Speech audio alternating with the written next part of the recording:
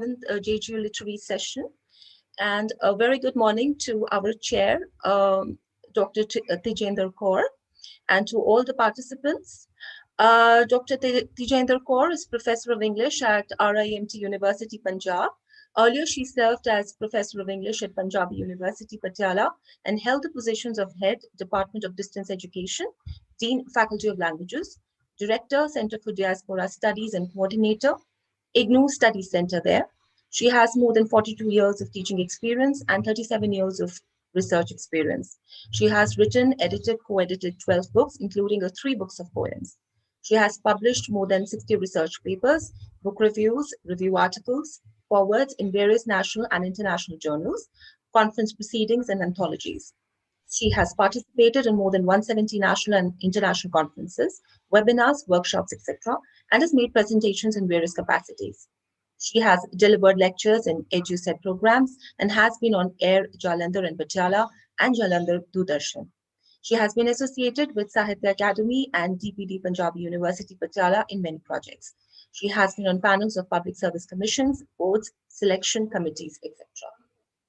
So I welcome Dr. Tejendra to please take over the session.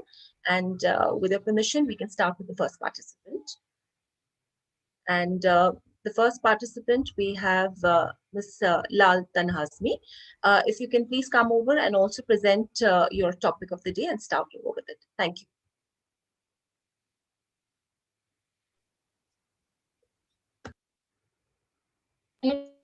Yes, good morning, everyone. Good morning, ma'am.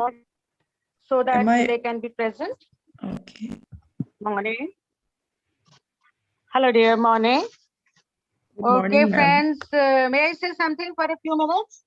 Yes, ma'am. May I Please, say please. something for? Yes, ma'am. Please. Sure.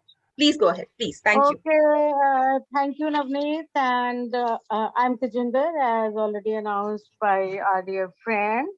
First of all, I'm grateful to the university, the members of the organizing committee, of having thought of me to be a part of this conference, a webinar.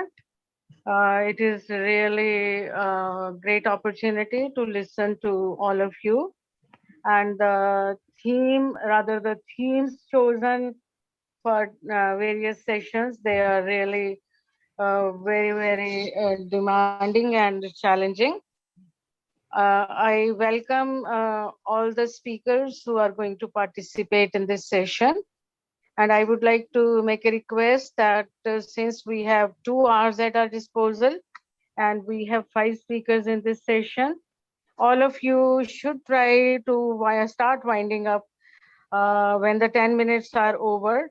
And let us try to close our ideas, total presentation within 13 minutes.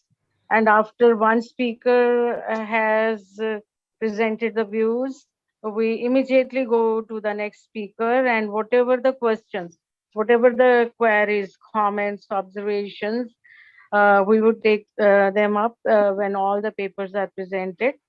And now, once again, I welcome you all, and we go to the first speaker, who is from Punjab itself, Mohali, and she has already shown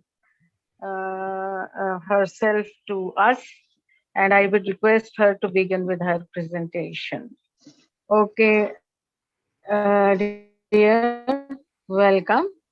Start with your presentation. Thank you, ma'am. Good morning, everyone. Today's my topic is Californication, reading the hyperreality and cultural consumerism in the selected songs. And this paper is in a collaboration with my supervisor, Dr. Smarika Parikh. Okay. So the westward movement of the 19th and the 18th century was the Americans' expansion towards the west of America due to the Homestead Act and gold rush and the idea of the Wild West adventure. But in the postmodern time, the westward dream represents myriads of things, and this paper will read the songs Go West by Village People 1979 and Californication by Red Hot Chili Peppers Band 1999 in postmodern context of cultural consumerism and hyperreality. In a consumer society, not only the commodities are consumed, culture in the form of manufactured artifacts and signs is widely marketed and consumed by the masses through mass media. The role of media in circulating the sign and images in the consumption and how America being a hyperreal place is discussed by Jean Baudrillard in his book The Consumer Society 1970, America 1989, and Simulacra and Simulacrum 1981. So the song's title by Village People Go West has been taken from Go West Young Man, the popular 1960s statement of Horace Greeley during the westward expansion. So the song depicts California as a homosexual utopia since San Francisco had the largest prominent queer communities during the time. And during the California gold rush, where myriads of homosexuals were still in the closet, it was prevalent that even those times the miners' ball was held where only men attended and danced. It can be considered that the sexual liberation in the state is one of the things that the Wild West represented during the 1970s. Since the counterculture of the movement of the 1960s preached love, peace, and liberation, the messages were seen in the movies, songs, and symbols of the period. The cassettes of American singers in many parts of the world, the adorning of the certain fashion like denims, which signifies freedom from constraints, and the existence of subculture like the hippies and the feminist activists in many parts of the world can be the evidence of how the counterculture movement was consumed by people outside America. And the LGBT community church in California, like the Metropolitan Church and its project of the Stonewall Nation, attracted large amounts of homosexuals towards the state. And the music video shows the singers dance, excitingly igniting the hope and dreams of the sexual and gender minority. Their spirits can be considered as similar to the enthusiasm of the young men during the gold rush who dreamt of wild adventure. And thus reenacting the gold rush period by adopting pastiche to invoke the nostalgia that makes the consumption of the dream and its culture more powerful. Jean Baudrillard described cultural consumption in his book The Consumer Society, and I quote, "Cultural consumption may thus be defined as the time and place of the caricatural resurrection, the parodic evocation of what no longer exists," end quote. However, then the version of the Pet Shop Boys of the same song can be studied as having another interpretation, another appropriation and representation of the song. And so it was this version of the Pet Shop Boys was released in 1999. No, it's 1993, sorry, and can be studied as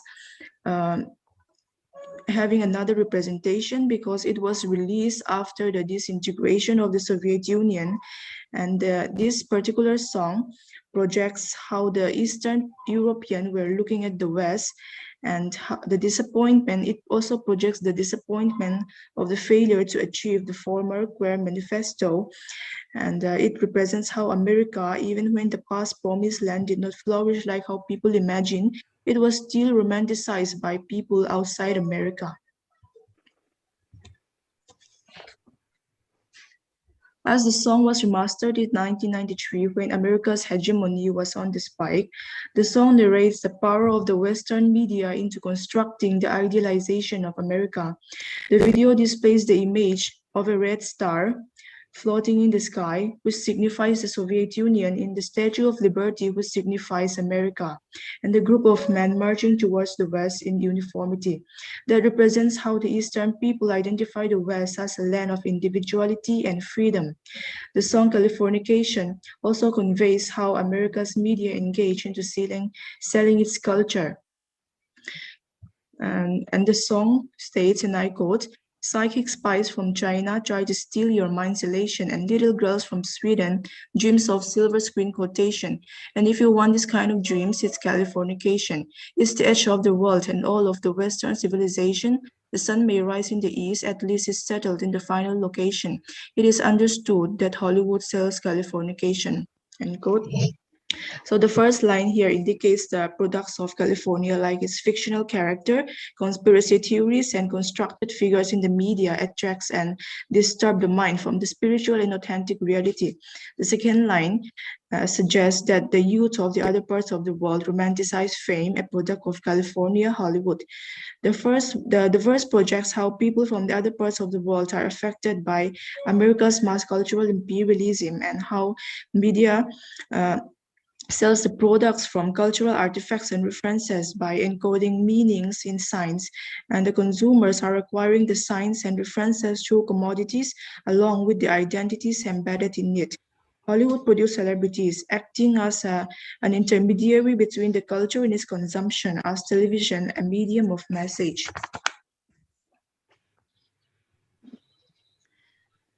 Pay your surgeon very well to break the spell of aging. Celebrity skin, is this your chin? Is that the war you're waging? This verse is alluding to the popularity of engaging in plastic surgery, and the verse depicts how beauty is commodified and fetishized.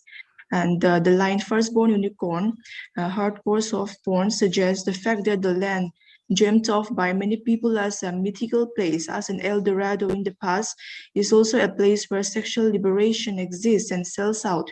According to Baudrillard, and I quote, "The body sells product, beauty sells product, eroticism sells product," end quote. The line refers to the way movies, songs, and videos sells out by injecting eroticism that entices the consumers. And the line of the song which states, and I quote, everybody's been there, and I don't mean on vacation, Red Hot Chili Peppers, unquote.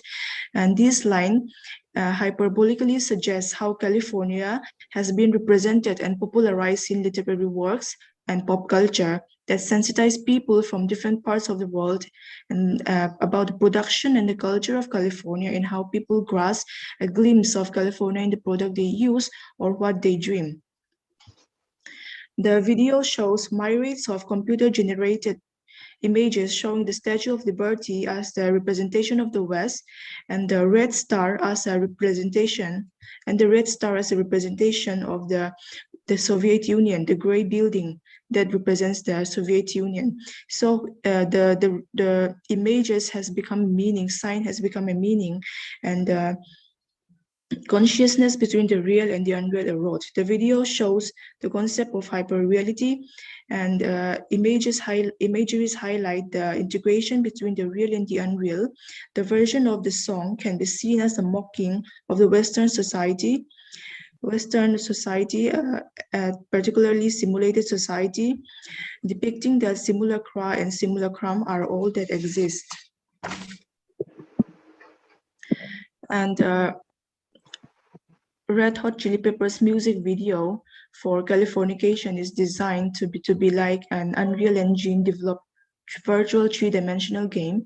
As technology developed, it also produced simulated reality for the gamers, which demonstrates how the consumers thrive anything to buy to make them feel the experience of the simulated world. And according to Umberto Eco in Travels in Hyperreality, and I quote, "American imagination demands the real thing, and to attain it must fabricate the absolute fake, where the boundaries between the game and the illusion are blurred."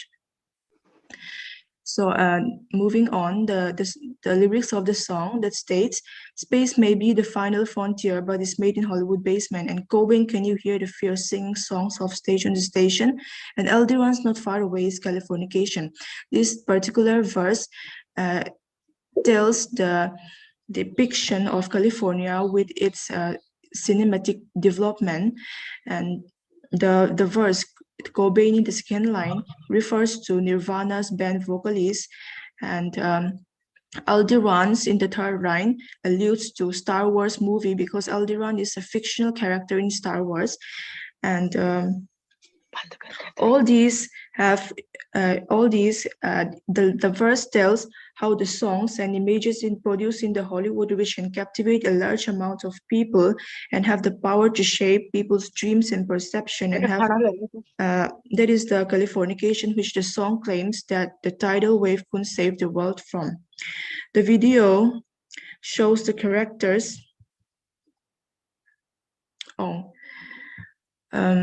Another line, pay your surgeon very well to break the spell of aging. Sicker than the rest, there is no test. That is this what you're craving? So this song has two verses in allusion to plastic surgery. The former one said that celebrities and people wage a war with the side of time and nature by indulging in the activities of plastic surgery, but this later verse, pay your surgeon, sicker than the rest, there is no test, but is this what you're craving, indicates that it is what people crave to consume, like the unreal, the artificial, and the plastic. According to Baudrillard, and I state, you wonder whether the world itself isn't just here to serve as advertising copy in some other world, when the only physical beauty is created by plastic surgery, the only urban beauty by landscape surgery, the only opinion poll by opinion poll surgery. And now with genetic engineering comes along plastic surgery for the whole human species, end quote. And the video shows the characters running to escape from a destructive forces that evince the paranoia that many celebrities and the people face. And the video also displays a sign filled with the city filled with signs, images, and architectural building, and manipulating the video as a representation of the dark side of the Californication process, ironically contrasting it with the dream of Californication.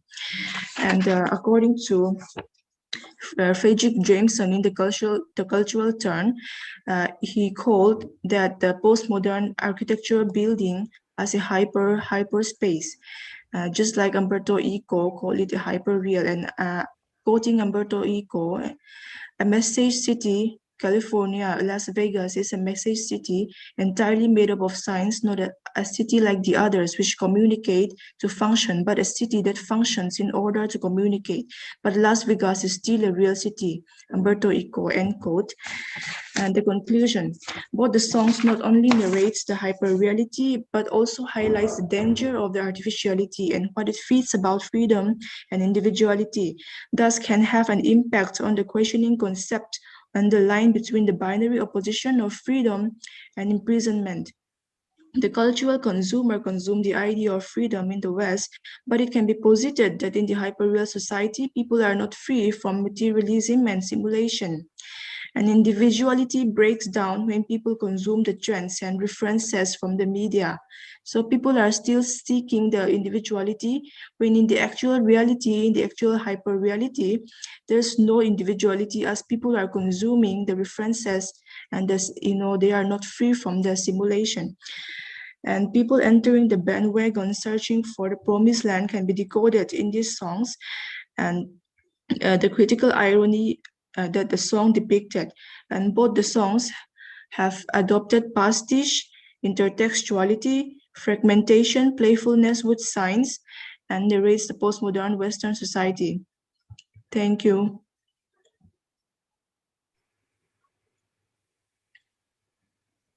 Wonderful, wonderful, dear.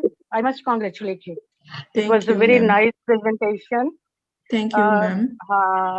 Nice in many senses. Thank you, ma'am. Thank you. Now, while looking at my face and gray hair, you can well imagine that I'm an old timer.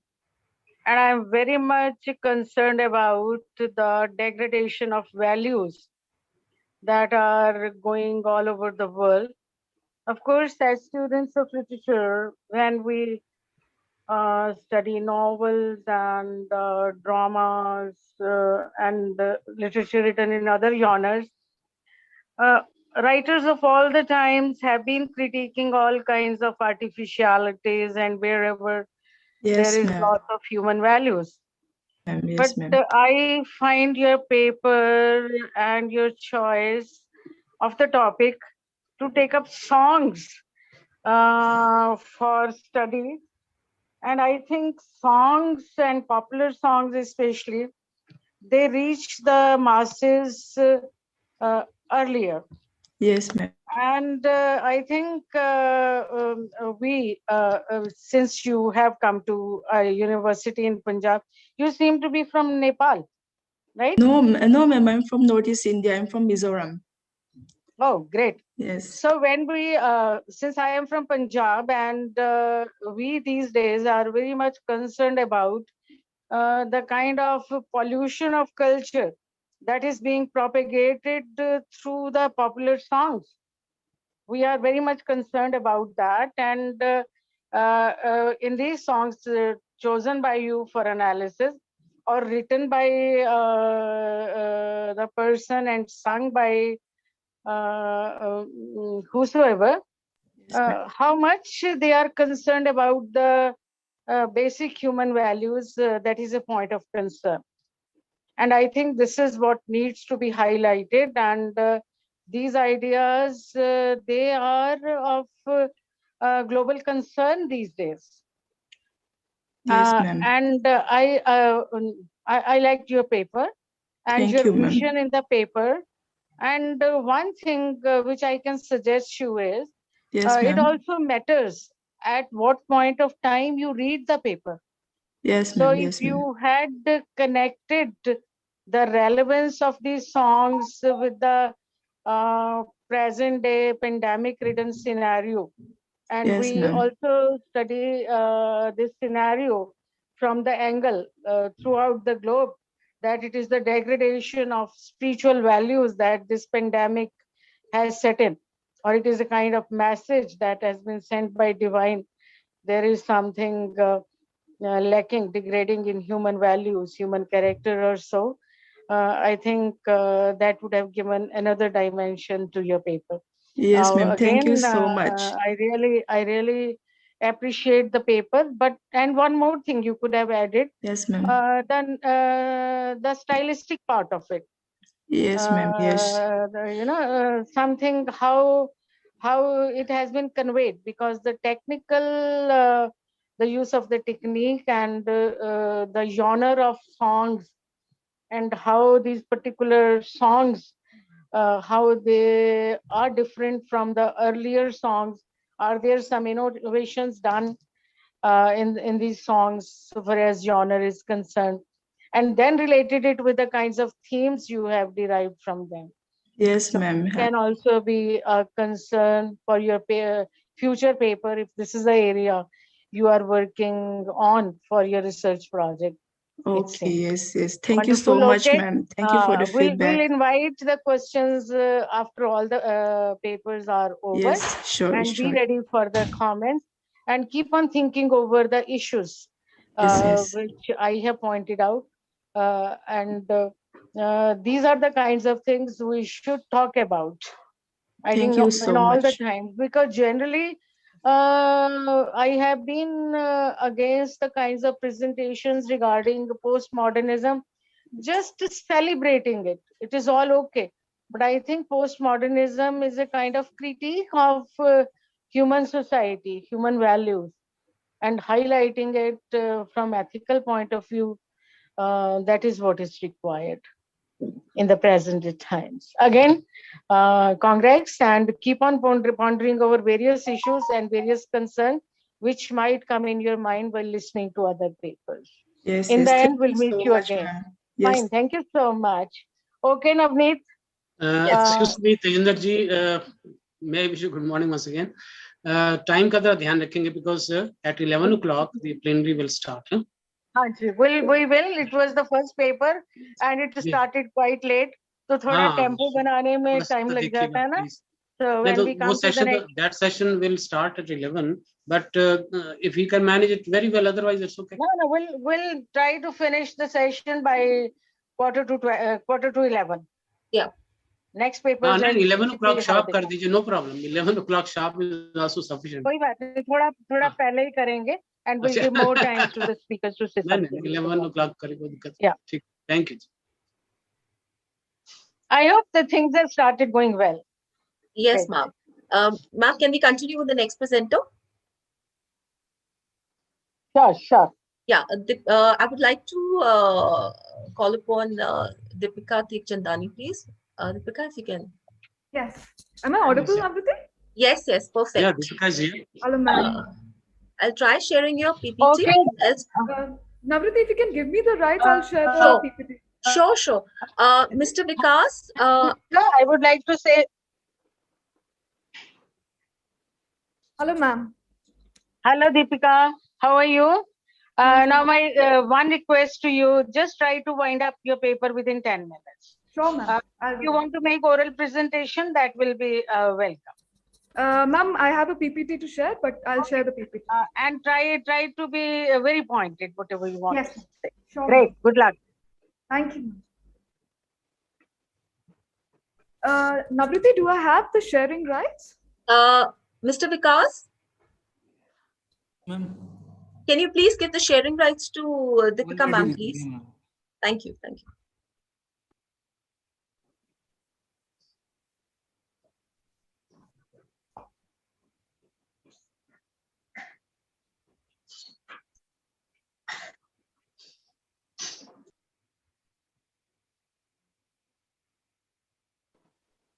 Navneet, I am afraid I think most of the time is taken by these Yeah. nitty-gritties of Yeah. tech and, and technical problems. Yeah. Vikas ji, ho gaya? Ma'am वो पहले से ही दिया हुआ था starting दिया हुआ से है Deepika, it's been given to you. Okay.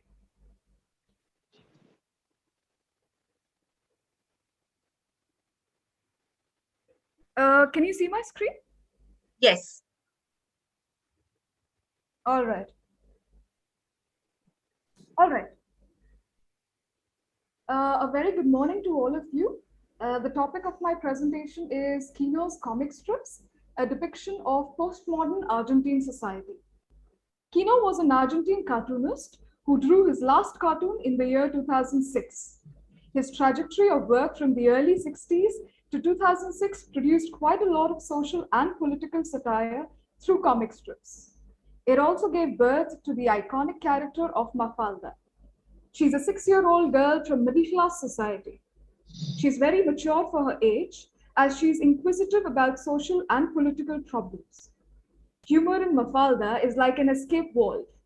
It provides catharsis in the face of social and political problems of Argentina. The repressed found their voice through this character.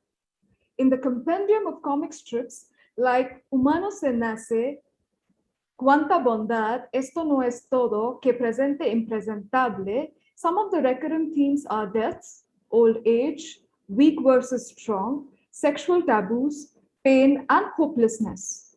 Some of his comic strips do not have words. It's his drawings that portray core character of human beings that never change. These comic strips do provide a comic relief, but that of dark humor. In this paper, I would like to explore if we can analyze the society depicted in Kino's comic strips through lens of postmodernism. In doing so, we will try to see how Mafalda and numerous unnamed protagonists that appear post-Mafalda in the form of common man provide a resistance to dominating ideas in social and cultural regime. We will try to examine his strips from different perspectives of postmodernism like consumer culture, pastiche, and reconstruction of history. Kino died last year on 30th September. The Hispanic newspapers were flooded with headlines, and I quote, "Kino dies and Mafalda is orphaned," end of quote.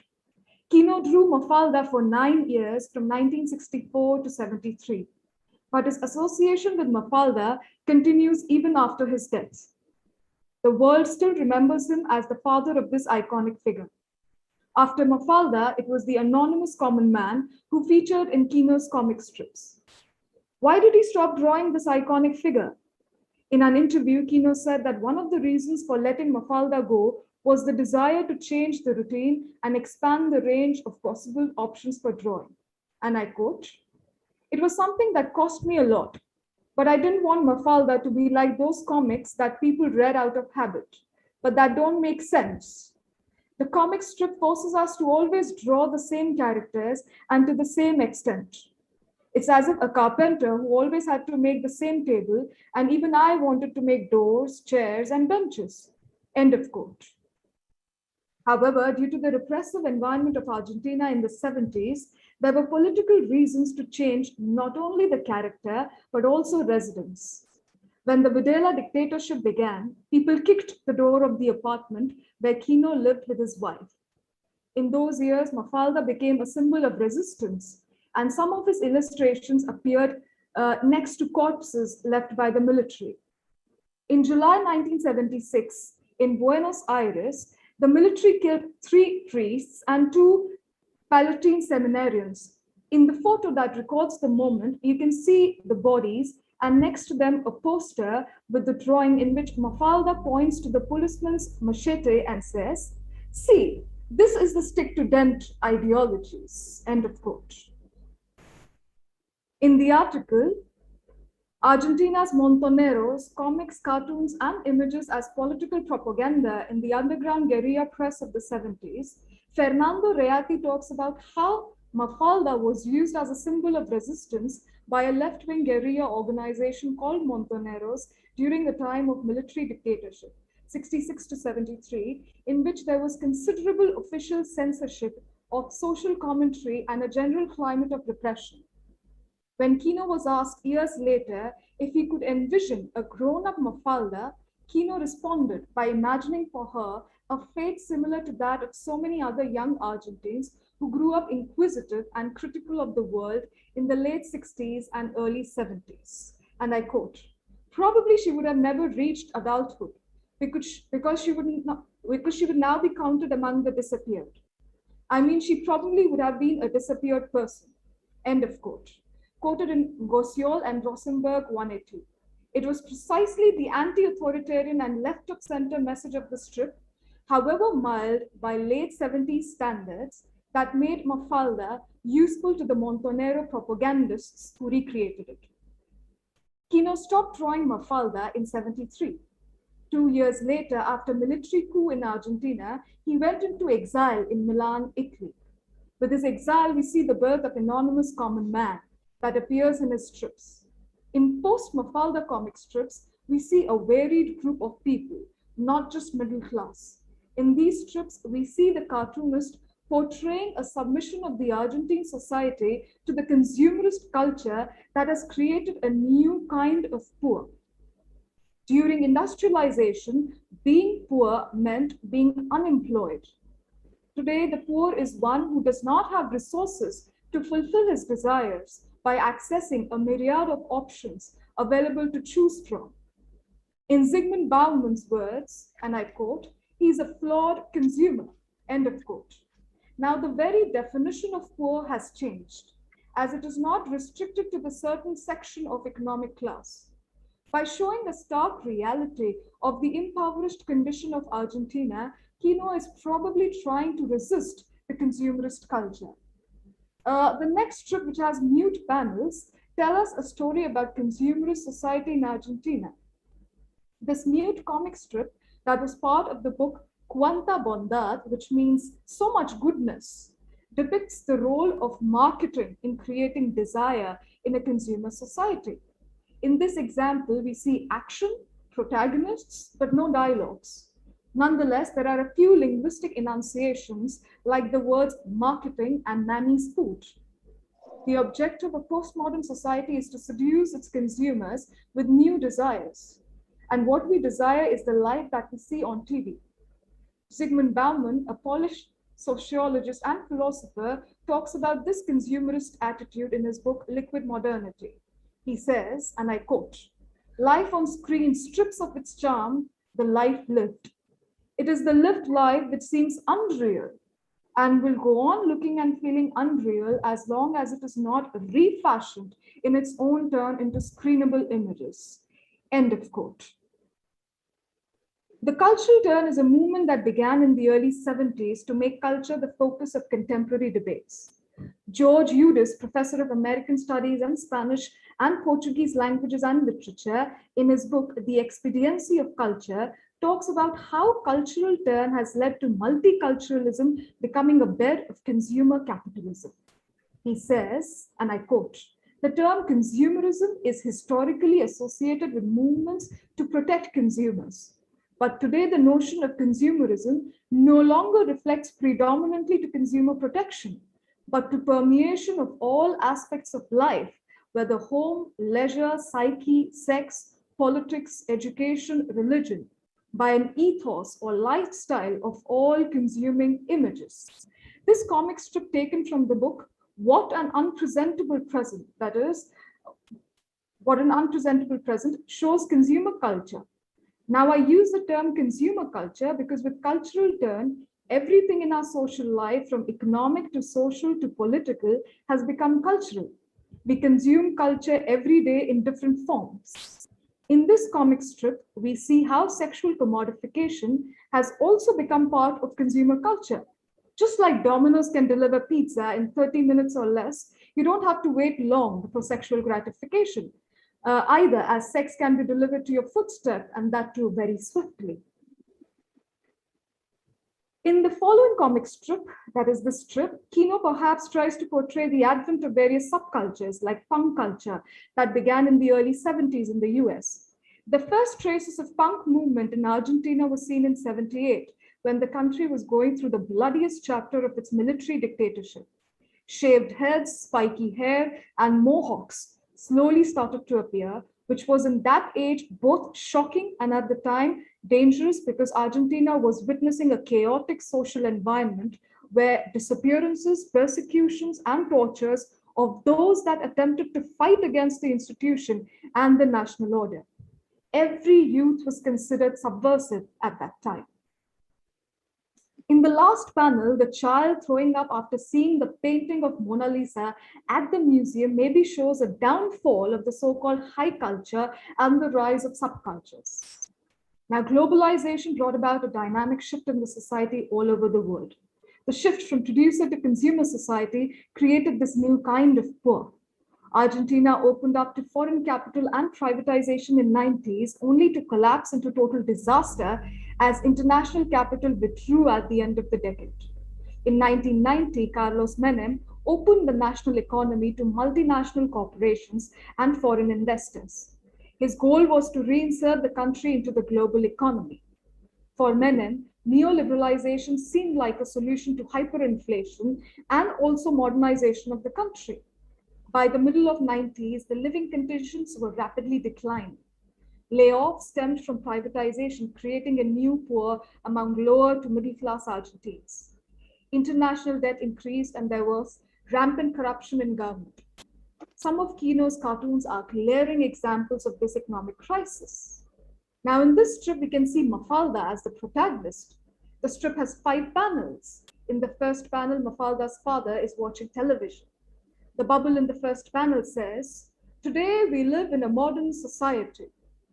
In the second panel, Mafalda asks, and I quote, "Modern dirt?" Here, Kino plays with the words sociedad, which means society, and suciedad, which means dirt. In the third panel, the father corrects her and says, "No, modern society." In the fourth panel, we see Mafalda walking away, which makes the reader believe that she has understood the difference between sociedad, that is society, and suciedad, that is dirt. But in the fifth panel, we see that after taking a few steps, Mafalda turns back and asks, "Sociedad moderna?" Now, sociedad is a combination of 2 Spanish words, so, that is zoo in English, and sociedad, that is society. With this play of words, we see how Kino uses irony to mock modern society, as 1960s in Argentina was marked by turbulence produced by cultural effervescence, growing consumerism, the expansion of the media, the problems triggered by economic instability and escalating inflation, and the ruptures caused by political and social radicalization and the rise of repressive violence. Sorry, Deepika, to interrupt you. Can you Yes, please ma'am. start winding up within 2 Yes, ma'am. minutes? Yes, ma'am, I'll do that. Now, this strip is a brilliant representation of the modern society. It talks about the precariat of Argentina. In the first panel, we see a girl lying on the bed. She says, I didn't want to be a prostitute, but I was earning a pittance at the factory. In the second panel, we see the same man who was with the prostitute in the first panel.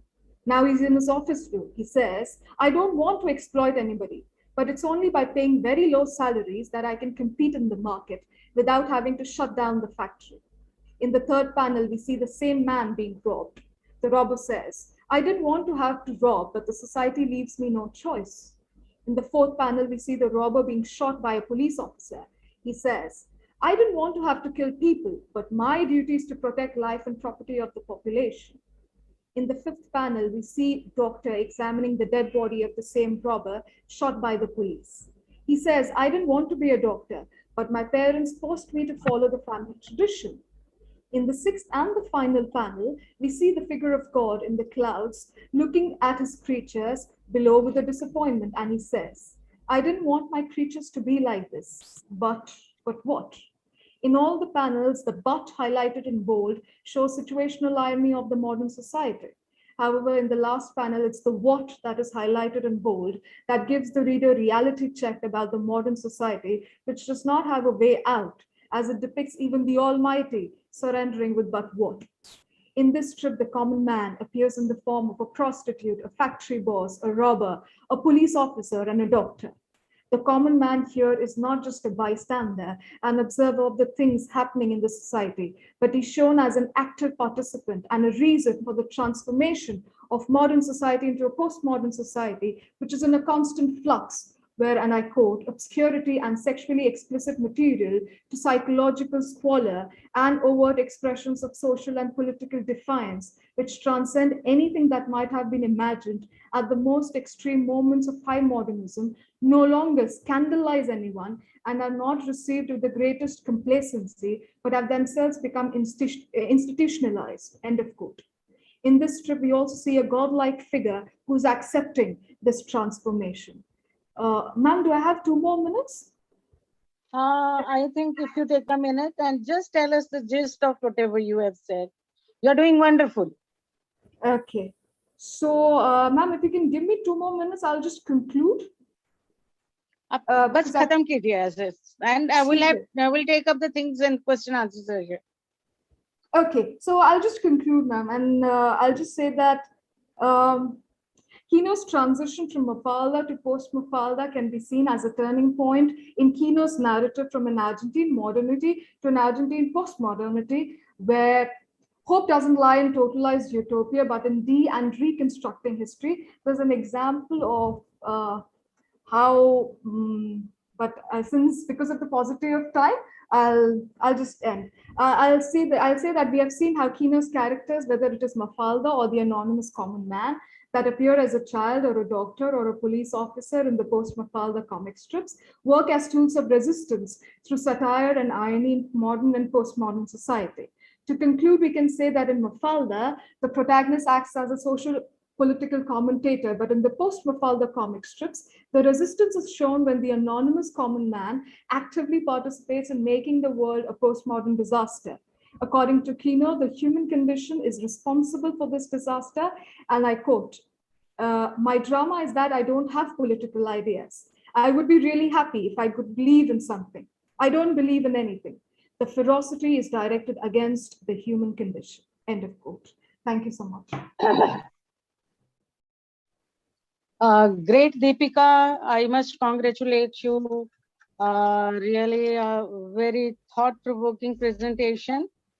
And again, I'm very happy, as I was with the first paper presenter, that youngsters, they have started thinking about these things. They have become conscious that postmodernism is a disaster, and we need to now go back to the culture. Now again, high culture, popular culture, low culture, earlier culture, these are again very debatable things. But you are very conscious of what is going wrong.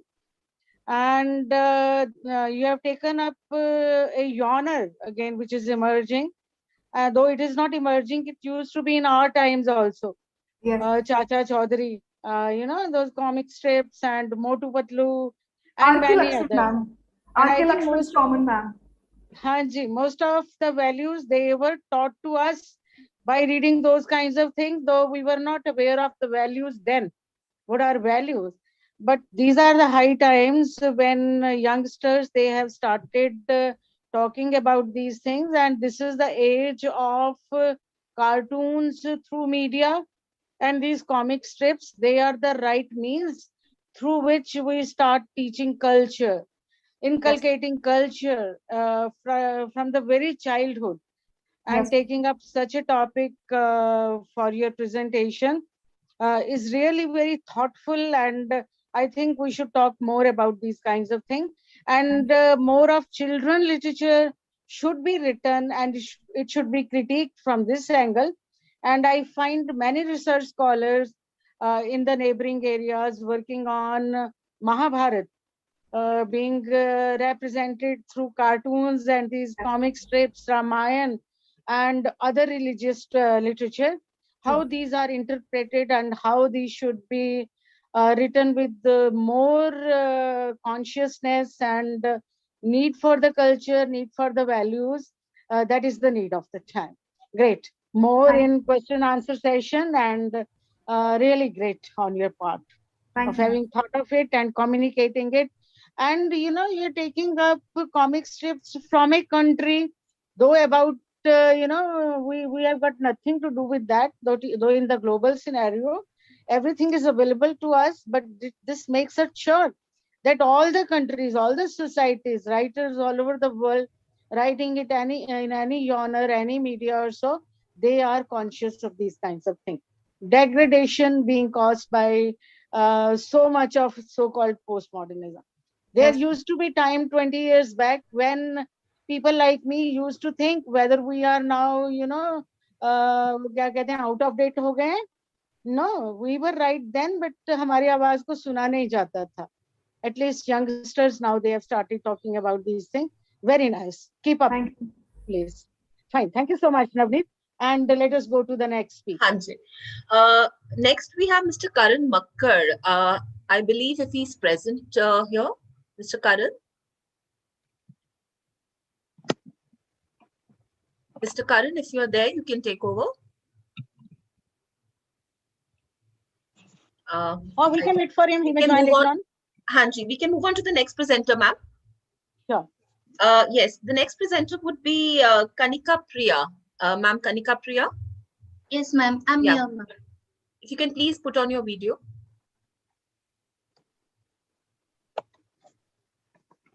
Thank you. Yes, you also introduce the candidate from where she is, which institute? Yes. Or she can tell herself. Yeah, sure. As you say, ma'am. Kanika, if you could please move ahead as ma'am has requested. Yes, ma'am. Yes. So I am from. Welcome, Kanika. How are you? Morning, ma'am. I'm fine, ma'am. I'm fine, ma'am. You are from where? I am from. Yes, ma'am. I am from Puducherry, from Sarada Gangadharan College. I'm working as an assistant professor of English. Glad to meet you, ma'am. Same here.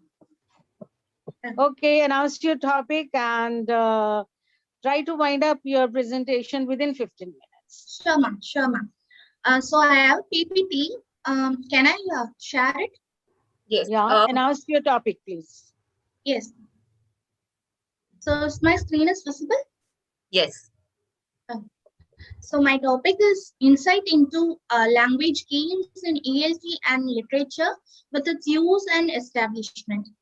So initially, to begin with this, language games are actually a playway activity which is given by teachers to their students in order to make the learning process very lively and interactive.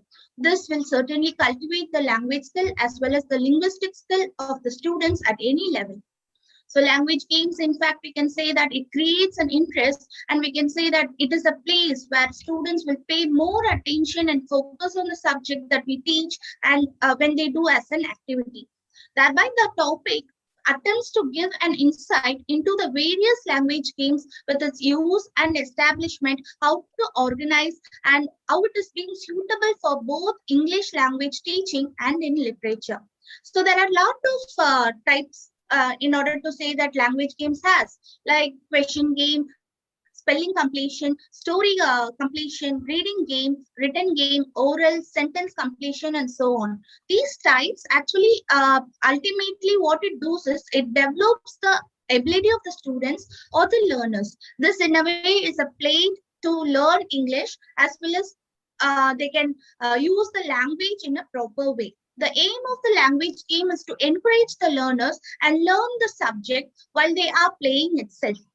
There is a spelling completion. When we take up this, the teacher can make the class into two groups, and on the one side of the group, he or she can put it on the board with few letters, and on the other side of the group can find the letters. So this, which make the maximum who gives the answer, can be called as a winner. The revision game, where the teachers can hang number of cards around like 30 to 60 around the class, so that the card picked by the students can be identified with a lot of questions in it, and students will ultimately give answers for those questions. So this gives students an opportunity to translate the sentence, to correct it, to which are the misspelled words, and they can arrange the words properly.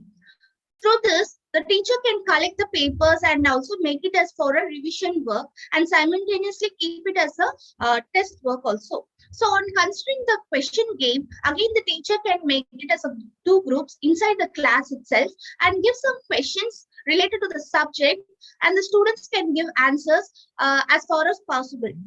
Even language sequence or language skills, which talks about reading, speaking, listening, and writing. Here, reading and listening goes together as a receptive and passive skill, whereas speaking and writing goes together with a productive and active skill.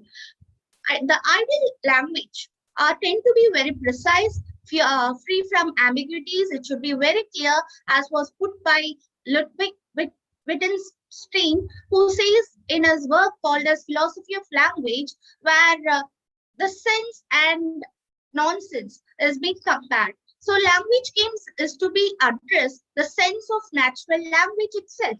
So meaning is defined by its use. So according to him, language games is a form of language. There is a context with rules of a word. He stated, it should be agreed in whichever way how we use it. So which brings some conventions where one can understand the words easily. On the other side, through playing itself, the rules should be instructed properly. The language games is actually a part of social activities. There are a lot of games in overall the place where we teach. We have to make it forward towards our students in order to make them understand the subject we teach. So meaning of a word is intended to be the meaning of life itself. So this in fact makes each and other to understand with the same language we use in the context. So it is important to note why we should use language games and what are the advantage and disadvantage of taking up language games. So there is a need to understand what is language game itself. So the characteristics of language games are as follows, which was stated by Prince A in the year 2001. He stated that fun form play. There should be some rules, goals, interactive, outcomes, feedback, adaptive, in the state of problem solving and interacting, and also storytelling. Teachers can fix these types of games at relaxed atmosphere, thereby the students will be more eager to understand the subject. It can be novel, it can be a poem, and even drama itself.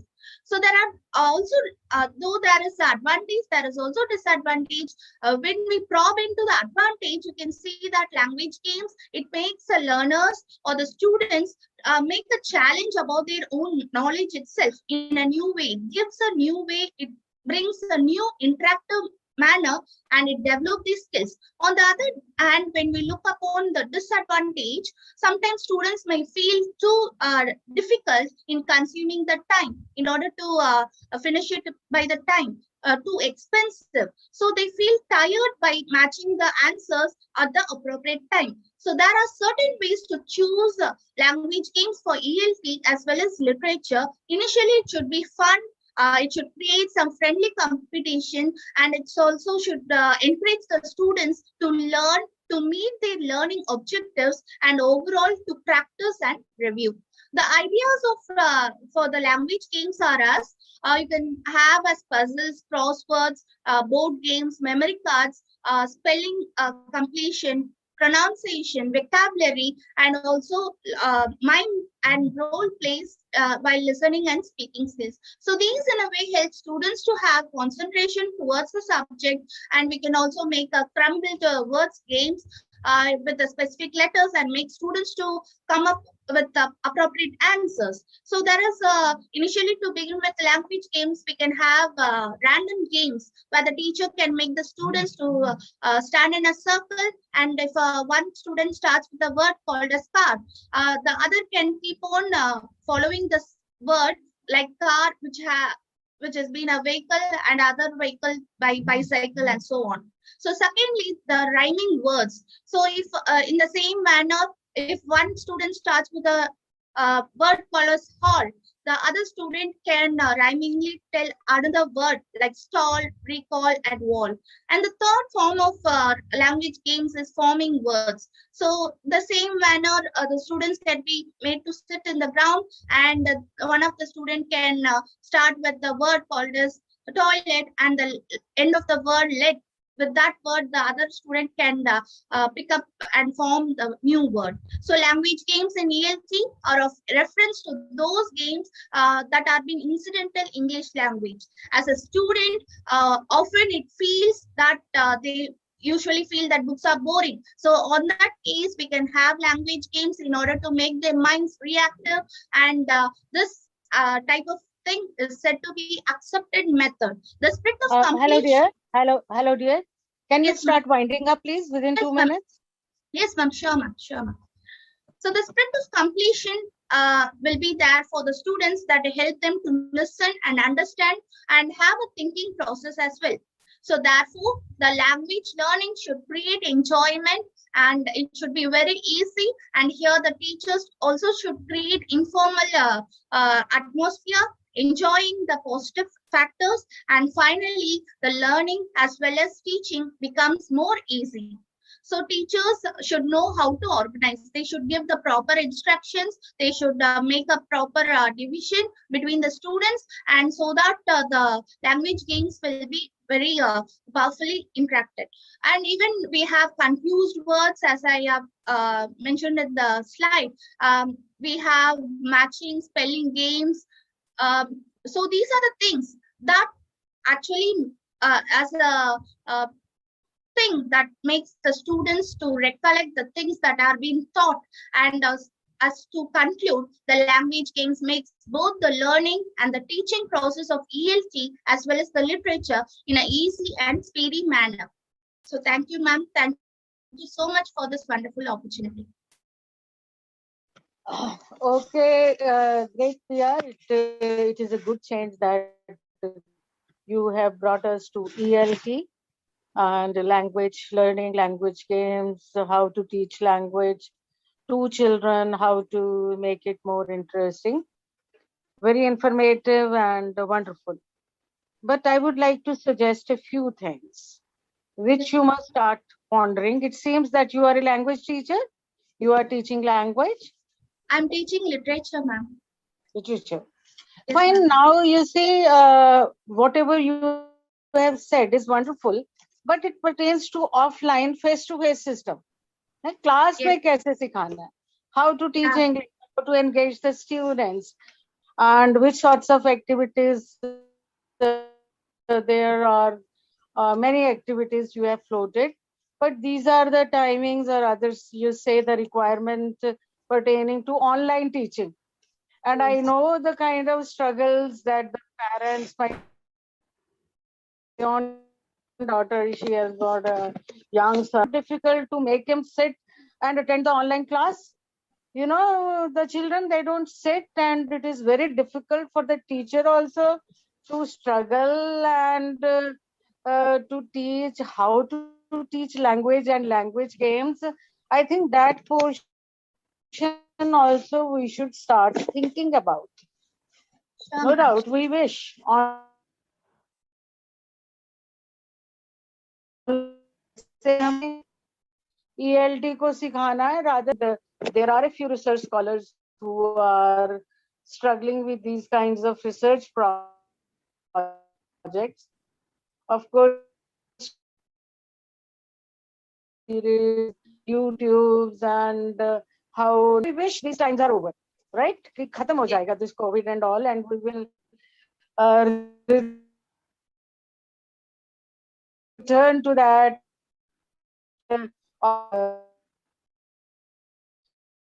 But rather, we had started thinking about it much earlier. कि ये कुछ खाएगा. I have been in distribution throughout my life. Print media. Of course, we used to have video lessons and others, and used to introduce some of these ELT business also. But now we have to think of a kind of system, curriculum and mode where we have to club these offline and online ways of teaching, and how that also to a learner of 3 years old, 4 years old, 5 years old, and so on and so. And we have to look at the not the virtual problem, the realistic problems being faced by the students as well as the parents, virtual mode, and the teachers also. And I think you should start writing more about it and working more about it, and teach this Scrabble, how to teach this rhyme. It is very difficult to keep the students glued to the this tab or laptop, and I think the worst for the teacher, how to teach literature and language. These are the challenges of the time, and start thinking about it and incorporating about it. I think that is where our innovation based on the practical kinds of things. If you have children, if you have nephews and nieces, and you talk to your friend their problems and start talking about these things, I think articles are being written and they are available in many ELT journals.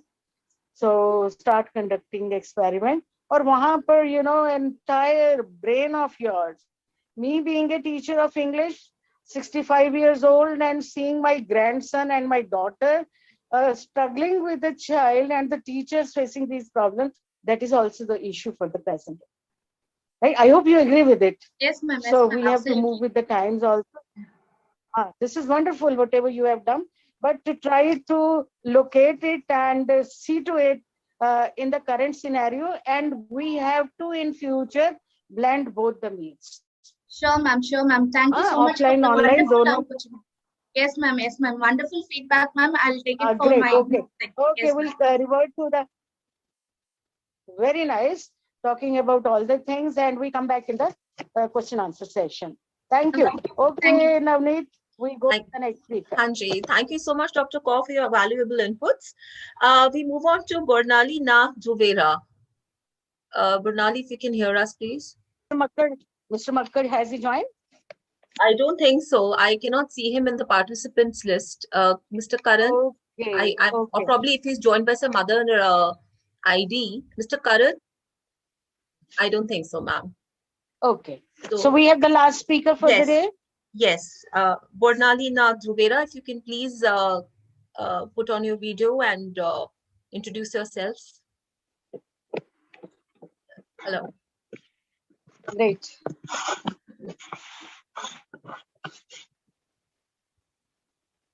We cannot hear you. You're not audible. Not audible.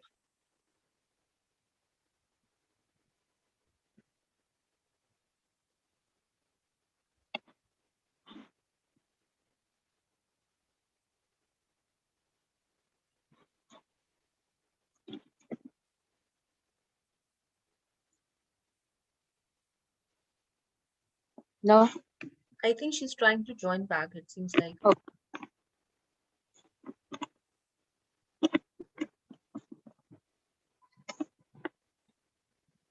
I think now you should conduct one seminar on the hassles of technology. You know, all this, how they, of course, the blessings of technology that at least we are doing something. Yes, ma'am, definitely. It keeps us connected in some form or the other. Yeah.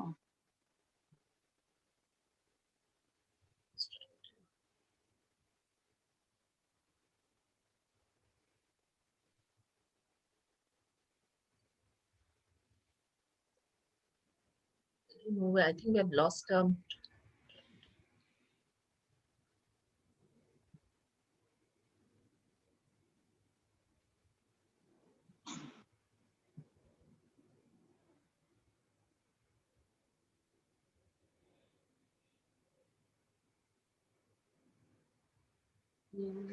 You can give a phone call.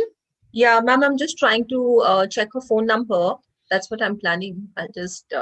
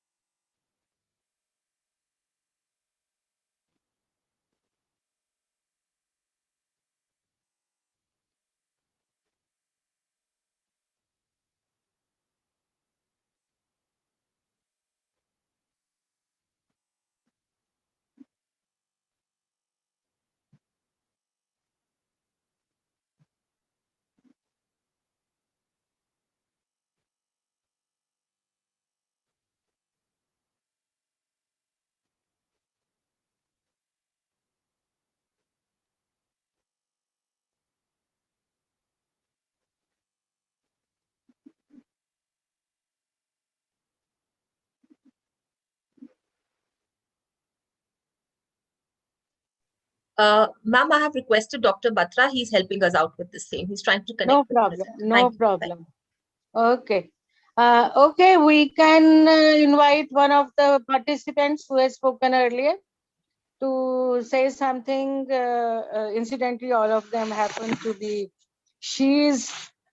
तो हम पहले को बुला सकते हैं. We can call the first speaker to say something more, whatever she has presented. In the meanwhile, give them 3 minutes each, 4 minutes each, till the time the next speaker joins. Anybody willing to just make an announcement? Yeah, I'm Yeah, I think available. yes. Yes. Am I audible? Yes, you are audible, but we cannot see you. No, we Yes. want to see you. Yes. We want to see you. Perfect. Yeah. Okay. I deeply apologize, ma'am. No, I no, had no, a powerful. no. These are the blessings So of I got- technology. That at least we are feel comfortable. Feel comfortable.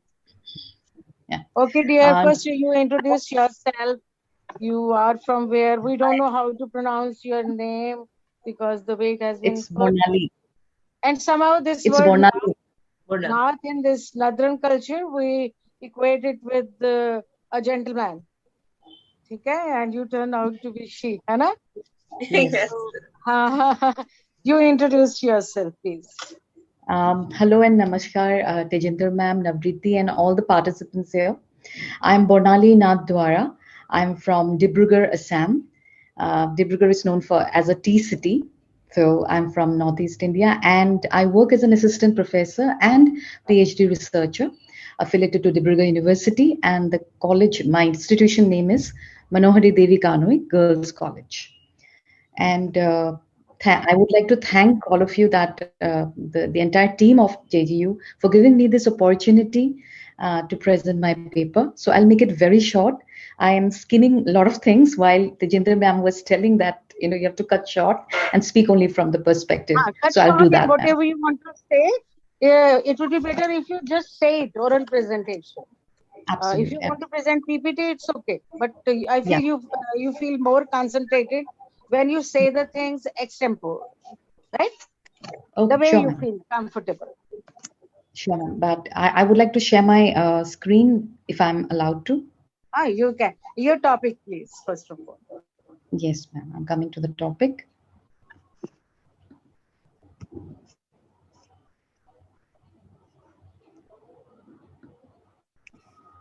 Okay.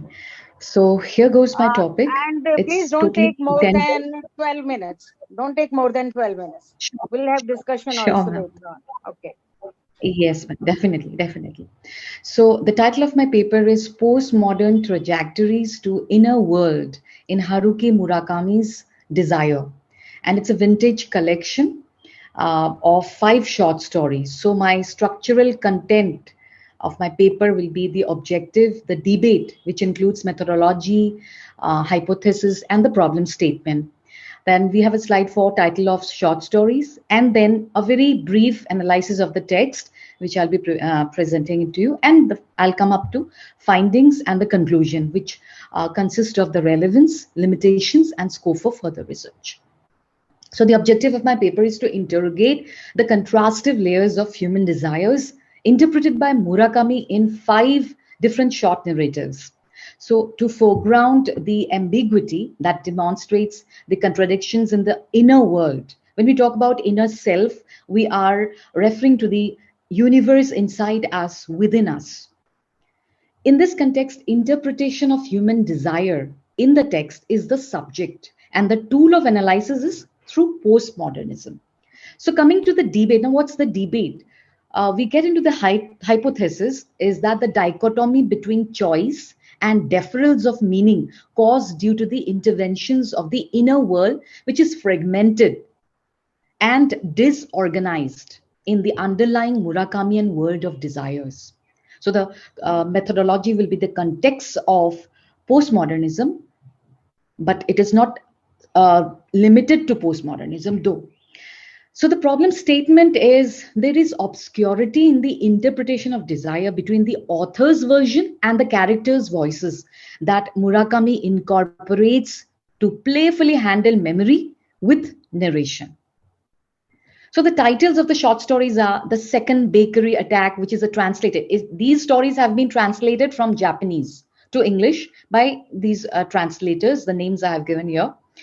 So the Second Bakery Attack, on seeing the 100% perfect girl one beautiful April morning, Birthday Girl, Samsa in Love, and A Folklore for My Generation, a prehistoric history of late stage capitalism. So these are the English titles of Murakami.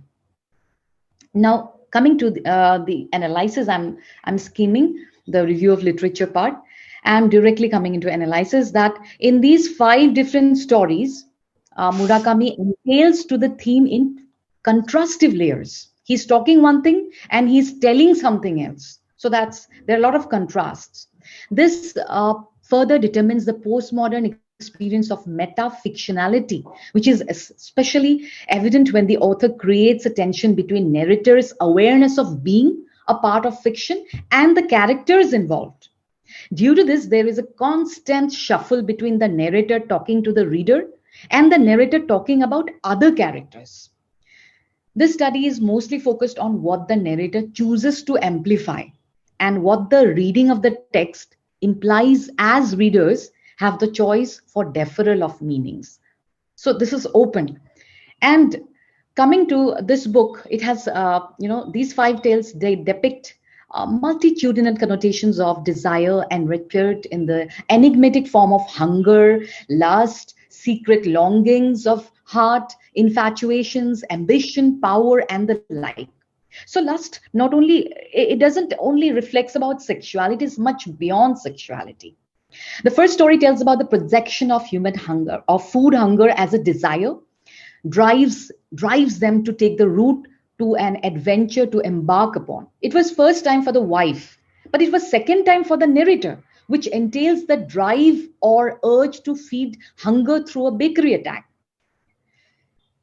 In the second story, we come to see that the narrator concentrates on why the perfect for each other boy and the girl do not unite, and how circumstances have lessened their 100% love to 75% and finally reducing the effect of their longings.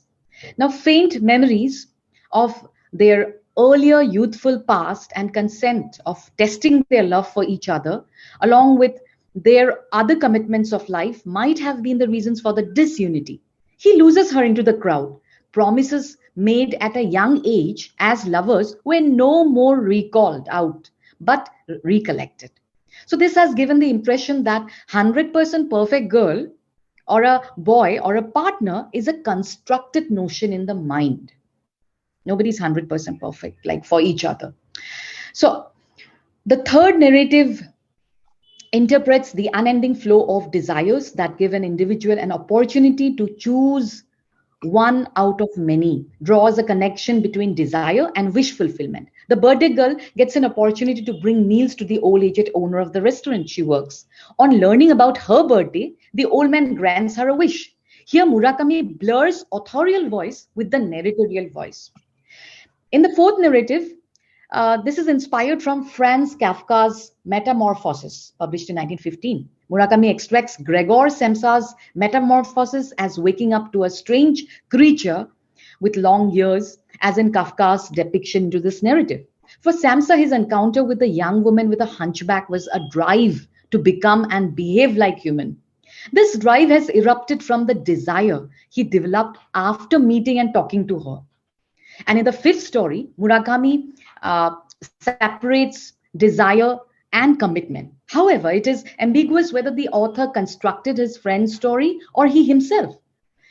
The presumed reality is blurred in this context as Murakami builds this narrative with a reality effect. He meets a childhood friend many years later who narrates his sad love story to the author. So it's very difficult to gain that, accept whether it is his way of narrating or interpreting the story of his friend to readers, or it is his friend's interpretation to the readers. So there's a difference. So the findings would be like, of this paper is desire as a drive and continuous reason to strive. Another point is metafictional element, wherein lies the ambiguity between authorial voice and character's voice. Third is the above point, that is metafiction element, has resulted to unreliability of narration. We cannot rely on the author's narration. Magic realism in first, third, and fourth stories. And the fifth point of findings is inner world consisting of fragmented beliefs, representing disunity, causing self-contestations, incompleteness, and inconsistency, like memory. So the conclusion would be, would comprise of these three parts. Relevance. Now, what is the relevance of this study is investigating a text with postmodern context and deriving at a point that none of the stories have a clear conclusion. Because we all know that postmodernism is not about completeness. It doesn't. We have Barry Lewis telling, or we have Linda Hutchin telling in the metafiction element that we'd never have an order. So there is a rejection of wholeness. There is a rejection of completeness, which is very clear in this text. Then the limitations. Another point is they do not meet at a point, but form an array of pluralities. So we have plural interpretations. Then coming up to the limitations, this study is limited to textual analysis. I'm not doing the structural, I'm doing the textual analysis from postmodern lenses because elements of metafiction, ambiguity, and magic realism have been identified in the text. Moreover, the third point is scope for further research. Memory, time, space, language, and metaphorical significances are such arenas that can be explored for further investigation that this study has not constituted. So with this, I conclude my paper reading. Thank you so much. Great, dear. First of all, for being so pointed and so brief, yet so wonderful, right? Thank you. Thank you, ma'am. It is really great. And I think, let me ask Navneet first. Navneet, has the third speaker joined, Mr. Kakkar? Mr. Karan, no. I don't see him in the participants list. Okay, Mr. fine. Karan? No. So we have had 4 presenters. Huh? Total 4 presenters. Yes, ma'am. Okay, now coming to this paper who was presented just now, and I must announce that after 5 minutes, we'll invite all the paper readers and the audience also to ask any question, to make any comments, and we'll give time to the paper presenters again to say more, whatever they want to say, so that the perspectives regarding this session and about their papers, they are widened. Okay, madam, now coming to your paper, I think what I want to say is during this session itself, we are taken to 3 countries, right? And ma'am has taken us to Yes. Japan. Of course, through translation, we have come to know about these stories, we can say now written in English, translated into English, and the inner word of the characters presented and analyzed in these 5 stories. I think this is something great.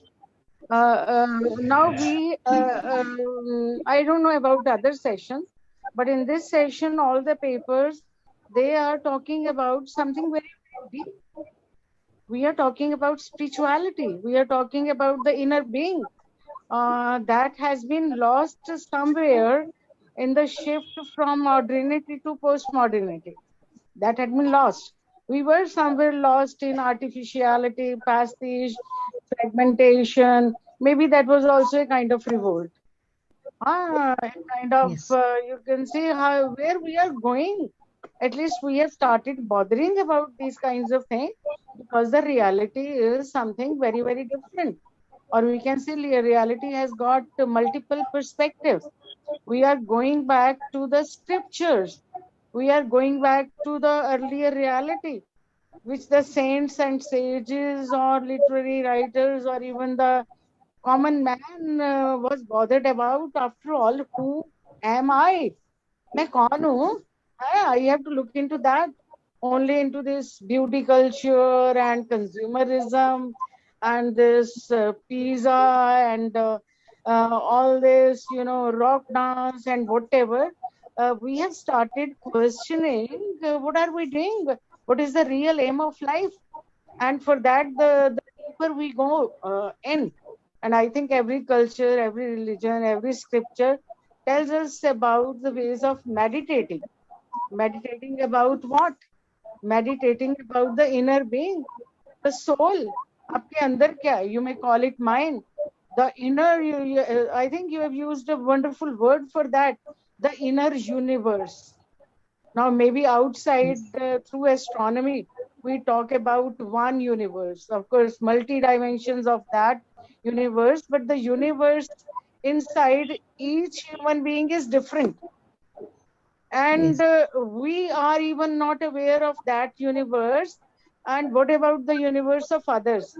All is guesswork, and the writer through the stories has tried to explore that inner world of each character. Yes. Right? Where Yes. all of us are failures.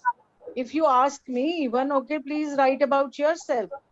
And I think Virginia Woolf had started bothering about it. All the writers in the later part of the 19th century and early 20th century, they had started going inside, inward, stream of consciousness, and she wrote an essay, Modern Fiction, what it is about. It is not that for the first time Virginia Woolf wrote about it. This is what Shakespeare was doing when writing about Macbeth, Lady Macbeth, Hamlet, that guilt feeling, and Hamlet all the time bothered about to be or not to be, not to be. And, Ernest Jones very rightly says that it was not Freud who for the first time wrote about psychology. Yes, he rediscovered it. And Shakespeare had done it. Earlier writers had done it. I think you can make these kinds of interpretations also. Desires, what are they inside us? That is why this technique of metafiction and technique of stream of consciousness, they come very handy. because it is very difficult to say what the writer wants to say. Intentional fallacy. Nobody knows it. Even the writer doesn't know it. And even the character doesn't know it. And other characters trying to know about others. Me trying to know you, it is very difficult. And to say authentically that, omniscient narrator's technique, it is a failure now. Nothing can be said conclusively. And I think the third thing you can add here is the reader's version of whatever is being written. Reader response theory. Every reader tries to interpret it in a different way. And nothing is conclusive. That is the beauty of literature. That is the beauty of literature because that is the beauty of a human being. Outwardly, we might say that I'm wearing this kind of dress, my hairstyle is there, but what I am inside, what is going on inside me, even I can't say. What the writer thinks is just the imagination part of it. Other characters and the reader and all. So this is beautiful what you have tried to explore. And this is again leading us back to, if the second paper reader Deepika was taking us back to culture, I think you are through this interpretation and taking us back to our real being, what we are. Nobody knows, and from there the search for God. It starts the ultimate reality. What is the universe?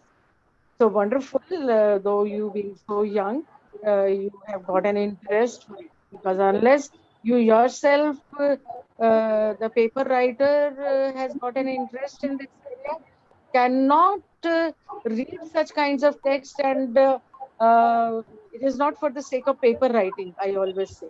It is you are exploring yourself also, if I'm right.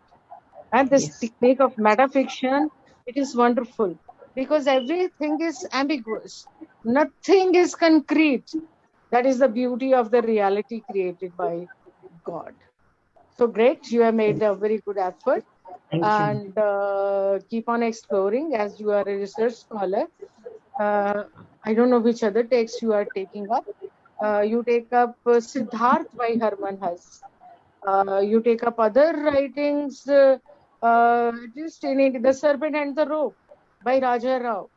Now, Japanese writers, they are also talking about these things. So you can make a kind of comparative study also. Sure, ma'am. Sure. Exploring the inner being of whom? One character. No, you cannot. It is like layers and layers and layers, and it is all a kind of guesswork, whatever we are doing. Because you cannot nail down, you cannot pinpoint this is what it is. Right? Yes. That is what makes a saint a saint. Who is a saint? Who is a sage? Who are, looking at, bhai hai kya, janu to? I don't know. And the deeper you go, the deeper you try to explore, you find ultimately nothingness. And that is what reality is. Even that is what it is not. What I have tried to understand and have come to know till date is only this. The more you meditate. So when you work on these kinds of topics, you start doing meditation also. Only then you will understand these things more. Like it is like driving a car. You don't learn driving a car by reading theory only, unless you drive the car yourself. Meditation will take into Ma'am, that. I'm a yoga teacher as well. Good. I'm a yoga teacher as well, ma'am. Very good. That is great. And I tell you here, God, the creator of the universe, whatever you are treading, God will automatically take you to the next path. And the more you are exploring, this is a spiritual journey and wonderful, whatever you have done. I think the very essence of your paper is desires. What is the desire? When all the desires, end, and one desire remains, what am I? Who am I? The real desire starts. Anyway, wonderful, all of you. And Navneet, great, whatever you have done. Navneet, now let us invite all the paper presenters and give an open invitation to all listeners who are linked with us. to ask any question regarding the papers or make their observations and be very brief. So that because there is our boss, Dr. Batra, we have to abide by his sayings. Surely. So thank you, Dr. Kaur. And I request all the paper presenters, if you would like to come on the video, and the participants, if you have any questions, you can please put forward, and they would really like to answer your questions, please.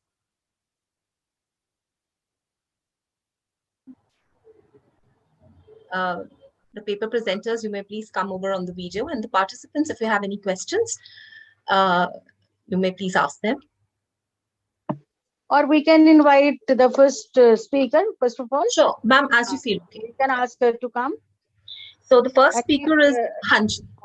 Be available with us for 3 minutes. Yes, so the first speaker, yes, Ms. Lal Tanhasmi, you're there. Okay, and yes, if you have ma'am. participants, if you have any questions, please do ask, ma'am. Okay, dear, I would request you just to brief everybody in 2 minutes what you presented in your papers, so that it excites the imagination of others. Anji, ma'am. In my paper, I discussed about hyperreality and the cultural consumerism in the selected songs, mainly Go West by Village People, and which was later remastered by Pet Shop Boys in 1993. And this song, the Village People's version in the 1970s, depicts the, they were appropriating the westward expansions, main motto, manifest destiny into their own terms, which is homosexual utopia. So the second version in 1993 was released after the disintegration of the Soviet Union, and it projects how the Eastern European and other parts of the world were viewing at the West. They were identifying the West as the land of individuality and freedom, as it is also after the counterculture movement of the 1960s. And thirdly, my third song, Californication by Red Hot Chili Pepper in 1999. And this song, it projects the hyperreality of the Western society, and also it projects how the people are consuming the cultural artifacts and references through the power of mass media. And I think it's very important because the young generation, like the new generation, are consuming the culture from the popular culture. So I think the study of popular culture, especially songs, are very important in this case. Yeah, any question? Very nice. Any question, please? And I think this session is really interesting because the papers presented by Ms. Deepika and also Ms. Bornali Nath, I think our papers are connected somehow.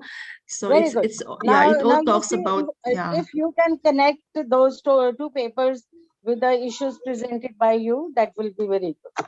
Yes, I think it and try to connect their themes with your themes. Yeah, I think it's really connected because we are all talking about the authenticity and the danger of artificiality. And I think I really like Miss Bornelli Nutt's paper, especially because I think it posited the famous quotes which are circulated in social media, which states that we are the universe, and the light we are searching for has already been within. I remember that quotes when I was listening to your paper, and I really like it. And yeah, authenticity is really important in this age, and I think we have to ponder about it. Thank you. Okay, I would like to make one comment, and then I'll be inviting the other paper presenters too. Now, what our dear friend has remarked, we are consuming, mind you, by consuming and consumership, we do not mean only pizza and the eatable, the kinds of things that are available now, and there is a critique also. Healthy food is not a healthy food, we know, and it is a kind of, again, a pastiche, a kind of standard symbol. Now, through songs also we consume. What we are consuming is the culture. Mind you, what we are consuming today, that is framing our future. So I think this young scholar and the song presenter and the songwriter They are very much bothered about the future of mankind, and through songs how things are getting worse and worse and getting polluted, and again pandemic, a new kind of pandemic is going to come in future, maybe after 100 years, because as we say, Spanish flu that came 100 years ago, and it is again 100 years now, and next 100 years, if these kinds of songs they continue being consumed by the people, it is cultural degradation, moral degradation. That is what I hope you had at the when you back of your mind when you had taken up this paper to be written. This is what it is.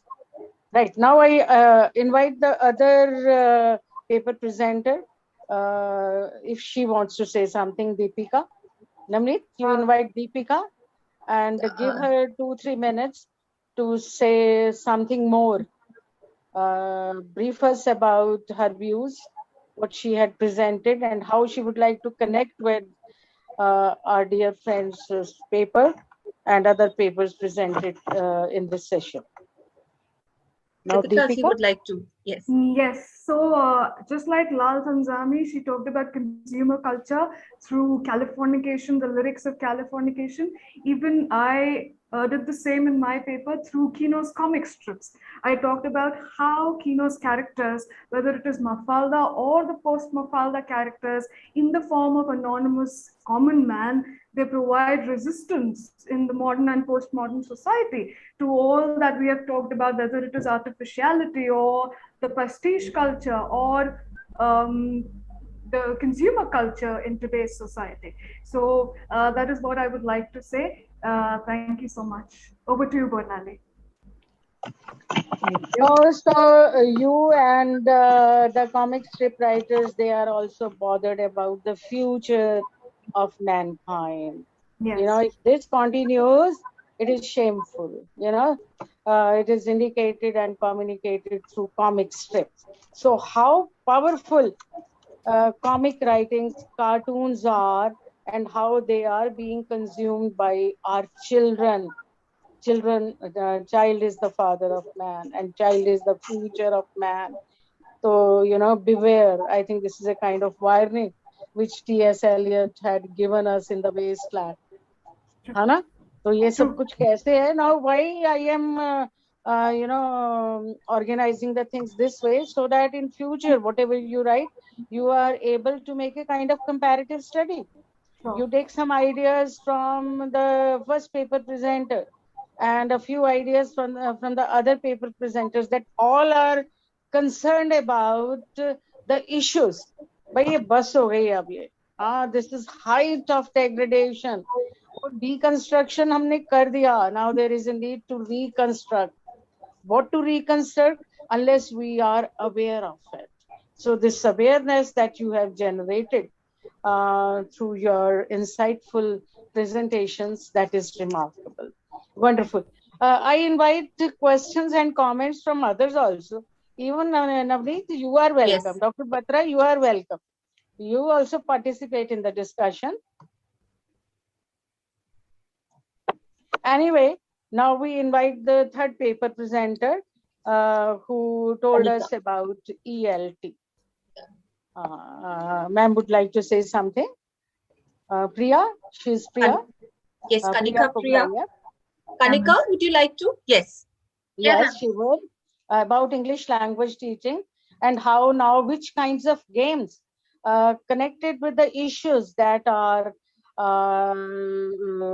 being floated by other paper presenters, because you made a very insightful statement in your paper that whatever kind of language we teach, it is creating the life. Yes, ma'am. Absolutely. How would you connect it? You see, it is through the language which is spoken by us that we judge the personality of a person. Karte hai na?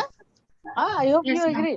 You know, if it is a cultured language and insightful language, and what kind of language is spoken by the kids.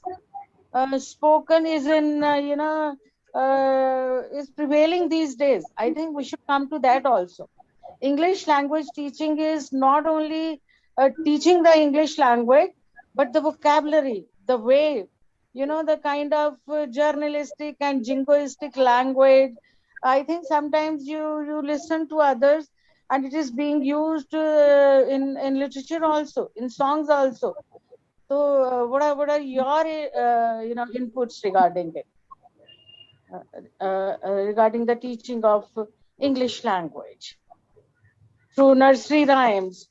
Are the nursery rhymes which are prevailing? We are just, rote kind of, learning them and announcing them, or new kinds of rhymes should be written. How should we speak? And what should we speak? Which language to be used? Because language, denotes a culture, language and culture. How would you connect it with the present day kind of trend that is there, and is it acceptable to you? If it is acceptable, then okay, then there is no problem. If we critique, it is not acceptable to us. No, something is wrong with that. That is what these three paper presenters, they are bothered about. Now, what would you say about the teaching of language? Navneet, Yes. you highlight that paper presenter, ELT wala. Hanji. You bring her on the screen. Yes. Is it there? I think she's fully visible. Ma'am, only 2 minutes, and our time is going to be over.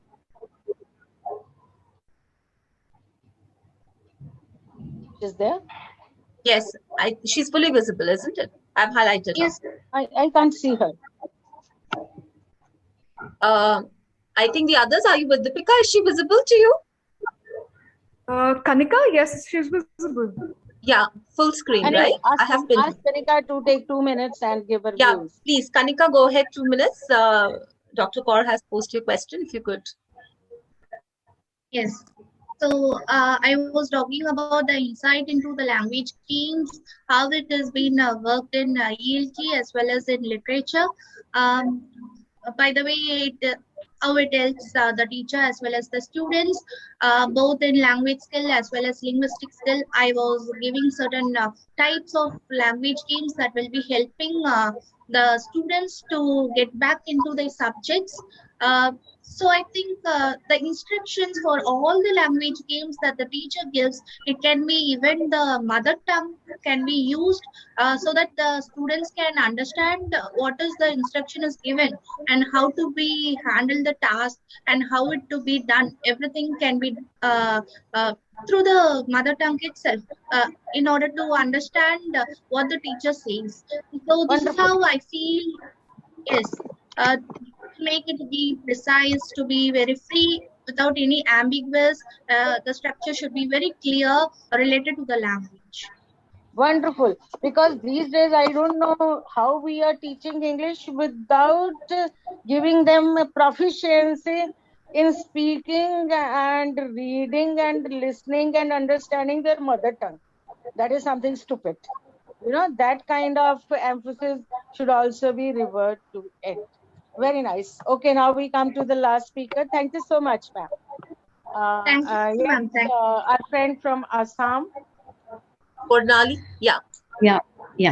I would like to just point out that the point of departures in these stories is to look at desire as some kind of a drive that may either take an individual ahead or function as a lack, which he has pointed in one of his stories, the last story. Even if he gets the opportunity to fulfill, Mr. Clean, when he gets the opportunity to fulfill his desire, but he does not cross his limits. So he interprets Murakami interprets his stories as something that has been in the past and that has changed with time, and now at present we don't want it anymore. In the past it was a priority, but now it is no more a priority. So things begin to change. So I would like to say about Professor Jonathan Dill, who says in his thesis related to Murakami, Haruki, and the search for self-therapy, he argues that existential anxieties that have been magnified by conditions of cultural decline in late capitalist Japan. That is reflected a lot from Murakami's story, that existential anxiety is reflected, that things are changing, things are not into one frame.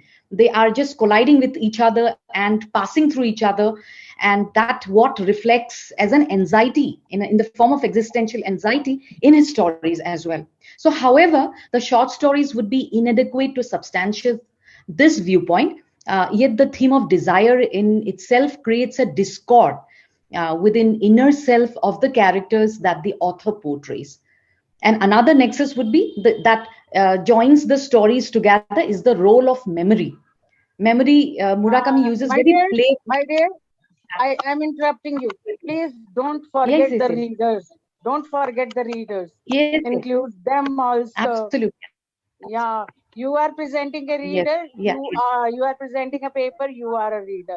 I'm listening to it. I am a reader.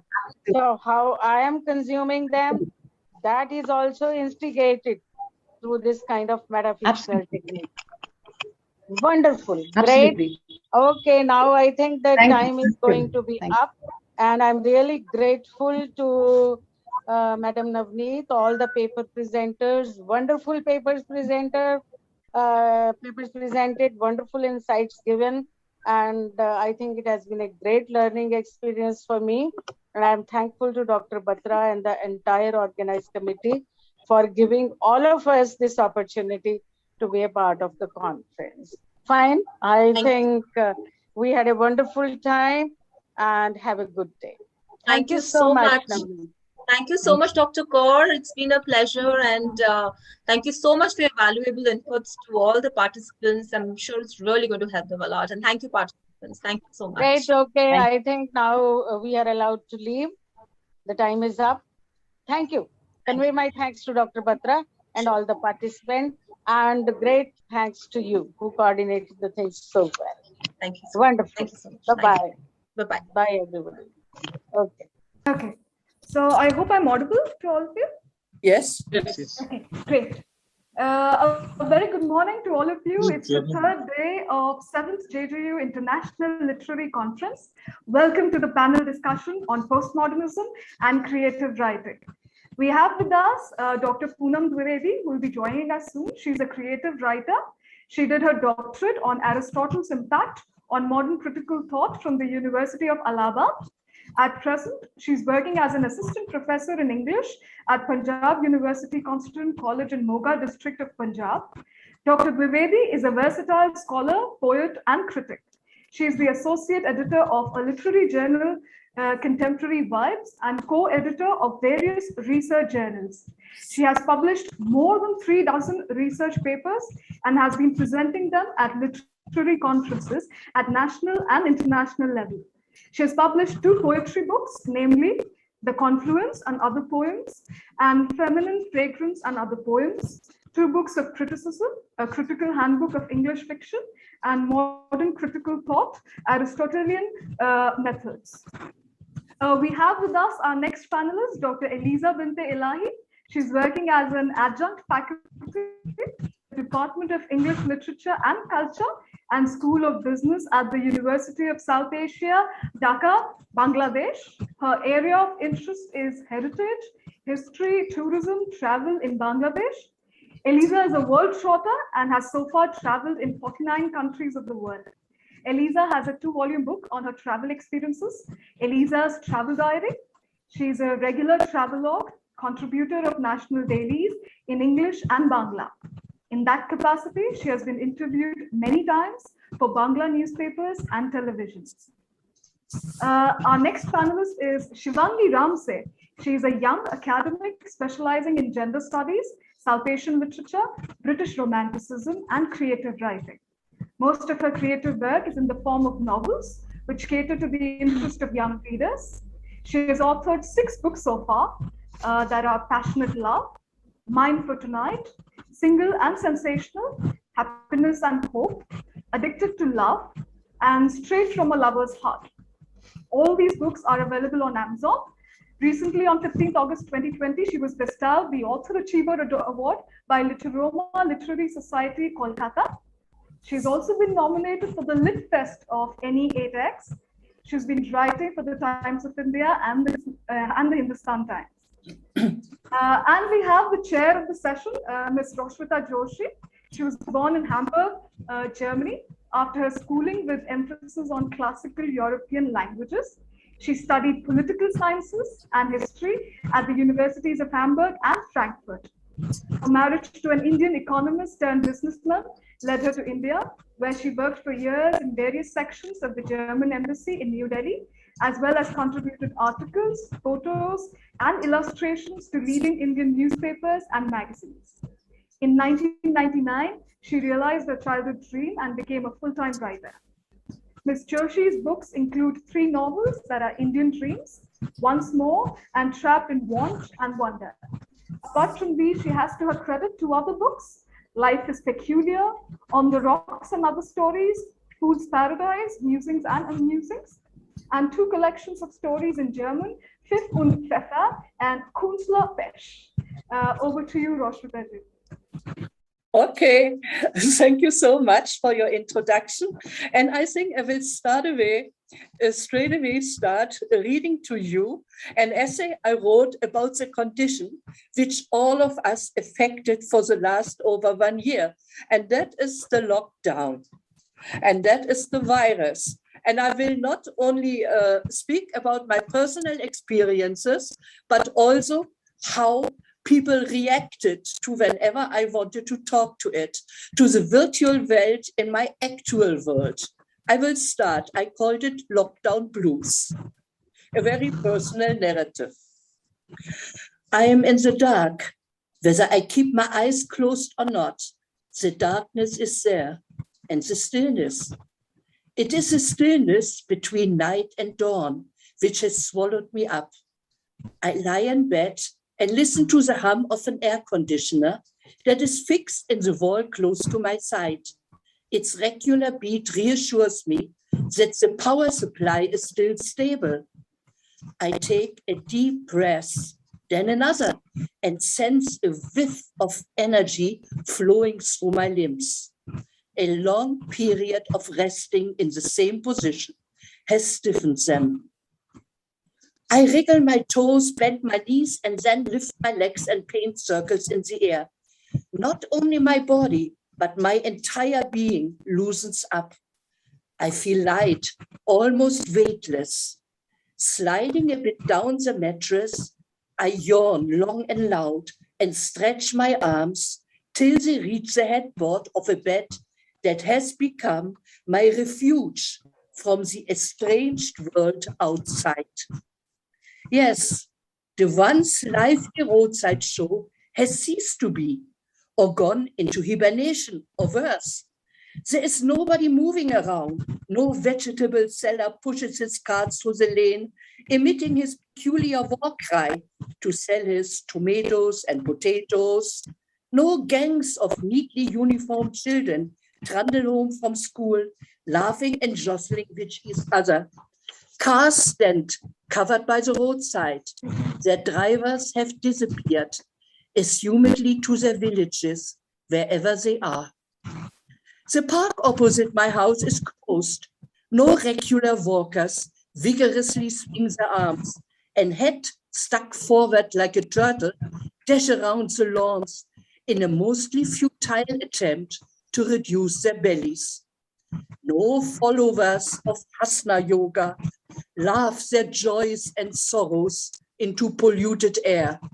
These days, the sky is blue during the day and starlit at night. I like that, but miss the giggling, gossiping voices of matronly women enjoying each other's company without their husbands hovering around. The continuous silence strikes me at times as eerie and at other times as divine. That depends on my mood of the moment. Not even the street dogs bark as rowdily as they used to. Their benefactors are too scared to venture out of the safety of their homes to pursue their feeding mission. So the dogs' strength to bark and fight over their share of leftover food is dwindling. Their fighting has caused me a lot of disturbance at night, and no other hooting and tooting mooted its impact. I often wonder how those who had to be fit for office or school in the morning could bear it. Nobody ever complained. In the beginning of it all, I even managed to have a wink of a positive sort, namely that now at least I could sleep or rest in peace, a classical case of black humor. I could not, for there was and still is that inner turmoil which has stubbornly refused to die down. It makes me twist and turn on the bed, sigh, sweat and swear, and then grants me only short breaks of blissful oblivion. Obviously, the fear of that damn coronavirus has gotten hold of me too. It seems to be everywhere and can be deadly. Also, I'm told left, right, and center. I persuade myself that I have nothing to fear and that I have trust in my immune system. And really, I do trust it more than masks and sanitizers. My type of trust is not shared by many. Good that I believe in the concept of qualified minorities. I grin inwardly, but concede that it might be the grin of a fool. At night I suffer, and I suffer a lot. So coronavirus has not affected my body, not yet, as friends have warned. It has clearly affected my mind. There is a fear that somebody I care for had caught it and be quarantined or even hospitalized, and I would not even know about it. And if I would know about it, could do nothing. No visit, no consoling, no help in whatever form, no togetherness, all gone. Loneliness as a basic human condition is reconfirmed. Off and on, more so at night, I hear the sirens of ambulances in the distance. They get closer and closer as they race towards hospitals nearby. Their howling makes me sigh and sometimes shiver. Death seems to swish around, invisible, cloaked in mist and mystery. Who next? That seems to be the question. Could be me is one of the possible answers. The fear of disease and death has spread like wildfire through the media, printed, social, and otherwise. Rumors and facts mingle. Truth hardly matters. Respectively, truth consists of many elements and aspects, yet only those are highlighted and seem to matter which spread fear.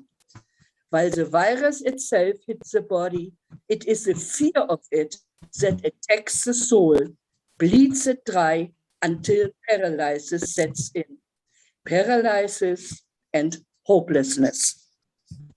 In other words, welcome to the lockdown, a measure taken to fight an adversary keen to infiltrate every nook and corner in its fight for dominance over a mankind which proclaimed that it did everything under control. It is so small and yet so powerful that it has caused chaos where once at least the resemblance of order existed. It has also equalized rich and poor, for ultimately they all prove to be mortal. By now, soaked in sweat, I keep lying stretched out on my bed while these thoughts and images move in my head.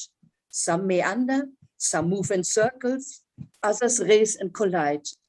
I sigh deeply again and again, and then suddenly the gloom lifts and another picture unfolds before my mental eye. It is of the world I actually physically live in. My house, my garden, my companions, birds and butterflies, squirrels and monkeys, hardly a human soul. Yes, my own little bubble, as it is nowadays called, is also very much there. It is here where I spend a lot of time, lockdown or no lockdown. Due to lack of distractions, I nowadays hang around there endlessly and watch the world go by. I mean the minuscule but highly visible one around me. I watch squirrels race over the wall, jump around and over each other, or peep into nests and holes in tree trunks, always curious, always busy, without an obvious mission. Just like some people are busy being busy, flashes through my mind. I also listen to birds chirping and twittering around, calling their mates or friends, and as highlight, a monkey or two might show up. They wander past me or, unperturbed by my presence, sit somewhere between the bushes or in the brushwood, quietly just being there, just like me. What they sing, if at all they sing, nobody knows. Again, just like me. Alas, this world is also real, and in all probability includes a multitude of viruses too, but blissfully, they do not dominate. There seem to be two worlds, coexist. Yet once I open the newspapers or read messages from friends and other assorted characters, my once cherished and now cursed habit, there seems to be only one world, the one of the virus, with its mask-wearing, surface sanitizing, lack of oxygen, dead bodies being burned on pavements or floating in rivers. My surroundings and what I see with my own eyes doesn't seem to matter. Nobody wants to even talk about it. It is my world and my world alone. It is also strangely satisfying. Hardly moving, not to mention traveling to faraway destinations, I cherish many small treasures of nature that I didn't even see before. They were lost in what is called modern life, with its virtual connectivity and practical demands. There are times when the images of my own little paradise clash with what the media have beamed and blared into my consciousness, not to mention the flood of forwarded messages where obscure experts give advice how to deal with that virus gone viral. Their advice is at times so banal or bizarre that I don't know whether to cry or to laugh myself to death as an alternative to more conventional types of suicide. I wonder who is behind what I perceive as a two-front war, biological and psychological. Nobody really knows, but many do pretend to know. One extremely powerful fellow who firmly believed to know and did not hesitate to let the world know that he knows was not re-elected. I'm confused. I try to make sense of it all and ponder. There are those who wield power, and there are those who wield influence. Powers even more invasive, brother in arms. Power is something straight, influence something sneaky. It stealthily creeps into you and over time might corrupt body and soul, with the mind acting as conduit. And then the conduit itself might corrode and lose its power to contain, sinks out and blurs picture. It becomes misty and mysterious. And as fear meets fantasy, it also becomes scarier and scarier. It terrorizes. My mind spins like a car out of control, round and round, ready to crash. Sweat drips down my forehead. I hear a rasping sound. My labored breathing, drained from the absurd theater in my head, I want nothing but another bout of sleep. I fumble for sleeping pills and take two. I need to calm down, otherwise a vein in my brain might burst, and I want to live, if only to kill time. At that thought, I giggle, gurgles up from somewhere deep down. And now a dream comes. I feel that I'm sinking, head with hair floating around like a weird halo, and the water nymphs listen body. I'm sucked into an abyss, faster and faster. I try to raise my arms, to put my hands over my eyes. I don't want the salty water to make them blind. I want them to see. Almost paralyzed by fright, I hit the bottom of the sea, sure to die. Yet the impact doesn't smash me to smithereens, but zooms me rocket-like back from where I came. Rubbing my eyes, I find myself sitting at the edge of my bed and after a peep at the watch, anxious to get up. Yet, before stumbling to my feet, I look over my shoulder and I'm surprised to see that my pillow has turned the orange yellow of a sunflower. But I can't help noticing something else too, a big dark blob that looks like a pile of shit. On closer inspection, however, it proves to be glue, a lump of super glue. I shiver. Soaked in sweat, I wake up, switch on the bedlight lamp and look around. My pillow is still white and there is not a trace of shit or glue on it. I feel relieved, but only for a short while. Then my mind starts to stir and then churn. Weird thoughts pop up. Maybe this dream wanted to send me the message that somebody hated me enough to wish me stuck to bed or beer forever. A scary notion in tune with the times and its feelings of hopelessness. I shake my head vigorously. I shake, and suddenly the bright orange-yellow pillow zooms before my mental eye.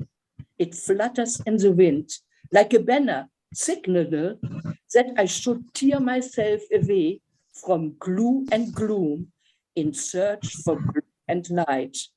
And that is what I am doing ever since. Thank you for your attention.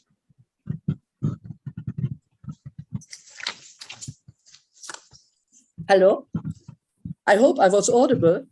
Yeah, Yes, all through. yes. Wonderful. It's beautiful. There is such a silence suddenly.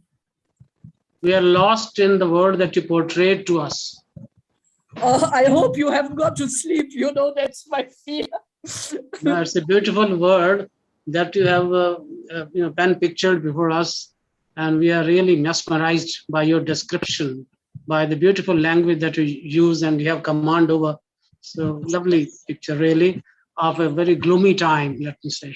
Thank you very much. Basically, it's the subjective, kind of interpretation, how you look at it, and in case you are optimist, you have a positive frame of mind, this is what comes out of it. And in It's case you have, you have the other way of looking at things, then of course there's no end of things which can take you into a world of gloom and despair and disappointment. Can you proceed with the next speaker now, Deepkaji? Yes, we have with us Dr. Poonam Dwivedi. Thank you for Yes. joining us. Welcome. She's here. Dr. Poonam, Yes, she's here. Dr. Poonam, could you unmute yourself, please? Hello, good morning to all. Good morning. Good morning. Am I audible to everyone? Yes. You are. Okay. So first of all, I just heartily welcome you all, the speakers and the dignitaries and the guests from the world and abroad and from India. And thank you so much, Dr. Batra, for inviting me in your conference. So we have very interesting topic, that is the postmodernism and creative writing. So as a creative writer, as a member of literary fraternity, I always feel that we live in the society, we live in the age where we have nothing to hide, where we have lots of scope for revealing ourselves. So we are living in the world, we are living in the century, we are living in the time where everything what we feel, what we like to portray, we have nothing to hide. Like literature have given so much space that whatever is in our head, whatever we have in our heart, we can synchronize everything, we can put it, we can just pick the pen and we can write everything on paper.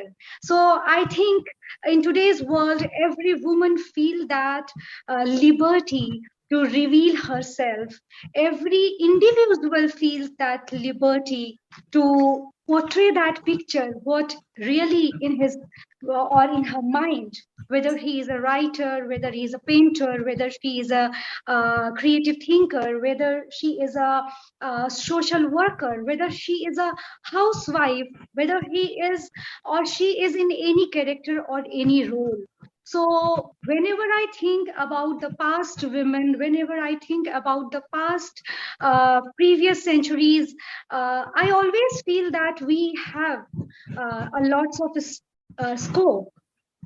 So for me as a writer, for me as a creative thinker, I always pick the woman as a character, as a main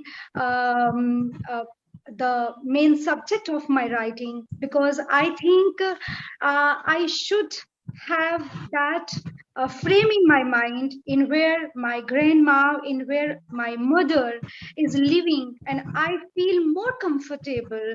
I feel more uh, comfortable with the age, with the century. I think I can have the better perspective about the world, which I think in past centuries the writer, the female, the woman, they have struggled upon those issues. So in my writing, whenever I feel to write about a woman, the first thing which always comes in my mind, that what the most important thing, what is the most important thing which we want to achieve in our writing? Whenever I just write about anything, whether in my profession, whether it is about any particular content, or whether it is about any particular theme or topic, I think that is the freedom, the liberty which I always want to attain in my writing, which I want to feel in my workplace. So whatever I feel, whatever I write about, whether it is a woman or any social topic or any particular issue, so there must be some scope. I think as a creative thinker, I have a urge for freedom everywhere in my writing. Like we can give a simple example that half of the world, half of the population, in which the women have a main greater role. So we cannot enslave the half of the population, whether it is a mind, whether it is a body, whether it is a soul. So like we have two hands, we cannot enslave one hand. My one hand cannot control my another hand. So just like the situation in this world, I have always took woman as a main substance, as a main the topic, the theme of my writing. And whenever I feel to talk about a woman, whenever I just talk about, suppose I'm talking about the pandemic. So the condition of woman and the condition of man and the total, in total, if we talk about the society, if we talk about the scenario in any particular country, the woman's condition, or we find the woman, it is always something more to discuss upon. We have seen in past 2 years, past 1 or 2 years, when the pandemic came, the misery in women's life, the misery in household life, the misery, it had it made the very weird or ugly face which we have never seen, which we have never felt, that the woman in the kitchen, the woman in the bedroom, the woman in her house, she is caged. She is like struggling for her identity. She is like just she want to work upon herself, and she wants to come out of that frame. So in every situation, whether it is any social movement, when it takes place in the society, or when we talk something about like a woman, what she thinks when she just think about herself as a professional, when she thinks about her in any relation, like she's a mother, she's a daughter, um, she is a professional, a worker, a working woman. So I can say, I can just quote a few of my lines of my poem, which is in my second anthology of poem, that is Feminine Fragrance and Other Poems. So I just want to quote few lines that feminine fragrance not to be bottled like jasmine. Feminine fragrance not to be bottled like jasmine. Not to be feudalized, to be covered from top to toe, not to be idolized. We used to idolize women. We used to make her Devi. We used to make her give certain image. We want to always frame her. Why? Let her be free. Let her search herself. So in my poems, like when the woman shall feel secure, I always raise my voice that she should feel secure. Most of the time, she is in urge for her security, even in her home, even with her parents, even with her son, with her daughters, with her husband. Why only woman is always in search of security? Why? Is this the world which is made for both the genders, for all the genders, for everybody, for all human beings, for every creature? Why only woman is always in search of her security? Because we have in this world certain phenomena that this is the question of security. We have marked the boundary, and that boundary is of security, like Lakshman Rekha, or whatever we use the word to make her more secure.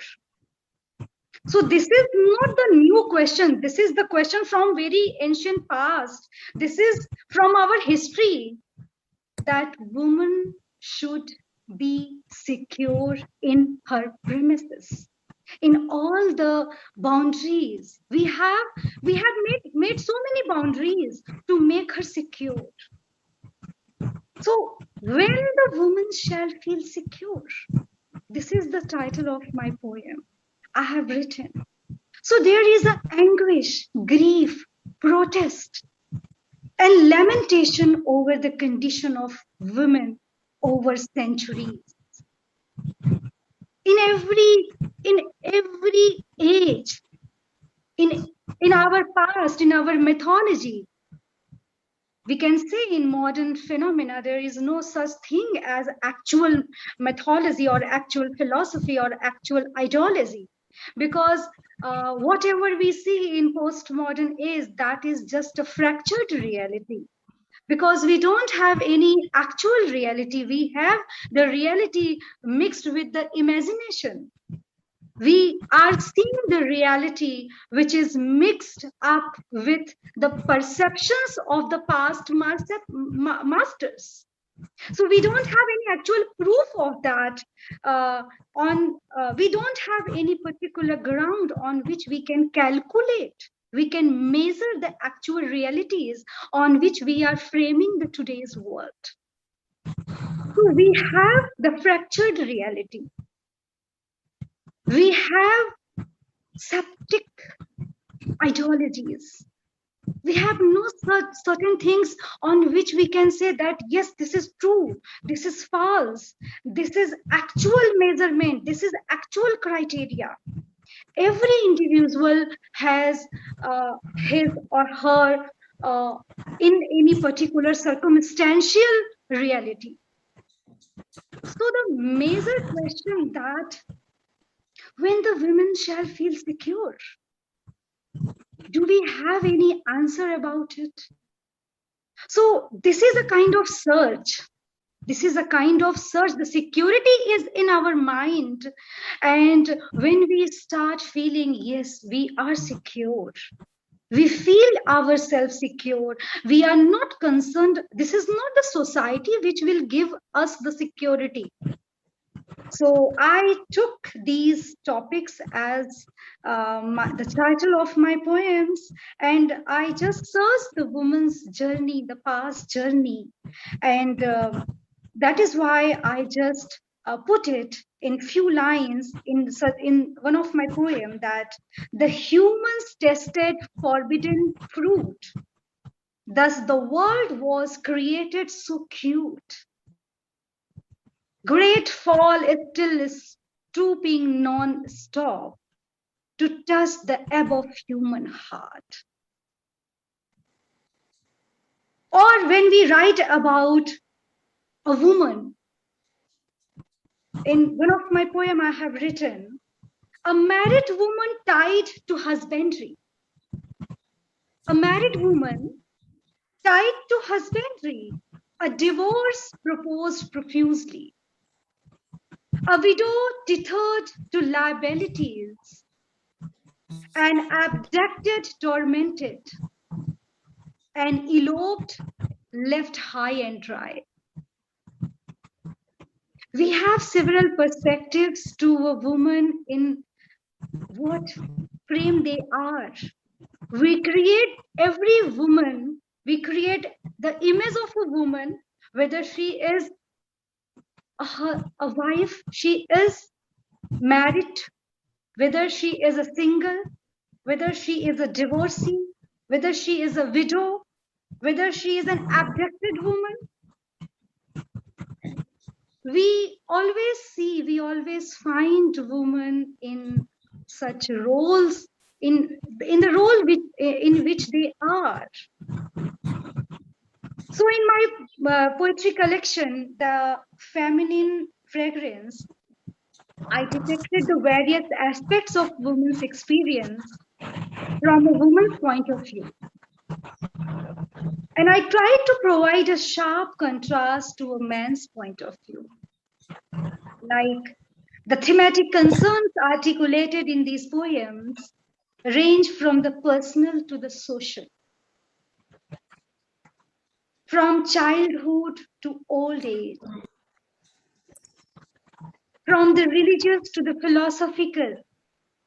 We have women's religious journey, from Gargi, Maitreyi, from Draupadi, Sita, from the contemporary woman. We have always seen women in various roles. We can consider her as a past creators. So, and from the poetic to the mythological, and highlighted the woman's major concerns with love, marriage, her dilemma in the patriarchal society, especially between sensuality and spirituality. Her satirical and realistic attack on the double standards of hypocrisy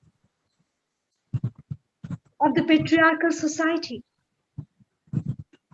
Her entry into the mythological women characters like Helen to express the innermost feelings of the feminine heart, and her academic acquaintance with writers and poets.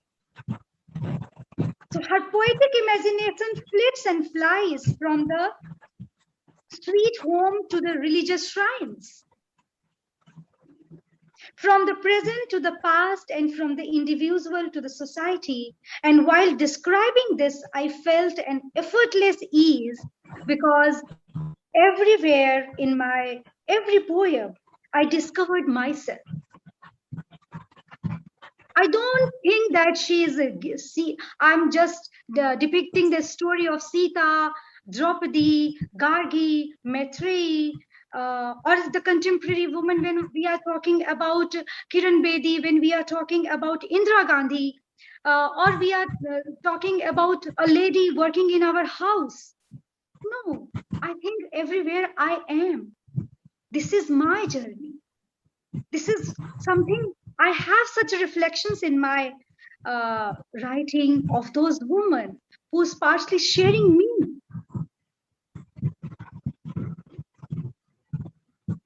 So the poetic imagination flits and flies from the sweet home to the religious shrine, from the present to the past, and from the individual to the society.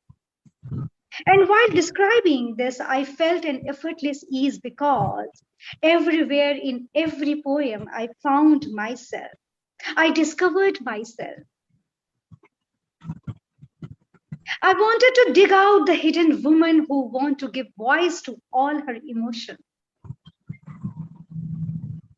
thereby testifying to my inborn poetic flair, articulating itself in the romantic and verbal exuberance and simultaneously exuding the pleasant feminine fragrance.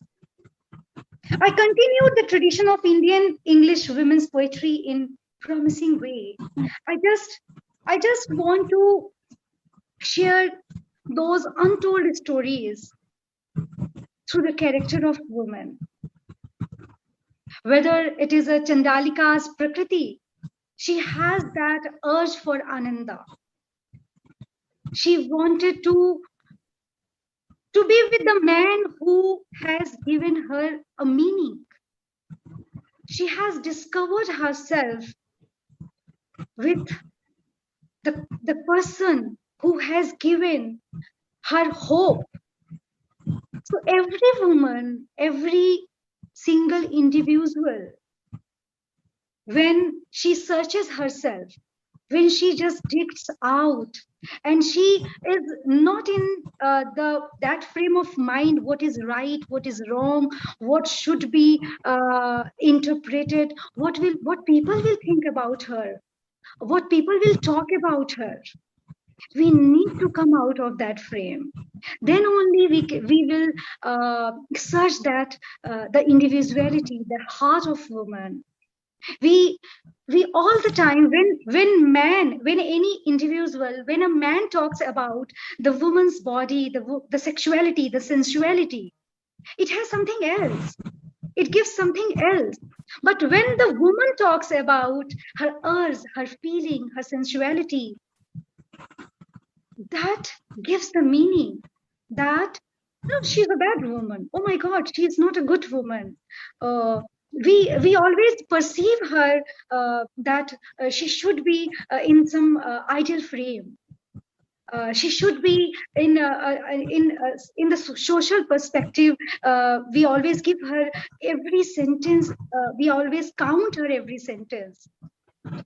So I just feel that when the woman shall feel secure, when she will have the right to argue about herself, I think she has all those rights to talk about herself.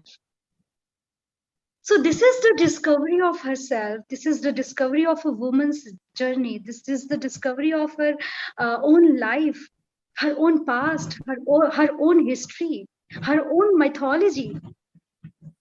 So this is something like that. And there is another aspect of woman which mesmerizes us by the innate qualities of feminism.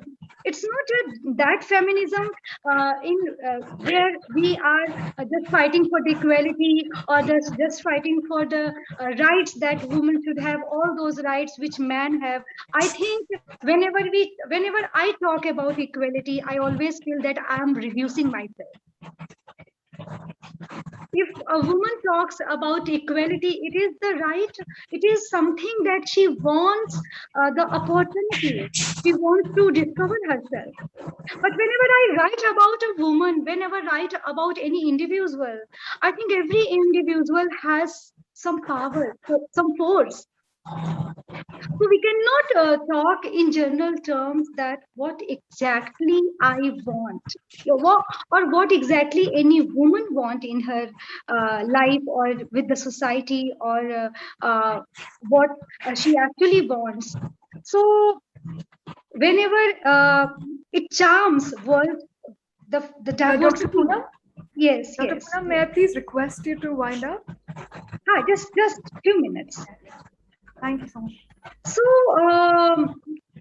the feminine glamour, the glow, the gloom, it glides and gades to the contours and curves in some of my poems, like when woman talks about herself, that attractions are inhibited, it in pranks feminine, exploitative and exhibited, in contours genuine, sweet of woman sparks, in hilarious moments, fragrant fulfillment blossoms on the dreary desert. So in my opinion, modernism means that is not old, stale and hackneyed. It is refreshing stream of consciousness. This is the journey of the individual. The postmodern right, the postmodernism died from the 60s and given wings to the thoughts, and it has something like we can see the new in everything. We can we have new hopes in everything. Whether we can say that we have new hopes in this pandemic, or I think in during these the time which was not normal, which was not comfortable to every individual, but the woman has discovered herself more than any individual, because this is the life, this is the journey of ourselves when we are doing hard to survive. So with my last few with this quote, I just want to finish that I conclude that the first teacher to man with her sagacity may rise, the earth incarnate may revolt, the rain in the male totter, to be raised not as the feudal lord, but a modest, sensitive partner. So I see, I feel that the sagacity may rise, the earth incarnate may revolt, and reign in the male totter, to be raised not as the feudal lord, but a modest, sensitive partner. So I see the woman, I perceive the woman as an individual. I want her to see, to grow like a, to bubble like a. So this is the world in which I think we are talking about the half of the population who is still in the search of her identity, who is seeking the true meaning of herself. So in my creative writing, I always see, I always want to perceive these things, and I want to write upon these issues. Thank you so much. Thank you so much, Dr. Poonam, for taking us through the process of creative writing and the need for creative freedom and a woman's quest for identity in patriarchal society. Thank you so much, Dr. Poonam.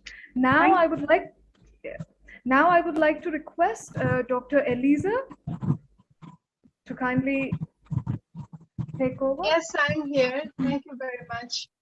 Thank you very much. I'm from Bangladesh. So thanks for giving the introduction about me. It's very nice. And I am thankful to Dr. Batra for inviting me. I think this is my second international conference with Dr. Batra. So if you ask me what is my identity now, I am a full-time traveler and part-time teacher right now, and I have teaching experience for the last 15 years. And so I took post-retirement when I was the assistant professor of University of South Asia. For my traveling purpose, I took post-retirement from my profession. Now I am a globetrotter. The theme of the conference is postmodernism. So, and my part is the travel writing. Am I influenced by postmodernism theories, characteristics, or traits? So I want to put some traits of postmodernism. Postmodern literature is marked with such typical, though all the scholars know about those things, still I want to say something about those traits. Typical features as playfulness, metafiction, hyperreality, fragmentation, and non-linear narrative. Quite often, writers abandon chronological presentation of events and thus break the logical sequence of time, space, and causative relationship in the story. Postmodern texts are marked by the mixture of times, culture, languages, real facts, and fiction, the present and the past. However, Tina, there is no strict classification of means of the organization of the postmodern text. Let's mention only some fundamental postmodern principles: rejection of strict rule of a plot construction, the ironic attitude to reality, a discourse fragmentariness, collage, montage, paradoxicality, playing with text, with time, and with the reader, intertextuality, citation, pluralism, and so on. So if someone asks me, I am a postmodern travel writer, and does postmodernism influence my writing? I will say, of course, yes, because I have a postmodern lifestyle as I am a globetrotter. The travel literature has gained importance in postmodernism time due to globalization. Now the world is a global village, and I am actually talking about my work right now. Though I'm writing travel log, now I'm working to flourishment and the development of heritage tourism of Bangladesh. So what I did for that, I traveled through 49 countries and I gained experience from their tourism and traveling trades, that what they actually did for flourishing the tourism, the heritage tourism. There are many parts of tourism. So I traveled through whole Bangladesh, and I saw there, I experienced that there are some really rich culture and heritage to portray against the world, that we have a rich culture and people come to our country to visit that and to actually reconstruction our economy. A question that's normally put, as I told earlier, the postmodernism impact your writing and in creative works. It is seen as fragmentation, language mix. It is always it's not necessary for a writer to be conscious to a theory while writing, because I'm writing my experience. I'm writing my travel experience. So when you are writing your travel experience, you cannot put it in a theory. If you see the history of the travel writing, the genre travel literature encompasses outdoor literature, guidebooks, nature writing, and travel memoirs. One early travel memoirs in Western literature was Pausanias, a Greek geographer. From his actually description, we came to know about the many history of Greece that actually that actually helped many researchers afterwards. Early examples of travel literature includes Safanama, books of travel, then Nasir Khosru, the travel of journals, Ibn Jubair, Ibn Battuta, both of whom recorded their travel across the known of the world detail. Those are the actually evaluation of the traveling and the travel literature popular during Song dynasty, even in China, the genre was called travel record literature and was often written in narrative, prose, essay, and diary style. By the 16th century account, travels to India and Persia had become common enough that they had been compiled into collections such as New World by Simon Genovese and collection of Romasio. 16th century travel to Persia included the brother Robert Shirley and Anthony Shirley. In the 18th century, travel literature was commonly known as the Book of Travels, which mainly consisted of maritime diaries. In 18th century Britain, almost every famous writer worked in the travel literature form. Captain James Cook diaries, it is written in the 1784, were the equivalent of today's bestseller. And other later examples of travel literature include account of the Grand Tour, aristocrats, clergy, and other with money and the leisure time traveled Europe to learn about the art and architecture of its past. One tourism literature pioneer, Robert Louis Stephen, with an iron voice. Other notable writers of travel literature in the 19th century include the Russian Ivan Gonvertsek, who wrote about his experience of a tour around the world.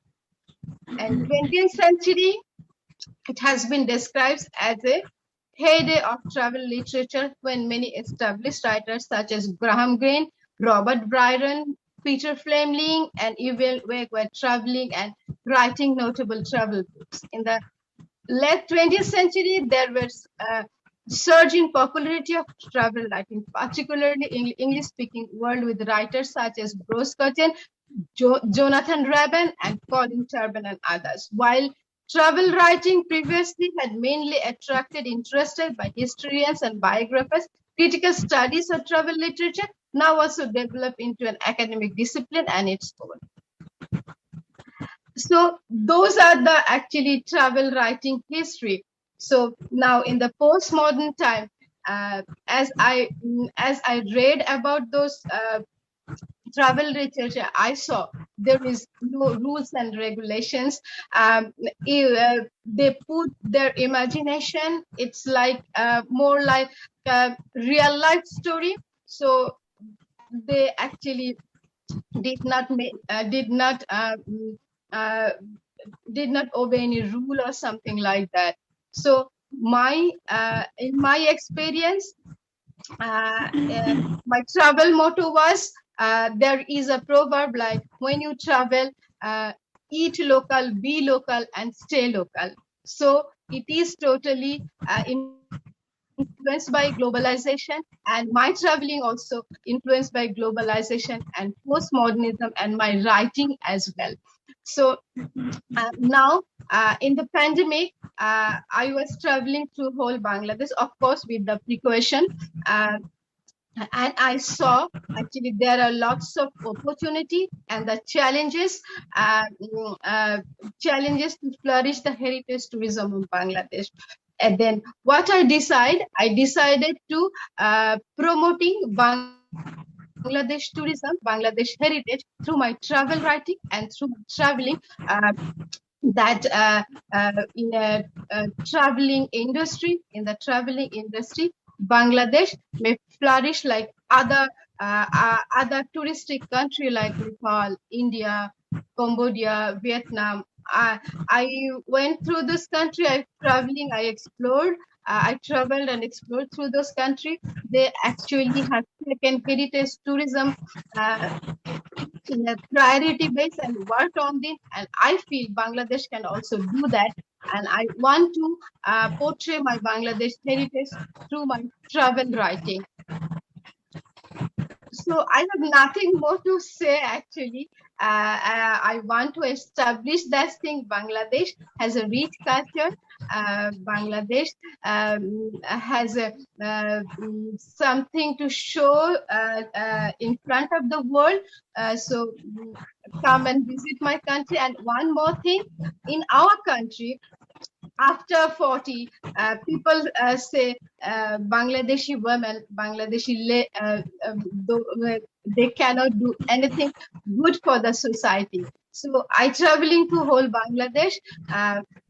with security, and I never faced any problem to that. So it is a safe country to travel, and I want to invite all the scholars to my country. Well, I will be their guide. Thank you very much. Thank you so much, Dr. Eliza. Thank you so much for talking about Bangladesh in your writings. Thank you for taking us through your travel writings. Thank you so much, Dr. Eliza. Now I would like to invite our next panelist, Shivangi Ramsey. Thank you for joining us, Shivangi. Thank you, Deepika. The topic of my talk is metafiction, because I truly believe that metafiction is the epitome of creativity as far as the postmodern age is concerned. So the title of my paper is Mapping the Aesthetics of Metafiction. Metafiction is a form of self-reflective writing in which the narrative refers to the very act of writing. A metafictional text is one that subverts traditional, straightforward storytelling. While reading metafictional texts, the reader is constantly that they are reading a book, a work of fiction. Some may refer to it as breaking the fourth wall. Metafiction is 100% aware of the fact that it's fiction. Some literature may try to be naturalistic or realistic, but postmodernism does not hide what it is. In fact, it flaunts it. So if the story you are reading is about, well, writing stories, that's metafiction. If the book you are reading acknowledges itself as a book, that's metafiction. If the author jumps into the action and says, look at me, I am the author, watch me write, that's metafiction. Here I would like to mention that Stephen King, in one of his famous books, Misery, has talked about this very form of fiction as it's a book about a writer writing a story. Metafiction is a prime example of the self-aware vibe we often find in postmodernism, rather than trying to pass itself off as a window on the world and disguise its structure and techniques. Metafiction lays its cards on the table. There are lots of different ways in which authors can create this effect, story within a story, making references to storytelling conventions, but what they have in common is that they call attention to the process of writing and reading. Metafiction can appear in a variety of ways. Here are a few. Number one, a narrator reads to the reader, sometimes taking breaks to make comments on the story or to introduce characters who are also taking part in listening to the story. A character realizes that he or she is fictional and can influence the arc of the story by avoiding or embracing certain fictional devices. The story is about a writer creating, finding, or writing a story. The story contains another piece of fiction within it.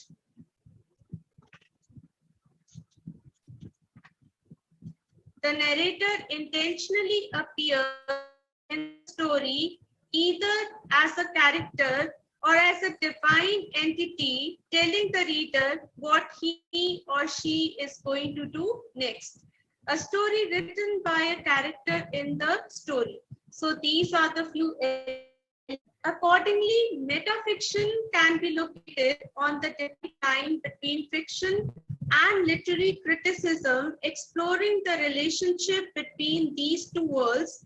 From the point of convergence comes a self-conscious figure that influences both criticism and fiction. This critical perspective empowers metafiction to voice commentary on other fiction and at the same time enables insights which critical discourse usually develops externally. Metafiction is ultimately a rejection of traditional storytelling. If it has all been done already, some writers say, then to write a traditional novel is mere repetition. So let's rip up the rule book. Let's write a novel about ourselves writing a novel. Metafiction is beautiful because it reminds us that reading is beautiful, that texts are beautiful, that the status of being a reader is beautiful. Proponents believe that the metafictional novel gains significance beyond its fictional realms by outwardly projecting its inner self-reflective tendencies. Ironically, it becomes real by not pretending to be real. Mark Curie posits that metafiction allows its readers a better understanding of the fundamental structures of narrative while providing an accurate model for understanding the contemporary experience of the world as a series of constructed systems. In reflecting on the significance of metafiction, he goes so far as to say that it provides an unlimited vitality which, while once thought introspective and self-referential, is in fact outward-looking. Self-reflexive writing, by creating connections between art and life, offers rich ways of reflecting upon human emotional experience as a personal, social, and political phenomenon. Much contemporary metafiction moves beyond postmodern skepticism to reassert the possibility of making true claims about real things capable of combating a post-truth crisis. Such forms assert or assume a kind of plasticity. They actively and persistently confront the trauma of what is infinitely mutable or perpetually other. What is outside or before a given representation is confirmed and endured as that which exceeds the instance of its capture. The truth is thereby renewed, neither denied nor simply assumed. It is approached as ethically as possible. Its plasticity is grasped because the grasp the form of its narrative, apprehension lets slip. Now I'll talk about some tips as to how to go about writing a metafiction. So the first tip is become familiar with metafiction works. Now this applies to all kinds of fiction that you attempt to write. Say I mostly write in the romance genre, so I have read a lot of romantic fiction, not to copy the famous writers, but because you get a knack of how the narrative structure is formed. Every genre is different. Every genre has its rules. Same applies with metafictional works. So you need to be familiar with its narrative structure. Read multiple metafiction works, as it is an advanced literary concept and requires a writer to understand it before he attends it. A few examples of metafictional works include The Handmaid's Tale by Margaret Atwood. Now, this is a long time favorite of mine. The next is Northanger Abbey by Jane Austen, Don Quixote, and The Princess Bride by William Goldman. Reading these metafiction examples will get you familiar with the effects of metafiction. Okay, the second rule is outline the story. Now, this is true for all the fictional works. Whenever you sit down to write any fiction, be it a novel or a short story, you should have a blueprint in your mind, how the narrative will flow, what will be the main point of conflict, how you will resolve the conflict, how will you sketch your main characters. So these are the elements that you need to keep in mind. Write an outline or summary of your story, which can still be in any genre, such as contemporary, historical, science fiction, or fantasy. Meta writing can be done in any genre, so it is flexible that way. Formulate a basic plot with a beginning, middle, and end, and come up with descriptions of your characters. Now, character writing is very important because at times you will see that characters for a regular work of fiction, choose a metafictional device. Choose a metafictional device for your story. You must have a purpose for using this device, or it will likely not be effective. Common devices include a story about a writer writing a story, such as Stephen King's Misery, a story where the actual book is a prop within the story, such as Douglas Adams' The Hitchhiker's Guide to the Galaxy, or a story with narrative footnotes that comment on the story. The idea behind all metafictional devices is to subtly draw the reader's attention to the fact that he is reading a fictional account. Now, the last point is do your meta writing. Write the story incorporating the device you choose consistently. Your story must still have a strong voice, compelling characters, and conflict in every scene, and demonstrate exceptional writing skills, just as a regular work of fiction would have. Consider the tone of your story as you incorporate the device. For example, a humorous satire of another well-known story may be highly metafictional in that your characters know they're actually in a story. However, a more serious and dramatic piece should not be flamboyantly metafictional. Instead, you may choose to have the narrator subtly expose to the reader that he is the author of the story she is reading. An example of this metafiction is Margaret Atwood's The Handmaid's Tale. All I have to say.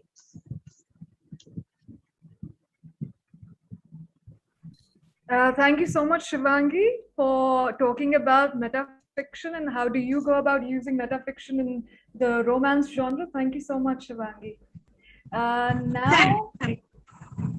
Now we have some time for comments and questions. Now the floor is open for discussion. You can type your questions in the chat box. Can I ask one to start with? Yes, sir. Yes. Ms. Shivangi, please, my question for you. Hello. Yes, sir. Sorry, I had to point out actually because what we expected was to let us know the kind of strategy that you adopt in your fiction writing. You are a great novelist and you come out with 5-6 novels, very popular. So main intention was to ask you whether you are also motivated by this kind of theory of postmodernism, or you write it simply because you have an instinct to write. So please tell us all.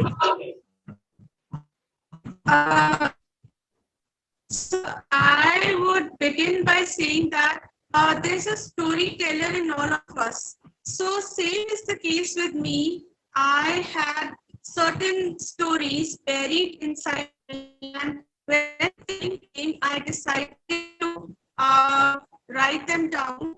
And as far as it is concerned, I have not actually employed metafiction in any of my novels because my fiction is more to do with contemporary issues like environment and female bonding and issues that they face in their day-to-day lives, like making glass ceiling and stuff like that. So as far as technique is concerned, I have not actually made use of it, but it is surely a fascinating one. And But what the value system? Are your values guided by postmodern ethos? You believe in some kind of absolute values. There's no concern for values in fiction. Because postmodernism, in one sense, that my works are open to interpretation. The reader can create his or her own meaning, you know. So that way, I keep the narrative open-ended. I don't,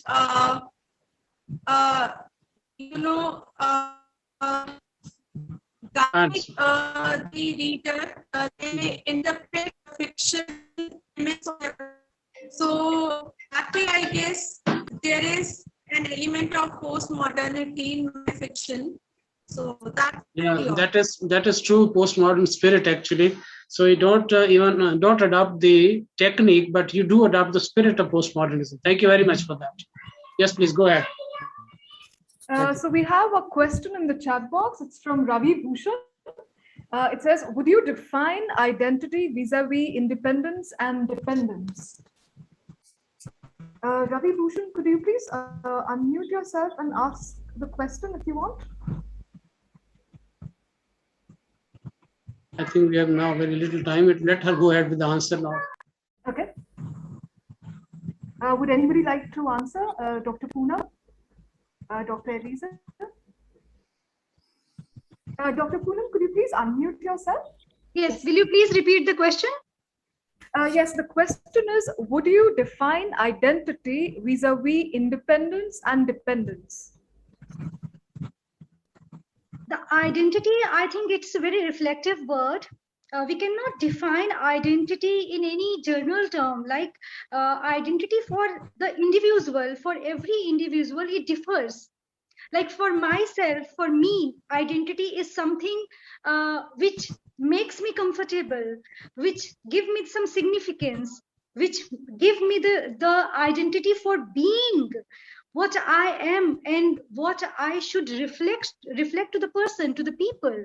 So for me, identity have something very, it has some subjective remark which gives the identical perspective to every individual, the different meaning to every individual. And it is not a general term which we can define for any, like if I have created any character, the identity of that character in particular story or in any particular plot is something which is the outcome of that situation. That is something which is the outcome of that the creator's mind, which he has plotted for that character. So identity is not we cannot define it as what is the past identity or present identity or the modern identity or the postmodern identity. Identity is more or less very subjective. It is very much depend upon the circumstances. It is something like in what the character actually believes that he is the reflection of that actually. I think identity is a work in progress. The longer you live, the more diversified you live, the more experiences you have, you change subtly. And in that way, you don't have a fixed identity. Exactly, ma'am. Exactly, I want to convey it. We don't have any certain fixed identity. Like a stream, we are flowing with our identity. We are adding something new every day. It has a reflection of what we think, what we believe, and what that is the outcome of everything, actually. And Puram, I think this applies to open-minded people, but there are also people who are not open-minded, so their identity might be fixed.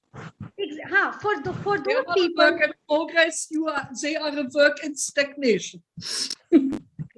Yes, sure. If people are very open-minded, yes, they have something new every day. They are just adding everything new to in their personality, in their beliefs, in their faith. But the people have fixed perspectives. They have fixed identities. Yes, right. But I want to add something, if you permit me. Yes. I want to add something. Identity and individualism, actually, it different from one culture to another culture. The term individualism and the identity, what is called the identity, those issues actually different from one culture to another culture. What is individual for me, it might not be individualism for you or identity for you, actually. So it differs from culture to culture, religion to religion, region to region, actually. Yes, Eliza, very right you are, that we have reflections of the cultures too. The identity is very much, it has a very vast perspective, actually. Yes. So, yes, you are right. Thank you so much. With this thought, we would like to end this session, and I would like to thank Rashford ji, Dr. Eliza, Dr. Poonam Dwivedi, and Shivangi Ramsey for joining this session and for a very engaging session on postmodernism and creative writing. Thank you so much. Thank you so much, everyone. Thank you. All. Thank you. The next session shall commence at 12:45. Yeah. No, right now we'll start with the next session because there is no time left now. And we'll continue with the next session. Thank you, Deepika, for anchoring it so well. And thank you, Chief Guest Rosmita Joshi ji and panelists Poonam Dwivedi ji, Eliza ji, and Shivangi ji for your wonderful inputs.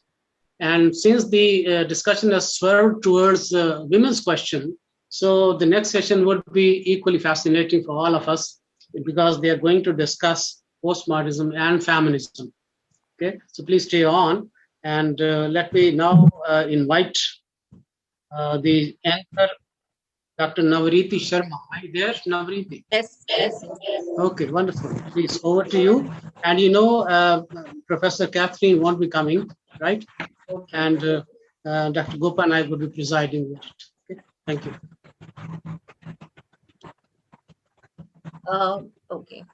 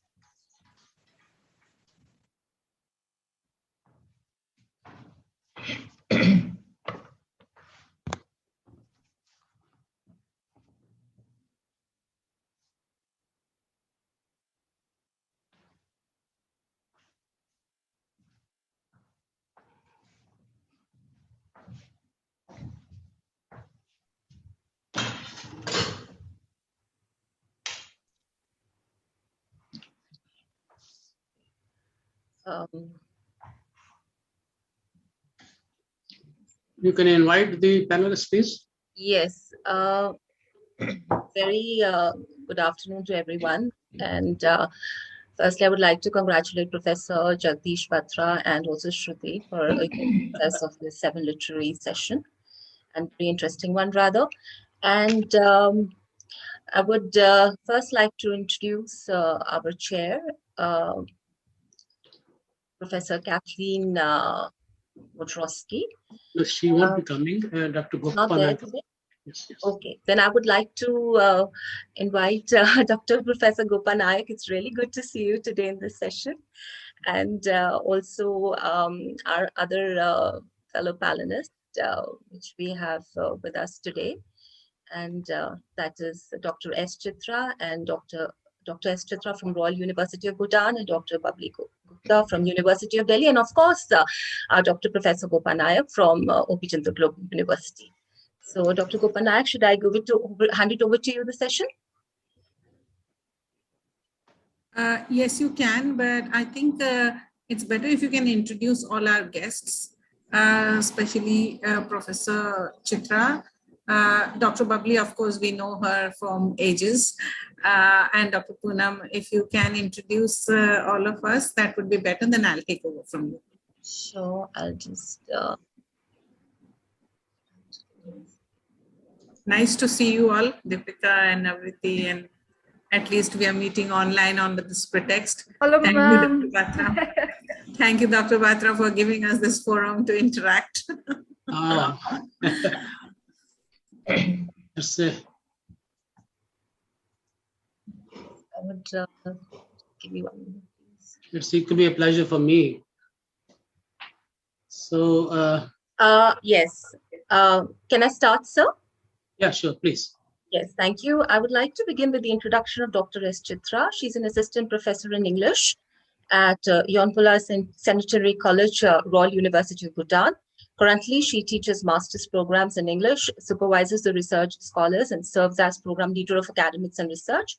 She holds 2 decades of tertiary teaching of English literature and language. Prior to present posting, she worked as HOD of languages in colleges affiliated to University of Madras.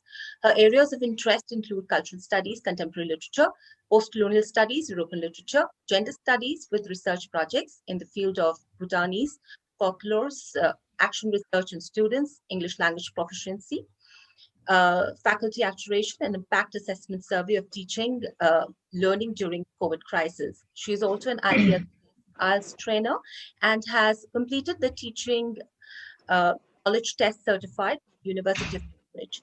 She has published over 30 research articles in book chapters, journals, conference volumes. Apart from delivering keynote lectures, she has also presented papers in 50+ international and national conferences. She has acted as the overseas examiner for doctoral thesis, member Board of Studies for syllabus validation, and member of the editorial boards of various international journals. I welcome Dr. S. Chitra, followed by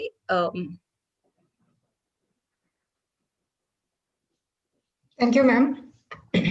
You're welcome. We also have Dr. Babli Gupta, is an erudite scholar and critic. She began her career as one of the 3 people who devised the niche video, now known as Yuvavani, as its inauguration announcer, as well as the interviewer and producer of its first newsreel called The Roving Microphone, devoted primarily to university affairs. The interest in media and its interface with academic activities was kept alive in Zakir Hussain College, Delhi University, where she taught for 4 decades. She has been a panel speaker at many national and international seminars and conferences. We welcome you, Dr. Babli Gupta. Thank you. Thank you. And of yes, your voice has reached me. Of course, we have with us Professor Dr. Gopa Nayak, who is the director of our Global Languages Center. And I would request her to please take over and chair the session. And it's really wonderful to see you, Dr. Gopa Nayak. Thank you, Navriti, and it's as lovely to see you as others. Yes, Dr. Babli, did you want to say something? No, not really. Okay. It's very nice to see you all.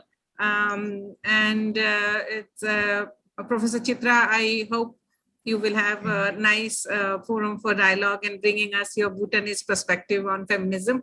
So now I exactly do not know what the chair means, but I will start with my ideas of what I think feminism and what the discussion on feminism in today's world should be about. And then I would like the speakers to take over as you wish. or in a serial order, whichever way you prefer. So if you want it in a serial order, may I have Bubbly first and then Chitra? Or do you want to just spontaneously come in? If you can just tell me what you prefer, I would go accordingly. So do you want me to make I would like to begin. Okay. I also have a slide to share, which I will share from my end. Okay. Okay. So now then we go in that order. So let me just kind of give a few reflections that I have that the discussion should take on. And then I give it to Professor Chitra to take over, and then Bubbly may give the final concluding thoughts on, because she is a veteran anyway in this field. So I'll give her the last concluding words. So, I mean, since Dr. Batra has chosen me to chair, and I actually want to kind of just, I was reflecting to myself in the earlier session also. I mean, we are all, dominated by, the literary forum is dominated by women.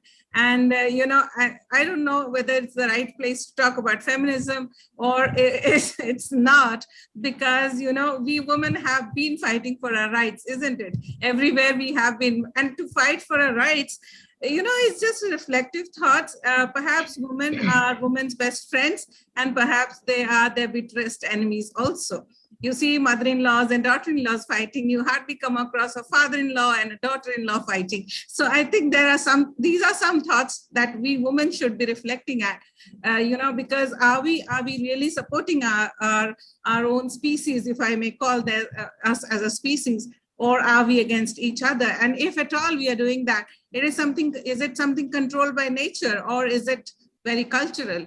I do not know answers to this, but I think now in this pandemic, it has brought us very much closer to nature. And we as a feminine species have to kind of ponder and reflect, what is our role in all this?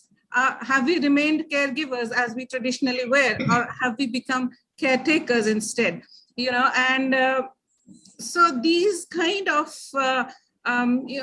profound insights should be dwelt on, rather than, going back to our traditional narrative, which I think Poonam and others were reflecting on during their poetry about Sita and Draupadi and Gargi and Maitreyi. I think we have done enough of them. Now we have to look towards the future and place us as to where we can fit in and what is exactly our roles. Is understanding ourselves the beginning, if at all it is the beginning, and then where do we take us into the future? Because if I connect the identity concept with my existence, my identity is connected with my existence, and my existence is also determinant of my contribution to not only my family, my society, but to the ecosystem as well. So unless and until we connect all these themes or all these trends with us, only knowing ourselves will not help us. And perhaps that is why we are not taken seriously, because all this while we have been focusing on ourselves, because we have been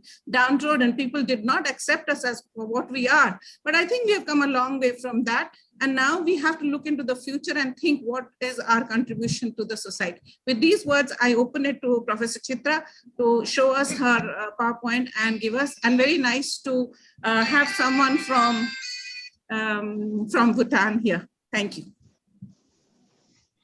Thank you, ma'am, Gopanayak. And thank you, Navriti, for your very warm introduction. Hope I'm audible. Yes, sure. Okay. So here I would like to express my profound, heartfelt gratitude to Professor Jagdish Batra for inviting me to this 7th JGU International Literary Conference on Postmodernism, Time for Reappraisal. And it's also my honor to speak in the forum with distinguished panelists. I'm just a beginner. I'm trying to here reflect on whatever I'm gathering about feminism, and I'm trying to give it a postmodern turn in this. With this brief note, let me share the screen.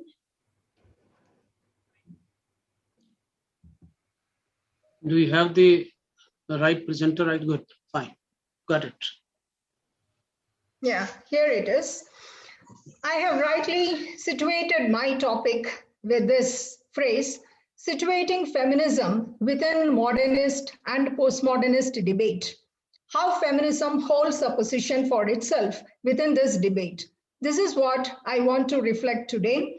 Maybe in the discussion part, if anything is relevant, I might add Bhutanese perspectives, but I'm going to talk from the academia perspective and to end it with the practice, how feminism is practiced. I also would like to have the memento that I have received from one of the visitors from Jindal Global University, maybe 4 or 5 years back. A team of delegates came to the place where I am in Konglung, that is in Sherabse College under Royal University of Bhutan. I received this pen as a memento, which I have displayed here to show the connection that has already been established. That was Dr. General Kocher visiting you. Okay, I don't remember the name, sorry. Let me begin with the usual gender ideology, how gender became an ideology with the view of construct. This is what we hear from feminists, and we try to approach feminist literary text from this dimension with biological determinism. I would like to begin with Edward Gay Danticate, Haitian American diaspora writer's quote, "Men insist that their women are virgins and have their 10 fingers. What is the purpose of these 10 fingers? That is where the roles attributed to women by patriarchy in the society as a construct takes place. And she is assigned the role of a nurturer by all these words and the roles that are assigned for her 10 fingers as a caregiver or a caretaker, as the situation of COVID and gender renames and re-identifies the role of women. Whereas here, the public power is monopolized in the hands of men in all the other worldly spheres. This is how, though biological sex includes anatomy and physiology that has invested women with the capacity to bear children, but the social values associated with the biological act of childbearing are man-made. That is the first groundbreaking feminist thought, which has lent a new meaning to feminism. That is, from biological determinism, feminism takes birth and the social constructivism takes place because social values are attributed to biological acts and they are also perpetuated through culture. The values and meanings that are associated with the woman's body are not natural, but they are naturalized and they are socially ascribed on the body of a woman is very clear here, with society inscribing such values on motherhood. Motherhood as the symbol of true female. That is how it is projected, that no woman is complete unless she bears children. This is how the role of the nurturer has been socially ascribed onto the woman's body. This is how the attribution of values constitutes gender, and this is based on the dichotomy is biologically based and it is socially ascribed on the basis of culture, and the values and the meanings attributed to it gave rise to gender discrimination, and gendering took place and it took birth. So this socializing process that makes the female sex a gendered woman with naturalized feminine traits is the first feminist thought I would like to register here to begin with. Then this construct also continued in the form of subject and other relation through the theory of sexuality. Freud's theory of sexuality identified man as the subject, the norm, the ideal, represented as A, that the body of the man is natural, normal, whereas the woman is considered as the deviant and the inferior other with A minus. This resulted in the other binary construct that A minus referred to the lack of penis, and penis envy has been attributed to woman. Why can't it be the womb envy of man is the question that comes here. This kind of dualism and naturalized ideological perspectives as well as the masculinist rationality of modernism are evident in feminism. If we look at dualism, it is the root of Enlightenment thought, Enlightenment modernism, that created this sexual distinction between male and female by reducing woman to a man's opposite and his other as inferior. In each of the dualism, which I have reflected here, each of these dualisms, rational, irrational, self, other, subject, object, culture, nature, all these dualisms support the Enlightenment thought that male is associated with the privileged first element and the female is the disprivileged second. According to Derrida, the leading terms in this list are accorded primacy. Their partners are represented as weaker or derivation. Yet the first terms, be it rationality, subject, or culture, depend on and derive their meaning from the second to such an extent that the secondary terms can be seen as generative of the definition of the first term.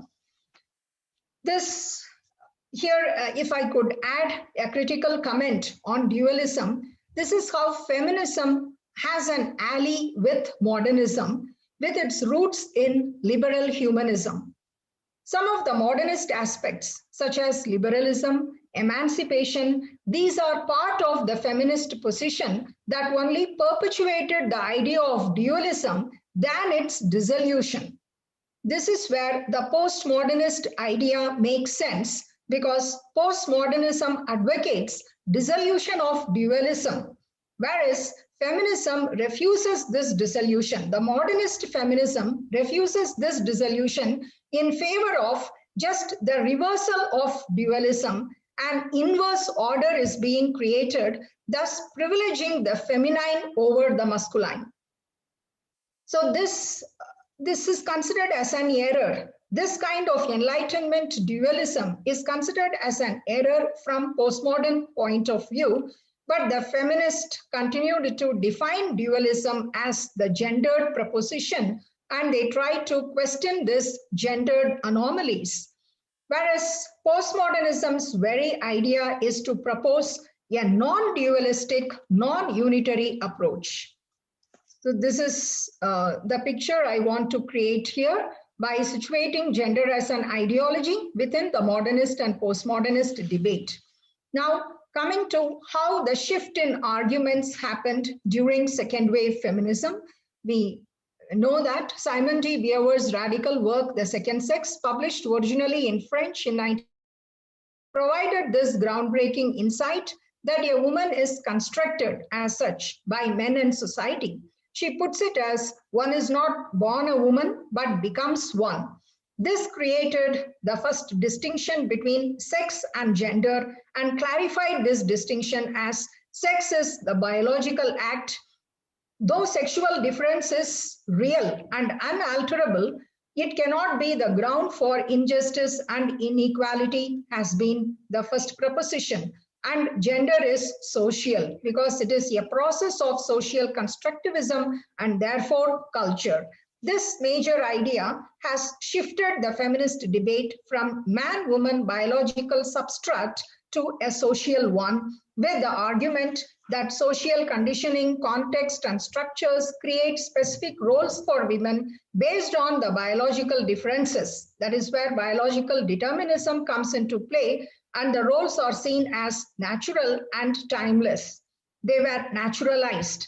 That was how patriarchy naturalizes the beliefs as self-evident truths, and it universalizes the beliefs as commonplace, which has been questioned by the feminist. And this created that gender is a social construct, that it is an ideology. Sharing this same idea, Gail Rubin says, sex is sex, but what counts as sex is culturally determined and obtained. The key phrases here, becomes and counts, refer to the socializing process that has been undergoing. Then comes Beauvoir's proposal to it. She says, instead of being the negative inferior or the other, women must become subjects in their own right. They need not be restricted to or restricted by the roles and identities imposed on them by patriarchy. Being a true existentialist, her argument in the case of women was that women become responsible for themselves, they must take charge of their lives, and they must choose for themselves and for the entire society was the outcome of her existentialist perception. Thus, this second wave feminism, which emerges out of the political new left, is moving toward self-determination via emancipation to liberate women from the shackles or the stabilized and the legitimized notions in the name of culture. Here, feminism has a close ally with modernism. And once again, I draw Danticut's idea here that how to become subject, how a woman could become a subject in her own right. Is she desiring to have 6 fingers on each hand to use them for herself?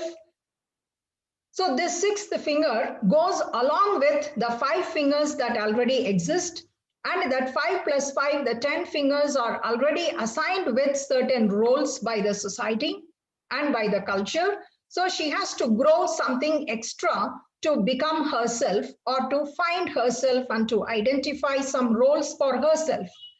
So how this 6th finger is going to be figuratively.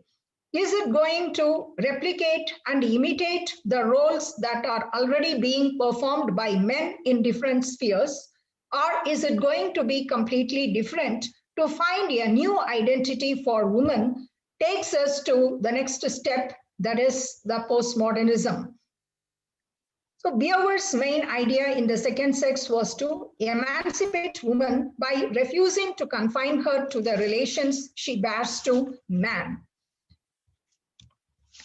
So here, if I could relatively bring this debate, the motto of second wave feminism, it is very clear, that is to change the existing power relation between women and men, that is from feminine should overtake the masculine. And it generally describes women's oppression, the causes and consequences, and it also proposes the strategies for women's liberation.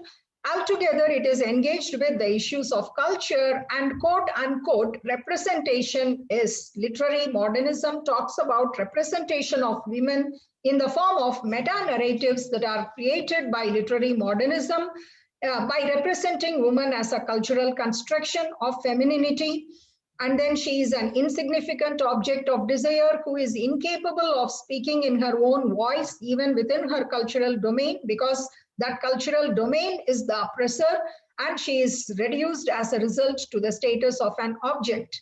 From here, she is again made into a subject, a knowing subject about herself.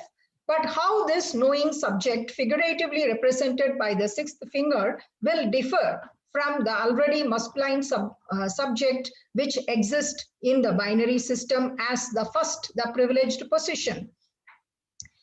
So to sum up the feminist attempt during the second wave feminism, it is to emancipate, liberate, as well as to transform women's position from the state of object to a knowing subject. Herein comes the postmodern attitude, which outrightly rejects the Enlightenment modernism and the modernist tenets, as well as the reversal of binaries, which is advocated by feminism, with the argument that this reversal of binaries is going to be yet another trap, because the whole enterprise of Enlightenment modernism and reversal of binaries are nothing but yet another fallow logocentric thought that is going to serve as a trap, because it typifies the male thinking, and the masculine logic of sameness will be created where there is the difference. A woman will be the same. In fact, she has to stretch herself beyond the work assigned already for the 10 fingers. The 6th finger has to stretch itself to find a new role for herself, and that new role in other worldly spheres is nothing but the reproduction and repetition and imitation of the masculine logic which is already established. It is going to be the logic of sameness and no difference. It is a repetition, or the aim is to move toward absolute truth, rationality, and linear progress. And that is to seek the one and the true reality, which is dismissed by postmodernism as philosophical myth. Therefore, the universal subject that already universalized modernist tendency of Enlightenment modernism and feminism, both in theory and practice, are far from being transcendent and ungendered, is the postmodern view. And also another critical thought from postmodern view could be this whole structure of feminism that follows the footsteps of modernism is also criticized and considered to be dubious. This mainstream for modernism, mainstream feminism, is it trying to be dubious by maintaining a seemingly innocent collusion with patriarchal modernist idea in the form of binary to bring a stable universal idea? Actually, this is the thought which precipitated a reactionary shift in the feminist idea in the postmodern period. Eagleton rightly captures this shift by saying, we are in the process of awakening from the nightmare of modernity. We have to awaken. He calls modernity as a nightmare with its manipulative reason and fetish of the totality into the laid-back pluralism of the postmodern, the heterogeneous range of lifestyles that is celebrated in postmodern, and the language games which has renounced the nostalgic urge to legitimate itself. Here, the point is that feminist theory cannot claim both and remain postmodern. In modernist terms, knowledge and self are constituted within history and culture, which is what feminists also agree, and they try to defy it. And feminist theory, when it fights for liberation and emancipation of women, it also speaks on behalf of a universalized woman. Here, the universalized woman stands for, quote unquote, the white woman. What about the other women who are in different parts of the world? Like man represents always the heterosexual white man, like that the woman always represents the European Western white woman. Here comes the proposal of third wave feminism with its radical idea, that is to embrace differences between women and to accept a position of partial knowledges. Here, the universalizing tendency has been replaced by the examining differences between women by concentrating on the diversity and variety of women's lives depending on their location and cultural practices, which has already given rise to in 1980s subaltern studies, Black feminism, Dalit feminism, and so on.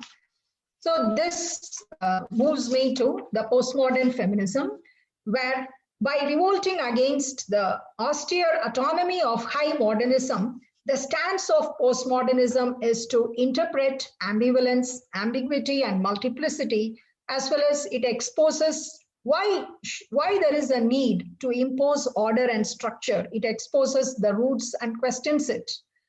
And here, postmodernism acts as a therapeutic corrective to feminism's universalizing tendency by opposing and rejecting the grand causes of the grand narratives of women's oppression, talking about the causes and consequences and strategies. It replaces the unitary, universalized concept of woman and female identity with pluralism and diversity and complexly structured conceptions of social identity, treating gender as just one relevant strand among others, because feminism need to be studied in close connection with class, race, ethnicity, age, and sexual orientation. This is how diversity and pluralism and multiplicity can be added to feminism. So these are the traits emphasized and stressed by postmodern attitude to feminism. So in postmodern terms, why is woman the other? she is no longer an oppressed. Otherness is no longer seen as an oppression or an inferior condition. In fact, otherness is also accepted and celebrated as a way of being. Somebody is other because that is the way of being, thinking, and speaking. That is where we accommodate LGBTQ. That celebrates openness, plurality, diversity, difference, and also contradiction, because contradiction is an inherent tendency of interplay of postmodernism, where even if we take the term post, it has this paradoxical meaning of dependence of as well as independence from what has gone before in time. Without modernism, postmodernism will not make sense. It has to depend on it to react against the modernist tenets, but at the same time, it is trying to move away from modernist tenets by establishing its independence from the modernist tenets in the process of fragmentation, indetermination, contradiction, and refusing and mistrusting totalizing discourse.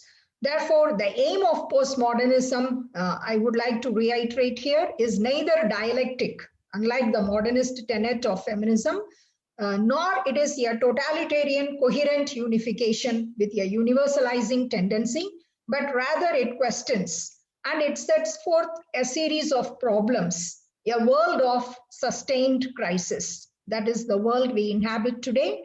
This is to achieve a new intellectual energy, but even this new intellectual energy could be subverted.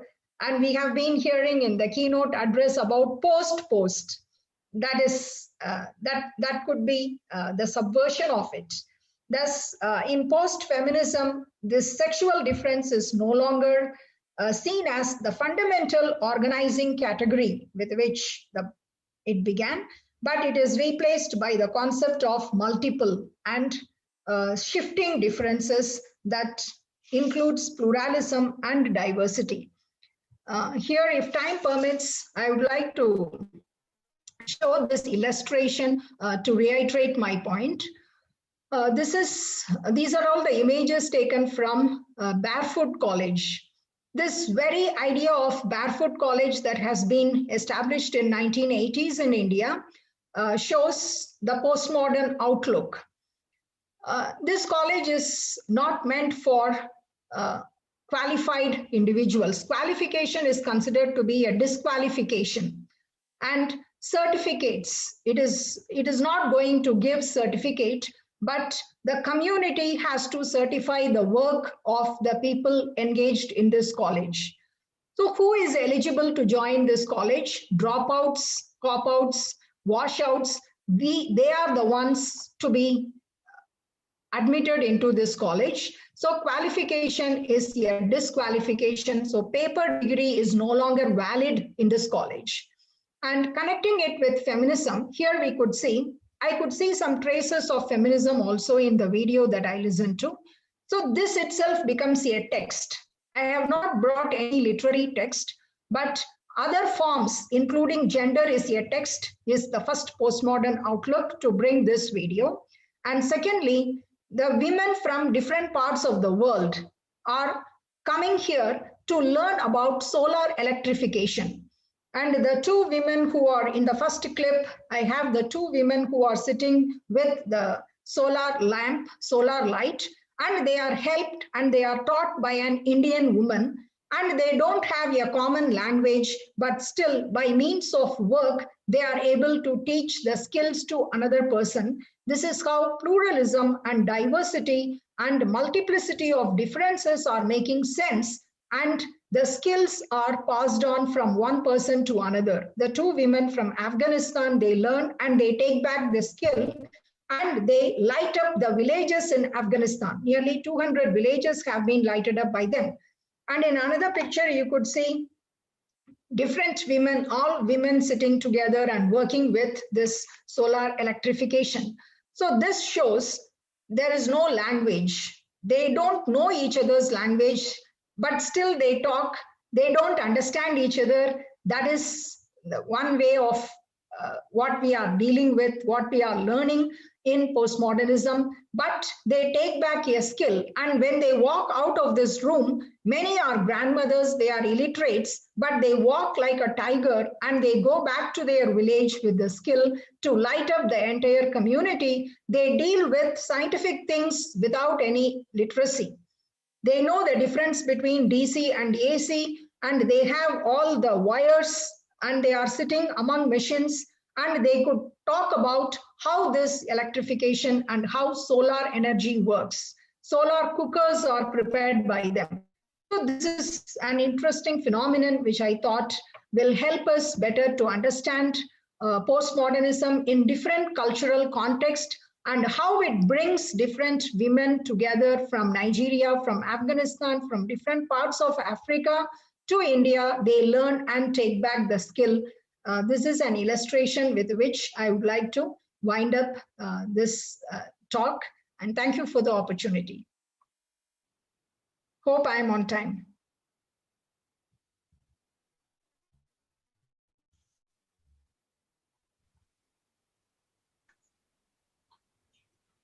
Thank you. Thank you so much. Thank you so much, Dr. Chitra. Thank you so much for your presentation. I would like Dr. Gopa to please give your valuable inputs in case anything.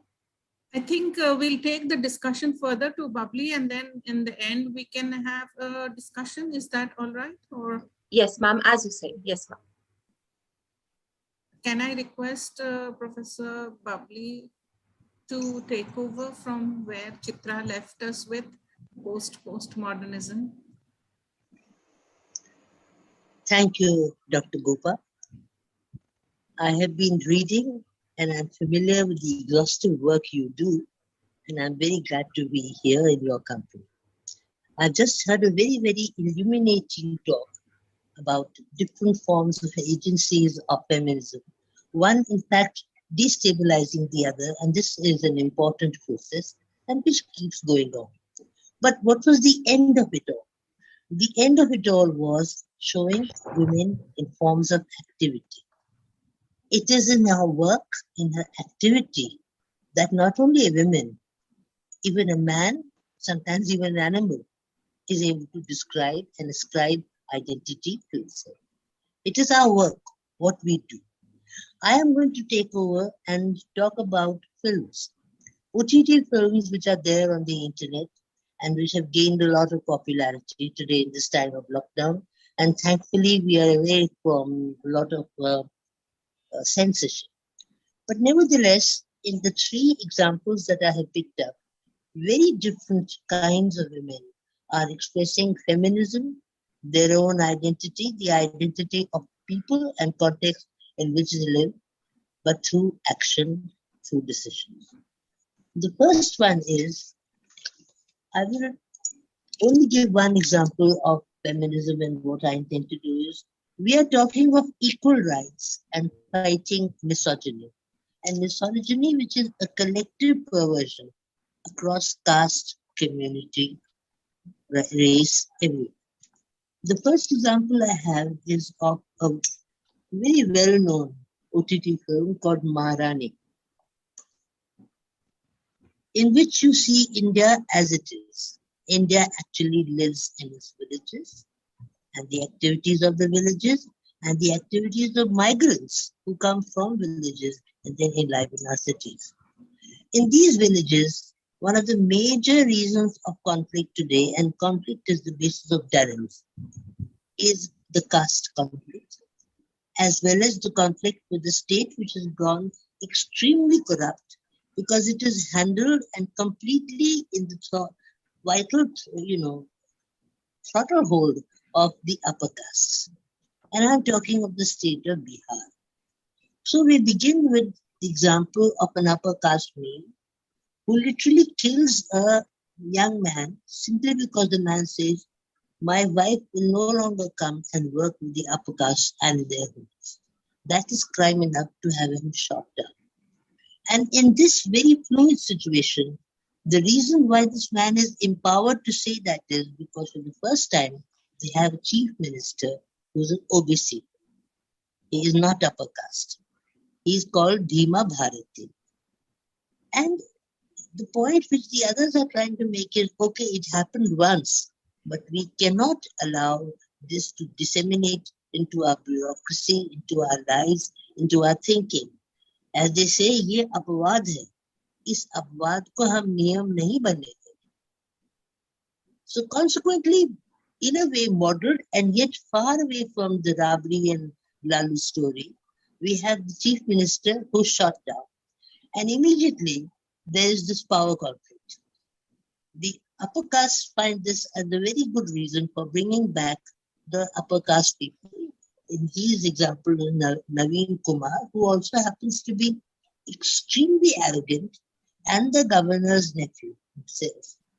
And then, as we all know, and we've been through it, those who were opposed to this, in fact, voluntarily chose Rabri Devi to come in simply because they did not want the caste equation to change. Apart from all the ridicule that was said about illiterate hai, ye hai, gharwali hai, the point was which caste is going to control the state machinery. OTT and creativity can take this as background, but it can develop on it. And what this film Maharani does is to develop on this reality. This woman who is an illiterate is literally pushed away from her cows and calves and everyone and pushed into the chair of the chief minister. She meets with ridicule in the way in which you meet ridicule, but like just as every upper caste and lower caste people know, they also have an identity. Slowly she learns to pick her way from ridicule to understanding to moving about, and in a way, then she takes control of the state. And when she does that, she has to follow the logic of where is the bureaucracy? What are the financial implications? Why is my state Bihar suffering? Where is the money? It follows very closely the fodder scam. And as we saw in newspapers and reality and in the film, the fodder scam takes us through all the echelons of bureaucracy, police, and everything. And what do we find in the end? Bhima Bharti himself. Obviously, as the chief minister, he was also a beneficiary. So when the crisis comes and they complain that, she is inefficient, she is doing this, she is doing that, they have a meeting, final legislative meeting, in which this lady is able to quell the opposition by her single command performance, where films take over narrative. And in this, Uma Qureshi, a tremendous actress, rises up, arrests and asks for the arrest of the people who are involved. And in the end, last shot, with one tear trickling down her eyes, her throat, her lips trembling, she orders the arrest of Bhima Bharti, her husband.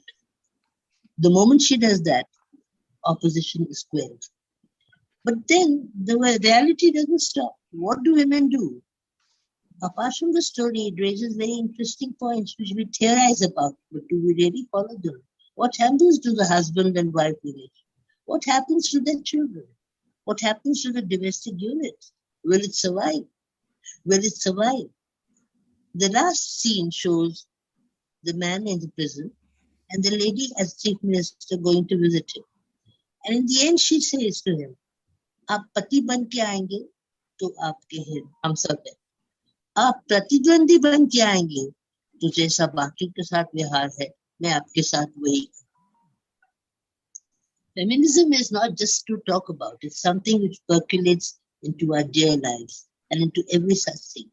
And here you see a woman from the village being able to take up some of the strongest notions of family and redefining them without, and I perceive, without breaking. She is able to do this redefinition, but at the same time, she does not take the initiative of breaking it. And that particular movie ends at that point. This is the first narrative I have of how feminism operates, if it wishes to, in the rural setup, which is the major setup. And India will not see, madam, unless the rural situation changes.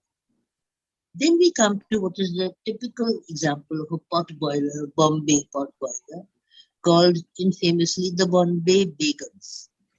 And it is, also called women who run with the wolves. Women who take on the wolves, carry with them fight with them and still able to assert themselves. Feminism is not operating outside the male category. It is not something you can exclusively build and work on.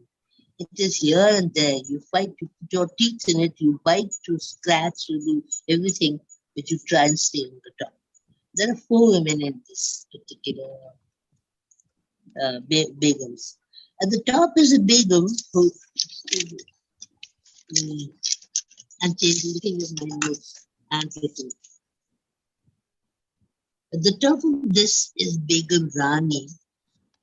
She is the MD of the Royal Bank, but she has come there by a string of compromises and other things which you would otherwise say is masculine, is bad, is this and that. But she is running with the wolves. She can't stay away from the wolves, but she tries to run faster and better, which she succeeds. But at the same time, she has a very uneven domestic life. She is trying to play mother to 2 children of her existing spouse who refuse to accept her. In fact, the daughter says, my mother is dead, and the son couldn't care less. Nevertheless, she fights for them, even at the risk of compromises. So feminism has to also make its own compromises when it comes to us children. As people were talking, I was saying, some of us are old. I am very old. What do we say and do when we are accosted not by the man, but by the son? Do we apply the same yardsticks, madam? So she also knows that her son, stepson, has actually passed his car over a young student and broken his leg. But she goes out to help him and seek a compromise and a new deal. Women can also deal. In the process of the deal, she meets who will be the 4th lady of Begums. She meets the streetwalker who is street smart as the Rani. In fact, you see here 2 women equally beautiful, equally gracious, very beautiful. And yet one is a streetwalker and the other is an MD. And they strike a deal. They will not tell the police, but they will provide this girl, this man, boy, with good education. Easier said than done, because immediately the community steps in, as it does in every other activity. We are responsible for our communities. Will a good school take over a bar dancer's child, however brilliant he is, however good he is? No, they will not. So the bar dancer changes. He tells Rani, it's not enough for you to give me money. मुझको इज्जत चाहिए, इज्जत चाहिए और अपने बेटे का लिए वही अपॉर्चुनिटी चाहिए जो तेरे बेवकूफ बेटे के पास है. मेरा बेटा तो समझदार है, फिर भी उसको वो नहीं मिलता है. And in this process starts the new theme within this Bombay Bank. The MD is a street smart, is very sharp. She has always been, when she became the MD, she has been asking for a welfare scheme for such women who have not been given any opportunity to have just one opportunity in life when they are supported by the bank and they will be able to rise. She chooses this lady called Lakshmi Godbole, who calls herself Lily. She chooses her as the first beneficiary of the welfare scheme. The other story is just to show us the limitations of feminism. There's this woman, Fatima Barsi, as good as they come, as sharp as they come, and straight from IIN, with a husband who's also an IIN, but who would like her to drop everything so that they can have a child, and he wants a raise so that she can sit at home and raise the child. However educated we are, nevertheless, the values remain very rampant and the same, and they cut across cultures tremendously. So Fatima finds that her husband wants that she should sit at home. Obviously, it's not going to work. She accepts the post of the MD, and virtually her husband becomes subordinate to her. And in the screen, we see her shouting at him, making sure that he works just as much as others. So questions of role, identity, genders are worked into creativity, into little hopes and little talks. And that is how she finds that her husband and she are finally coming apart. Obviously, slowly adultery and disaffection will come in. and their marriage will break. As she says, women who love are lonelier than women who don't love. And then we come to the most interesting person in this story, the least likable. I will confess that I just do not like her. She's a small town girl, consciously beautiful, consciously using all the advantages she can get from anywhere, claw herself into any position. It can be for sex, it can be for just a bottle of beer, it can be for a dress. She's out to cry. But she finds herself drawn into this vortex of this empty world by one or two of the people, and finally Raini makes her the person who will take care of the welfare scheme. Here she meets the next person who wants to take over the bank, Deepak. He makes obvious sexual assaults on her and then expects her to keep quiet.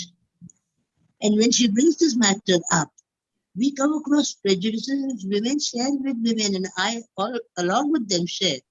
The lady Fatima Varsi, whom I feel close to, she says, you are talking about a man who has a family. Do you have any concern, or does that not bother you in your selfish world? But the point that is being made by the last person, and that is Lakshmi, the street walker, she says non-consensual sex पे मेरा PhD, अपन ने PhD करा, and non-consensual is non-consensual regardless of the moral ability, the moral fiber, whatever the position of the woman.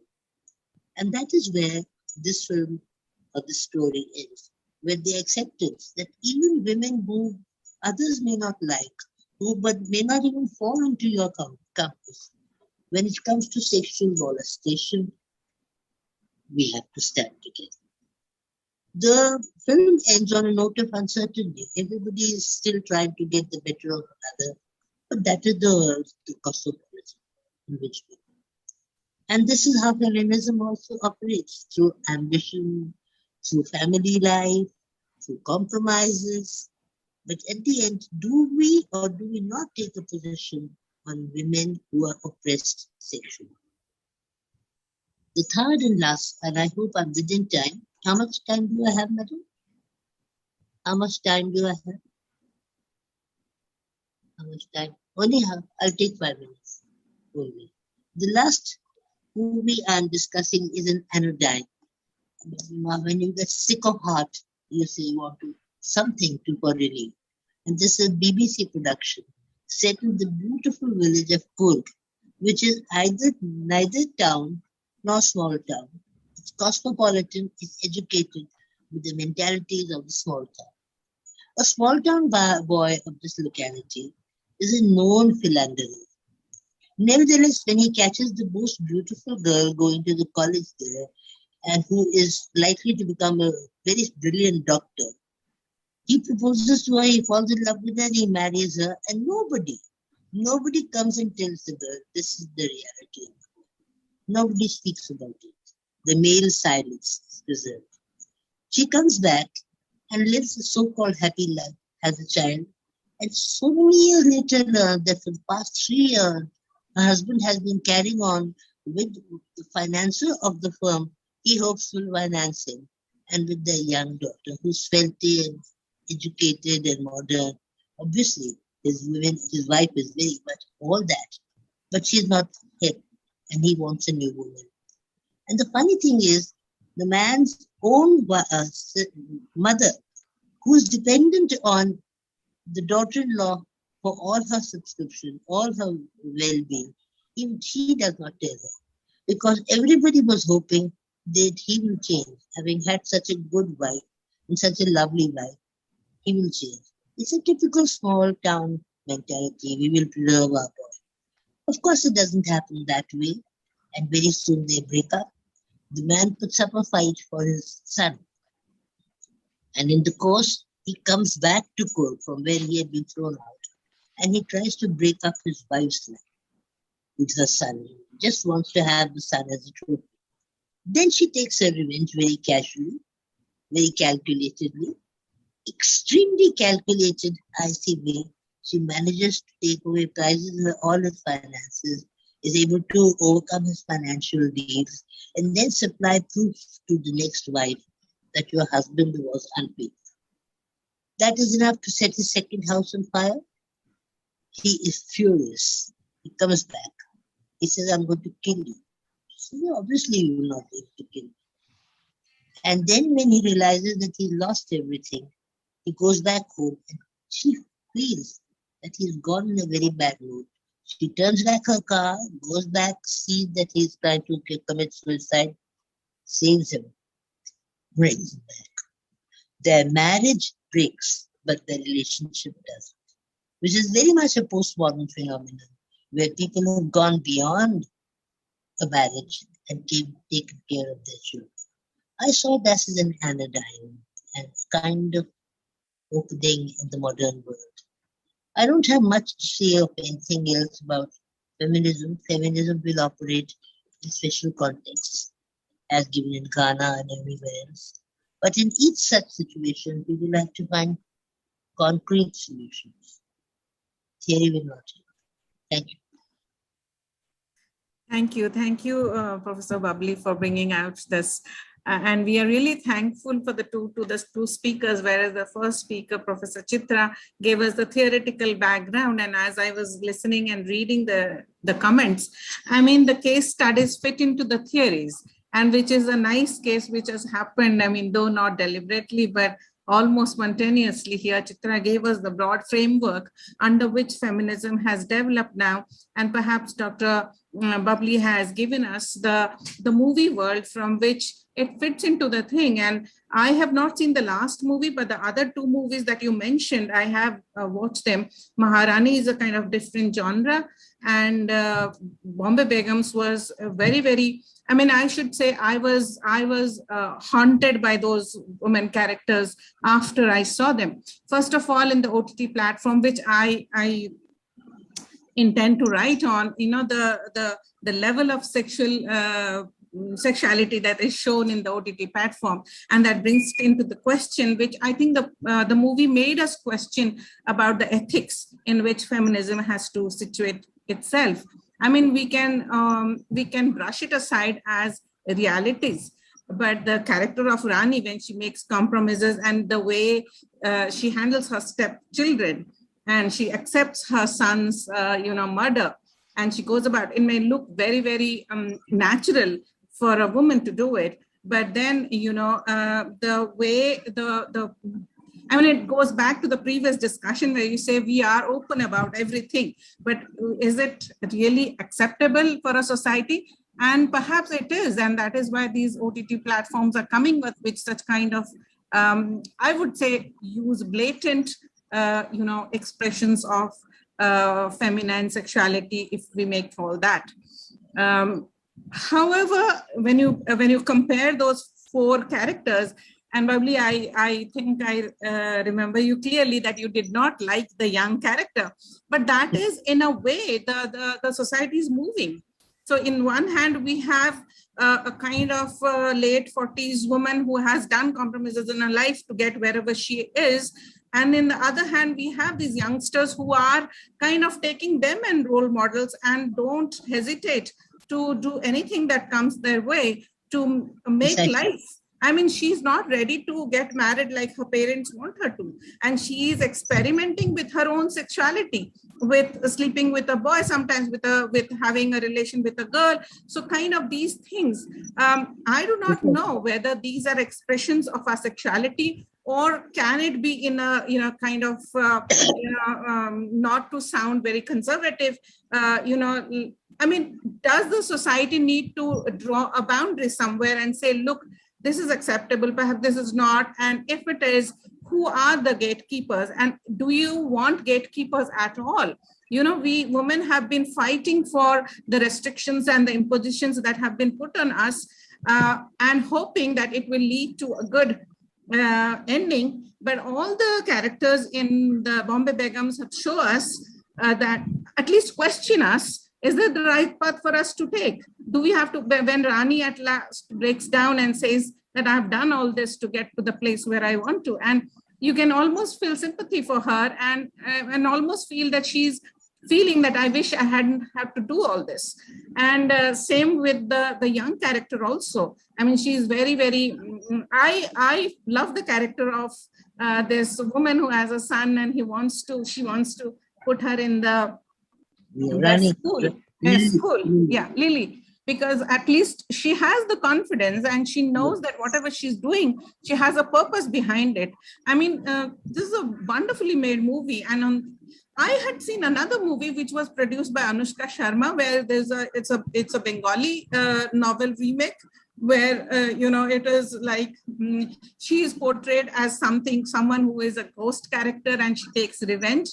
And yes, that's a lovely movie. I've seen that. Yes. And that's also a different kind of femininity of our own society. So these kind of things that are coming up. However, as critics, do we? I mean, young people like Poonam and Professor Chitra perhaps could throw some light on. How do you perceive these movies, as empowering women or just showing the reality to us? And is there an ethical component into all this? Or do we have to, because if you recollect, Bombay Begums was not a box office hit, whereas Maharani had, I think, better viewership than Bombay Begums. But the thing is that means the contemporary society, though it was a reflection of kind of metropolitan life or women in metropolitan, people did not accept it for whatever reason. And if so, why? What was the reason? Because they could not accept women in those roles, or we women have not been able to establish ourselves in a good light, or what could be the reason? I think you people are critical literary experts more than me. May I add one thing? Basically, it is to test our own selves, self-reflexive. Aisha is deliberately not, Aisha is the name of this third girl, lower middle class girl. She is deliberately projected as somebody who is not likable. She does not have the luxury of being likable. She has to claw her way up. At the same time, she is bisexual. So while we are talking of sexuality, concretely, here is a girl who's not likable. She may be bisexual by compulsion or whatever, and she's coolly using people as people use her. But is she a woman or not? Does she enjoy the rights or not? So will you protect her in this case or not? So I think, Aisha opens up in our world into the lower middle class and how morality has to change according to situations. I found that as a test for myself. Yes. It does question. Yeah, it does question. I mean, I was haunted by, the sheer fact that women had to go to that length to achieve their goals, which sometimes look rational and which sometimes look completely unethical. So, we women constantly fight this battle. I mean, it's nothing new. Can I request Professor Chitra to throw some light around ethics and the expression of sexuality? Yeah. Sure. It's a delight listening to both of you. I am yet to watch the movie that you have mentioned, Bombay Begum. But the second one that you referred to, Anushka Sharma's, I remember a story similar to that is titled Revenge Herself by Lalitambika Antarjanam. It is published in Inner Courtyard Stories by Women. If I could relate that story, it presents how the woman turns herself into a prostitute in order to question her husband. And then she comes in search of an author who is also a woman writer. And the plight of the woman writer is, after attending all the chores of the family, she has to sit in the midnight to write, to do her creative writing. At that time, she comes as a ghost to tell her story. Why can't you write my story? Then the ghost will appease. But after listening to her story, why she has taken revenge on herself by becoming a prostitute, even that revolutionary woman writer questions the ghost by asking, it is not acceptable by the society. Prostitution is not the way to demand your rights. So the ghost gets dissatisfied, but then finally the satisfaction is given to the ghost by writing the story about her. When the story gets published and when it is written by the writer, then a justification is done to the haunted feelings of that character who did it for the sake of the women. She says, it is not for myself I have revenged. I have taken this revenge of becoming a prostitute on myself. It is for the sake of the women folk in the society. That becomes the answer. Yes, it is there in the inner courtyard. Yes, you're right. Acceptance is all that we need, and there's been constant reminder to me to end this session. So let's accept reality, and we have reached the end of a very passionate discussion, I would say. And at the end of it, thank you, Professor Chitra, for giving us a very nice theoretical background to this discussion. And Dr. Babli, nice to see you again. Hope to see you again sometime soon. With that, let's end this session. Thank you, Poonam, to be the young voice of the session, right? And Navriti, thank you for chairing this session so well. Lovely to see you. Professor Batra, thank you once again for giving us this opportunity to have this outlet for our passions. So looking forward to many more. Thank you. Thank you, Dr. Gopanayak, Chitra, Babli ji, Dr. Chitra, everybody here.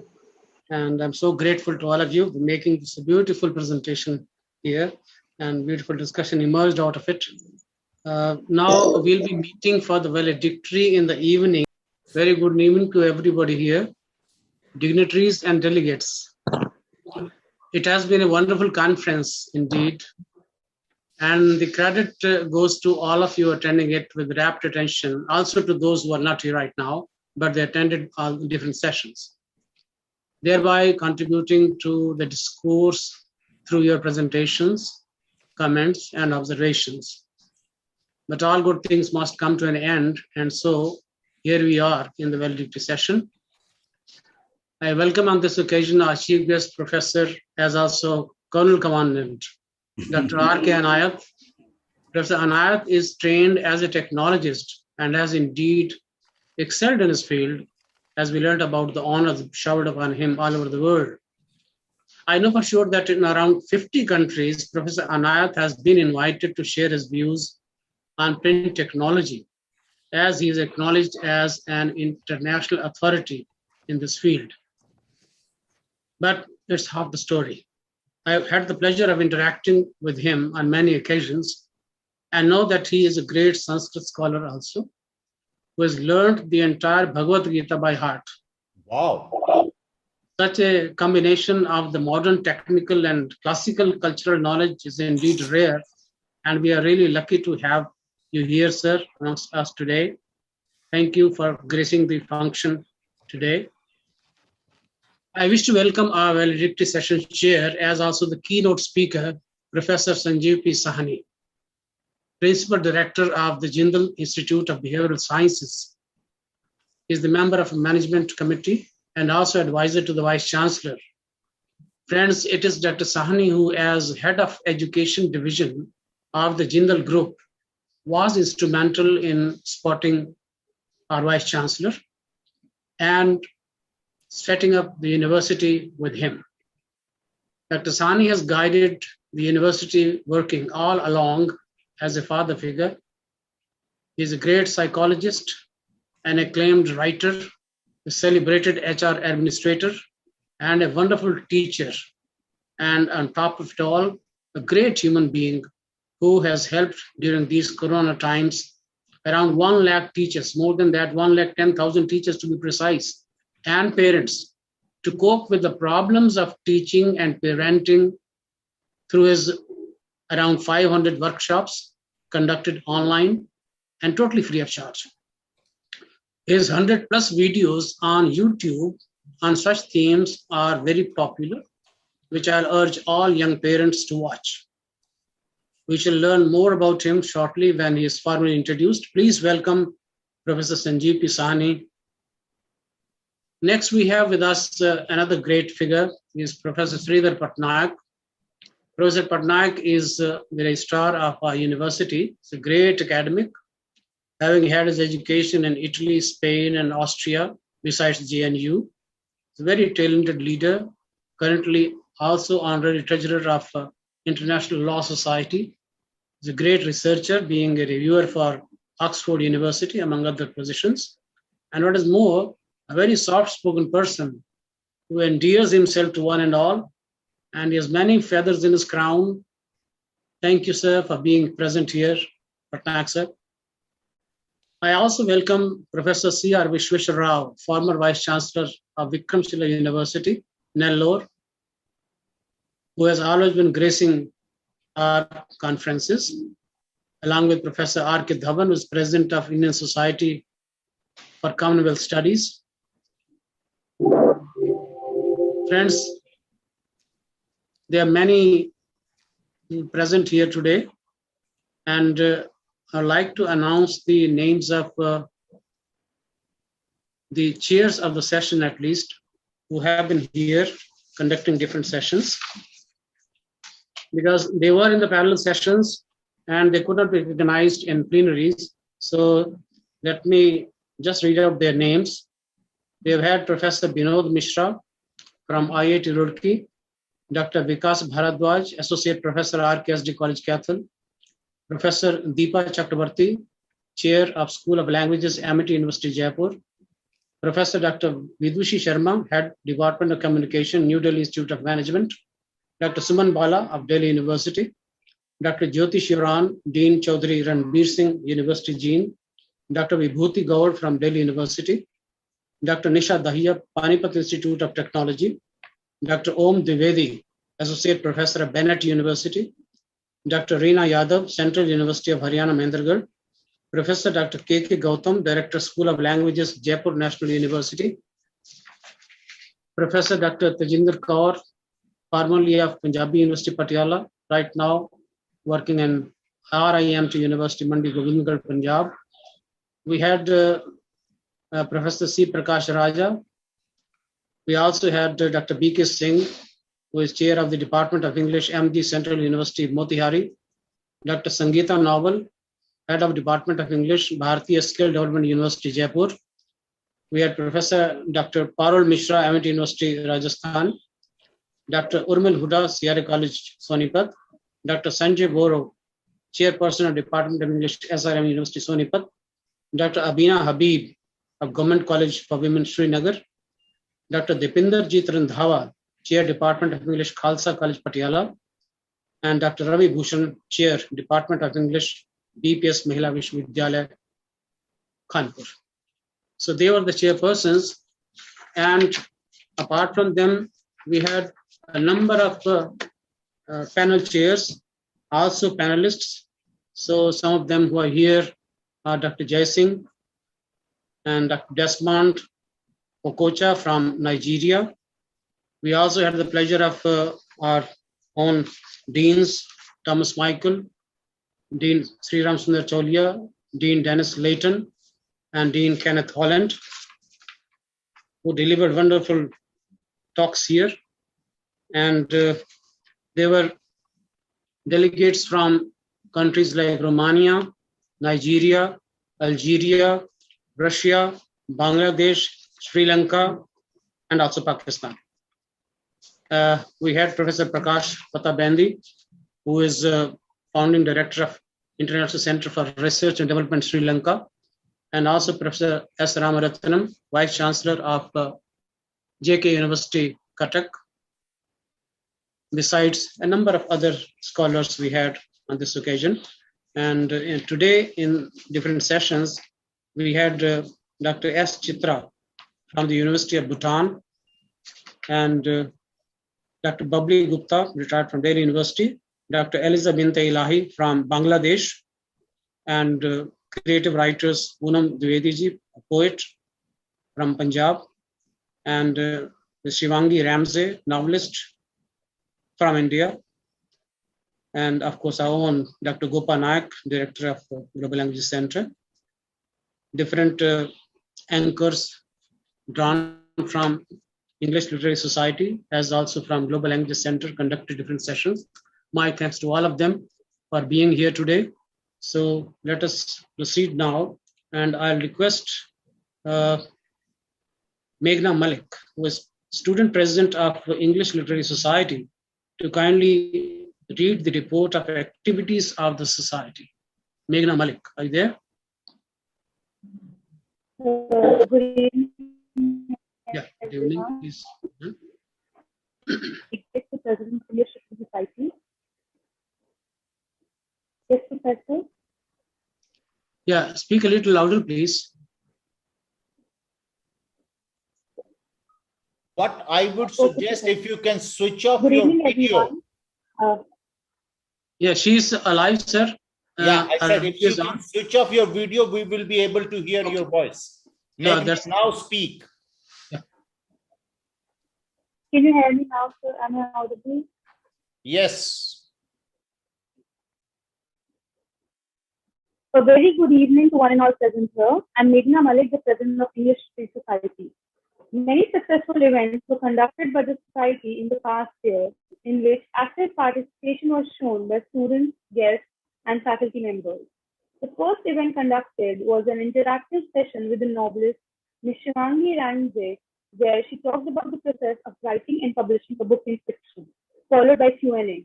The next event was a talk conducted on migrants and their narrative identity, mapping the Indian diaspora literature by Dr. Divya Balan, who is an assistant professor at the same university, Pune, Maharashtra.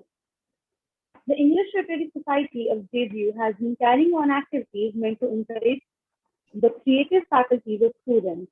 To achieve this end, many literary conferences and lectures. The Society also organizes meetings to provide students with a platform to read their contributions. I have the pleasure to inform you that a creative writing session was held in which students of JGU showed active participation and presented us with beautiful short stories and poetry. This was followed by a talk program by Dr. Nina Pathak, who is an assistant professor at the Department of Philosophy, University of Ljubljana, Slovenia. She is the principal investigator of the research project Buddhism Himalayan Desert, the tradition of yogis in Ladakh, which focuses on the meditation practices in the Himalayan region. The session was conducted on the topic of yogis in the Himalayas. After this, a short story writing competition was held in March. 20 students participated in the competition. The results were declared on the 4th, in which Little Sister Singh secured the first position, followed by Manushika Klinia, who secured the second position, and the third position was a tie between Chati Sharma and Arju Apri. Certificates were given to the winners as well as participants. The competition was judged by Professor Annie Zedi, who is the creative writing professor at Jindal School of Journalism and Communication. She is also a very accomplished writer and award winner. Thank you, sir.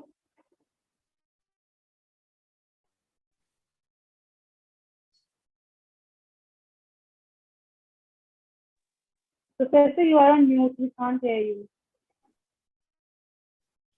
Professor Batra, you are on mute. Kindly unmute yourself. Yes, sir. Yes, sir. Thank you, Meghna, for reading out the report of the activity. She was the president of student president of the society. And now I request Dr. Neha Tyagi from Global Languages Center to kindly present a report of this conference. Dr. Neha Tyagi, please. Thank you, sir. A very good evening to everyone present here. Well, we haven't finished the conference yet, but I would still sum up the 3 days of the three intensive days of the conversations and discussions we have had on the theme of postmodernism time for reappraisal. The English Literary Society at OPJGU organized online for the second time its annual literary conference on the theme postmodernism time for reappraisal. The conference had over 150 distinguished intellectuals, academics, and researchers from diverse areas of not only literary studies, but also social sciences and humanities. We had our participants from India and around the world who joined in digitally to engage, debate, and discuss the ideas propounded by the theme of the conference in its various scopes and aspects. The first day of the conference had the inaugural address by our Vice Chancellor, Professor Dr. C. Rajkumar, who stressed upon the crucial role such engagements play in the current period of crisis. Moreover, he exalted the efforts of the convener, Professor Jagdish Batra, for his academic zeal, which has made JGU Literary Conference a successful space for meaningful and stimulating academic engagement over the past 7 years. Professor C. Rajkumar on this occasion also released the book by Professor Batra titled Indian English Fiction, History and Reflections. The chief guest at the opening session was Rajiv Manoj, a renowned public intellectual and founder of Infinity Foundations USA. Mr. Manotra delivered the keynote address on the new emerging technology of artificial intelligence, the role it plays in the public discourse and its future. While recognizing the importance of AI in creation and deconstruction of dominant discourses and narratives, he problematized that the not so neutral aspect of AI, which uses algorithms to construct these narratives, further emphasizing the challenges that India faces as the nation in this scenario, as it is lagging behind in this technology. The first plenary session on the second day of the conference was chaired by Professor Dr. Prabhat Patabendi, Founding Director, International Center for Research and Development, Sri Lanka, with Professor Dr. S. Ramaratnam, Vice Chancellor, JGU University, India, who delivered the keynote on the theme, Transcending the Barriers of Postmodernism and Seeking Universal Reality.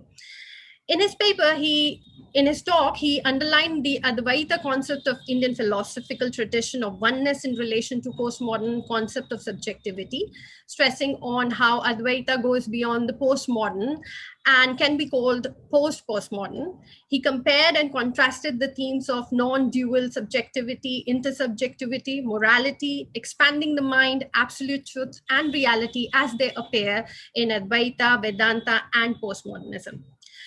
It was followed by a panel discussion on the theme Postmodernism, Multiple Perspectives, chaired by Professor Kenneth Holland, Dean Academics, Research and International Affairs at JGU, and had Professor Dr. Thomas E. Michael, Dean, Jindal School of Art and Architecture, Professor Dr. Sriram S. Chawlia, Dean, Jindal School of International Affairs, and Professor Dr. Dennis P. Layton, Dean, Jindal School of Languages and Literature, who presented their ideas coming from varied fields of architecture, politics, and history, respectively. While Professor Michael discussed the postmodernism through the architectural perspective, giving an overview of the transformation of the history of architecture and contrasting both the European and American architectural development, Professor Chawlia presented his ideas on the geopolitics and future of globalism, discussing the decline and challenges to globalism, the return of geopolitics, and universalism. Professor Layton presented his views on postmodernism and historical studies, drawing on the ideas of various postmodernist theorists like Lyotard, historians Hayden White and Peter Burke. He also discussed how historians have survived the crisis of history in the postmodern era. For the following session, we had another panel discussion on the theme of postmodernism and nation. We had the pleasure of having Dr. R.K. Dhawan from University of Delhi as the chair. The distinguished panel for the session included Professor Dr. Jai Singh from English and Foreign Languages University, Hyderabad, who delivered his paper on territorialization, territorialization and re-territorialization, locating nation in the postmodern age, in which he problematizes the concept of nation and nationalism within the global context. In the same session, we had Dr. Desmond O. Okacha from Bingham University, Nigeria, who focused on postmodernism and national identity in Africa and the role of media and political order. Placing himself within the Nigerian context, he questioned the narrative and historical writing within the context of globalization and how it affects the Nigerian reality. The other presenter in the session was Dr. B.K. Singh, Chair, Department of English, MG Central University, Motihari. His paper dealt with the idea of defining nation from the anti-essentialist postmodern view, along with the need to revisit and redefine nationalism with the emergence of cosmopolitanism and New World Order. The last day of the conference, which was today in the morning, we have had a panel discussion on postmodernism and creative writing with Ms. Roswitha Joshi, German-Indian novelist, chairing the session. She shared with us her essay, Lockdown Blues, a creative outlet of her experience in the gloomy times of pandemic. It was followed by Dr. Poonam Dwivedi's presentation. She presented some of her poems from her poetry collection and discussed the issue of women's subjectivity, security, and freedom in the postmodern times. We also had Dr. Eliza Binte Ilahi, a travel writer from Bangladesh, who talked about the influence of postmodernist elements in her own works and how she works to revive the Bangladeshi heritage through her travel writings, followed by a presentation titled Mapping the Aesthetics of Metafiction by Ms. Shivangi Ramsey. She discussed the aspects integral to metafictional writings, which enables critical discourse and offers enriching space for exploration of human experiences. The second day of the panel, the second panel of the day was on the theme of postmodernism and feminism, which began with the reflections presented by Chair Professor Gopa Nayak on the pertinent issue of engagement and the role of women in relation to the ecosystem. We also had in this session Dr. S. Chitra from Royal University of Bhutan, who presented her paper titled Sustaining Feminism Within Modernist and Postmodernist Debate. She gave an overview of gender ideology as a construct through a historical perspective, whereas Dr. Babli Gupta from University of Delhi presented her analysis of contemporary films on the OTT platform, focusing on the expression of feminism, women's identity, and misogyny through an intersectional perspective. Along with the plenaries, we have had 21 parallel sessions in these 2 days where scholars and researchers from various Indian and foreign universities presented their papers on varied themes of postmodern literature, post-colonial tendencies, virtual world, diaspora studies, myths and folklore, media studies, literary studies, self and identity, narratology, language games, and postmodern politics, among others. All these sessions gave way to an insightful and critical debates and discussions on these various themes, fostering an interdisciplinary engagement. The 7th edition of the International Literary Conference, thus, in keeping up with its tradition, prepared a crucial space for an academic exchange of diverse ideas and viewpoints on the pertinent theme of postmodernism in the time of global pandemic. Thank you and have a nice day. Thank you, Dr. Neha Tyagi, for the wonderful report that you painstakingly prepared and presented it here. I'm obliged to you. Dignitaries, I'll seek your indulgence to go through once again the presentation on the book. It will take a few seconds. For the benefit of chief guest, I would like to revisit it because that day it was flashed for maybe hardly a second or two, and then because of the technical glitch, it couldn't be seen. So I'll seek your indulgence right now to share the screen with you.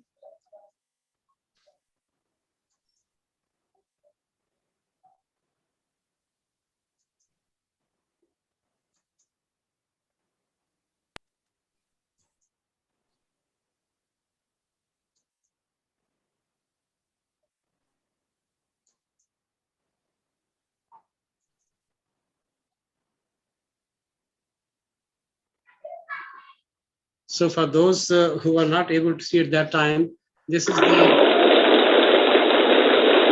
Sir, I have taken clapping from you, Sunny sir, with your blessings and good wishes.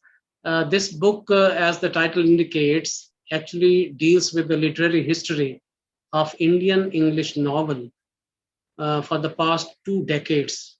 And it is the latest book in a way because it covers period up to 2020, last year also. So books which were released last year also find mention in this book.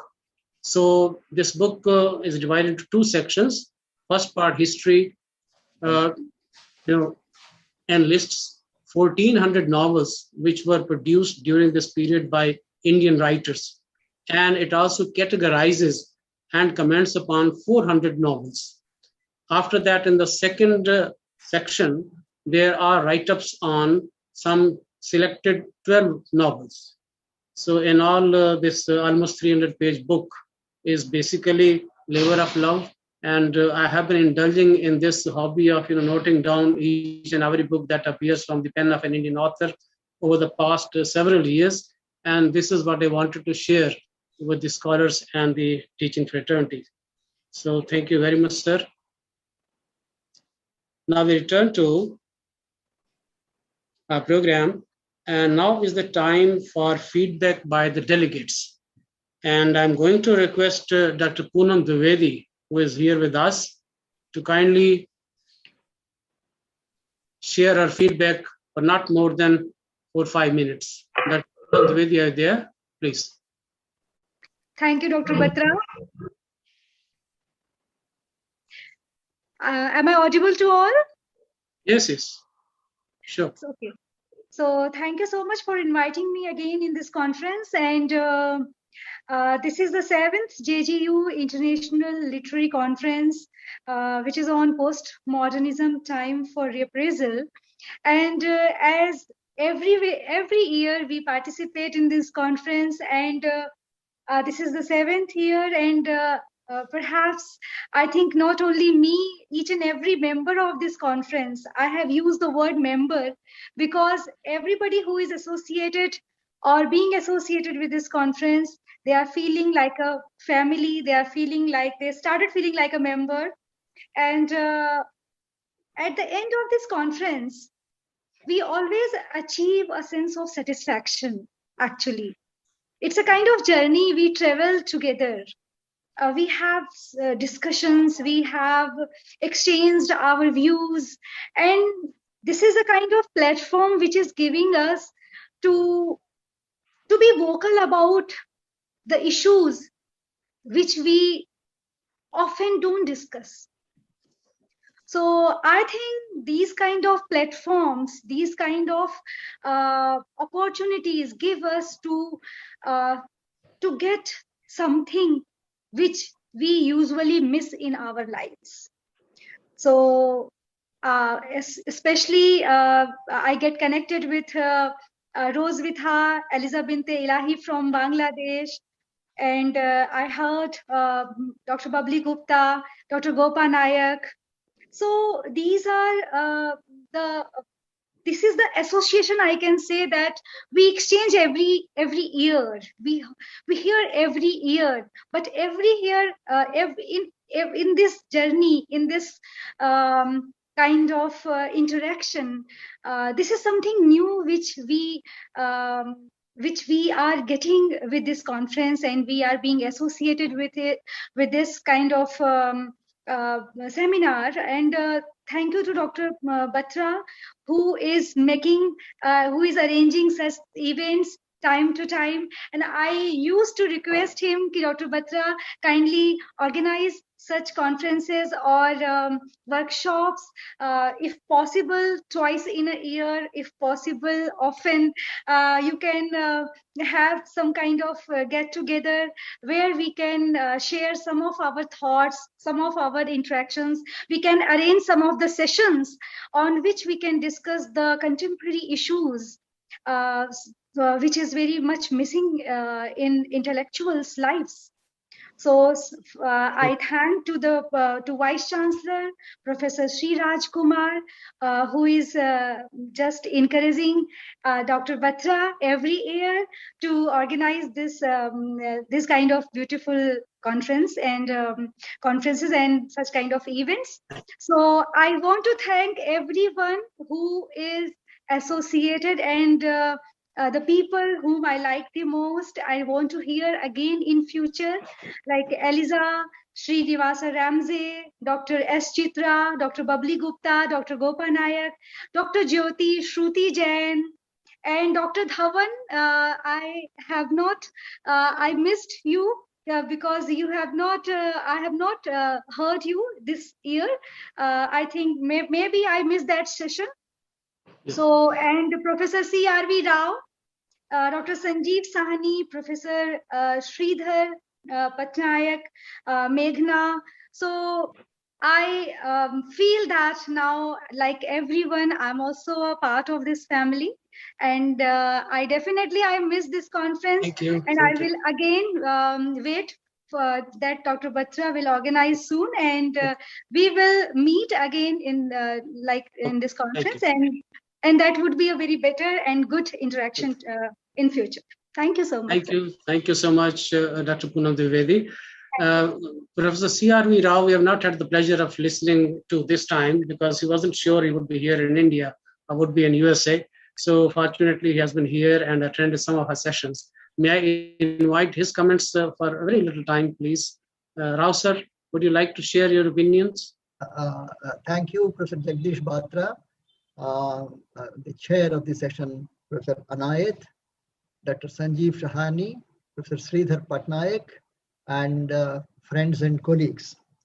It gives me very great pleasure to speak at this forum offered by the Jindal Global University. It's an institution in a way committed to public discourse modalities, and thus the opening session in which Dr. Rajiv Malhotra delivered the inaugural address was something of a remarkable session devoted to public discourse modalities. What he pointed out was that a plea has to be made and sustained for a made in India artificial intelligence algorithm. And his own plea is that in general, Indian cultural traditions, in all their plurality, in all their variety, need to be absorbed, assimilated, and propagated through the discourse modalities offered by the artificial intelligence systems and its algorithms. The webinar devoted itself to discussions of post-colonialism, postmodernism in its various facets, postmodernism and post-structuralism recognize and accept the fact that it's not possible to have a unified center. In Derridean terms, the center is constantly moving towards the periphery, and the periphery constantly moving towards the center. In postmodernism's celebration of fragmentation, there is thus an underlying belief in difference, the expression used by Derrida, a belief that unity, meaning, and coherence are continually postponed. It is this which becomes the nexus for the discussions that have taken place in this conference, and the various discussions and papers were very edifying indeed in giving us an idea of what, how information and meaning implode, as Baudelaire describes it, collapsing everything into some kind of a noise. That is what is characterized by postmodernism in its discourse modalities. And several papers unlayered how there are layers of intertextuality outlining for us the relationship between one text and another, and thus through this kind of a mechanism, the transcendence of the boundaries of time and nation. And one session which very deeply impressed me was the session on the session where creative writers, Dr. Roshvita Joshi and others met and discussed issues relating to creativity and how it is configured in writing. The relationship between the writer, the text, and the reader was very well outlined and analyzed in the course of these discussions, because a very concrete utterance is a social act, and language is contextualized, and it leads to social evaluation. What kind of a language system of social evaluation is incorporated, included, absorbed by creative writing is brought out by these writers here when they spoke about either loneliness as a human condition, as an alternative rhetoric that includes and celebrates feminism, and so on and so forth. On the whole, therefore, the seminar has very well succeeded in outlining what the discourse modalities of postmodernism are, and in that sense, Professor Jagdish Batra and his team, composed of Professor Gopal Naik, Dr. Shruti Jain, and others, have indeed succeeded immensely. I congratulate them on this occasion and thank Professor Jagdish Batra for giving me this opportunity to speak on this occasion. Thank you.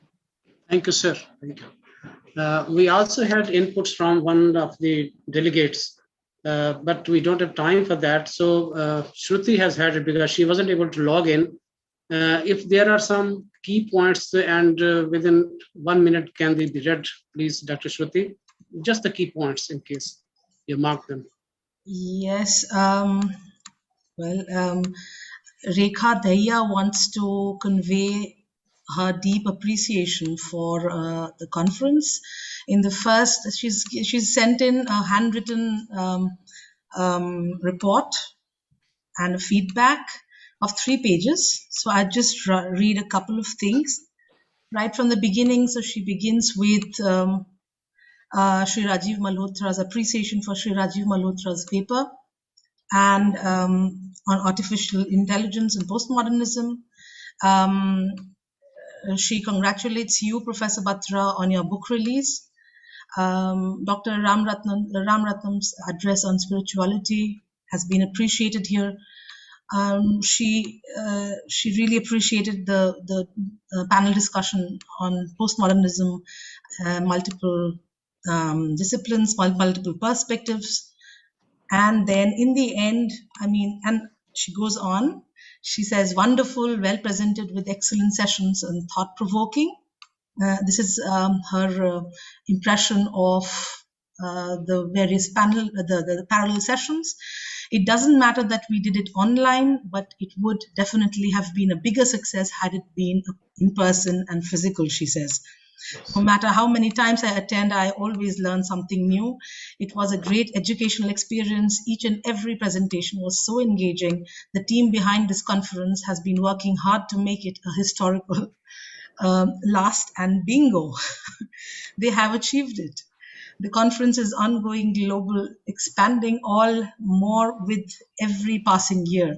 The luminaries offered valuable information. I would like to thank Professor, and then she wants to also thank Professor R.K. Anayat here and Dr. Sani and Professor Patnaik.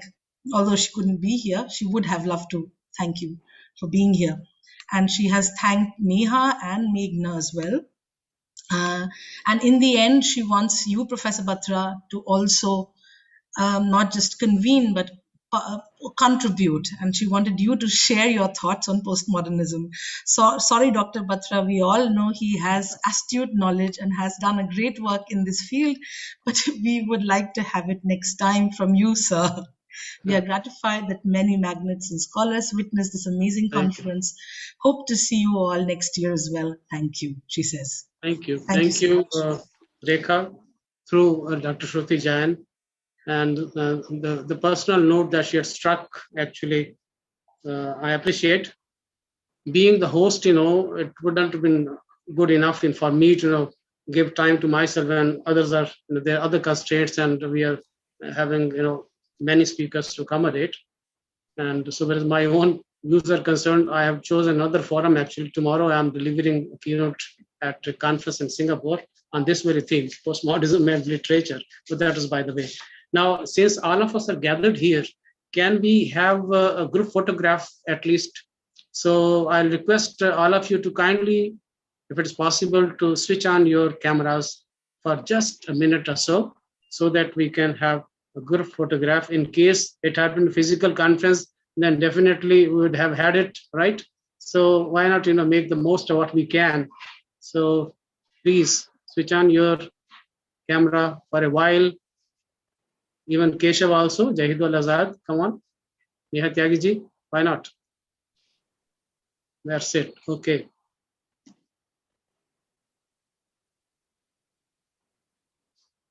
Thank you. And this is one page that I've taken from here, and I'll save it.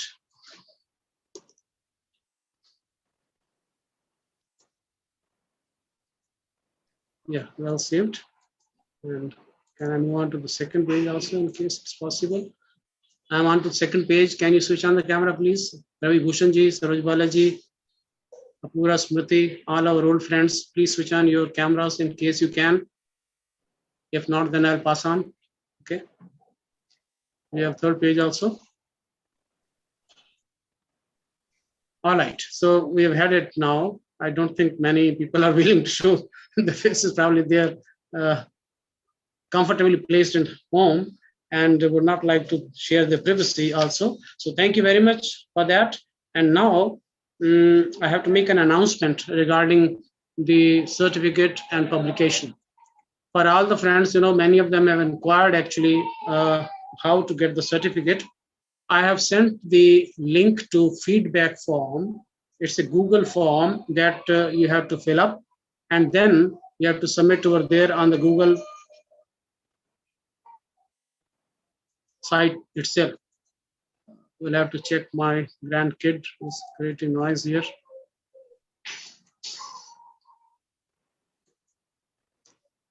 So that is about the feedback form. Why the feedback form is necessary? Number one, it gives indication of how serious you've been. But more than that, it also gives you a chance to put in your name once again, because there might have been some mistake while registering, and how you want it on the certificate, that name has to be there, and the title of the paper that you presented. In case you did not present, you can write NA, not applicable. In case you presented the paper and then the title was refined at the meeting, or you intend doing it, now is the chance to do it, because that will take for the certificate. So that is about the feedback form. And next, about the publication thing. Many of the delegates have inquired about the publication process. And I see we have had talks with some of the publishing houses, for example, Prestige Books, and they bring out two journals. One is the Commonwealth Review, the other is Indo-American Review. Last time also we had the benefit of this facility, and many delegates published over there. We also intend bringing out an anthology of papers, and Dr. B.K. Singh has taken it upon himself to edit it. So in case you are interested to see your paper included in a journal or in a book, then you can send it to Prestige Books, whose mail ID I'll share with you in my next mail. So this is for the publication process. I feel it's okay. Everybody has got it. Now after that, we'll move on to the most important events of the day. And first of all, I'll invite Student Vice President of English Literary Society, Karan Makkar, to kindly introduce the chair, Professor Sanjeev P. Sahni, formally to us. Thank you so much, sir. Karan Makkar, yes. Yeah. A very good evening to everyone present here today. Dr. Sanjeev P. Sahni is the advisor to the Vice Chancellor of OP Jindal Global University and the member of the governing body of the university. As a founding member of the management team, he was instrumental in establishing the university in the year 2009, along with the Vice Chancellor. Dr. Sahni is the Principal Director of the Jindal Institute of Behavioral Sciences, JIBS.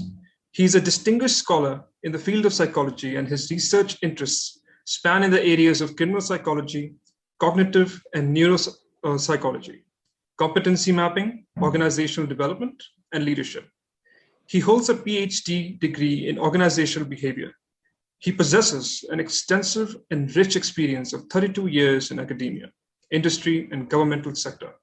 His industrial expertise and extensive research allows for a more pragmatic approach in teaching, thus narrowing the gap between the industry and the academia.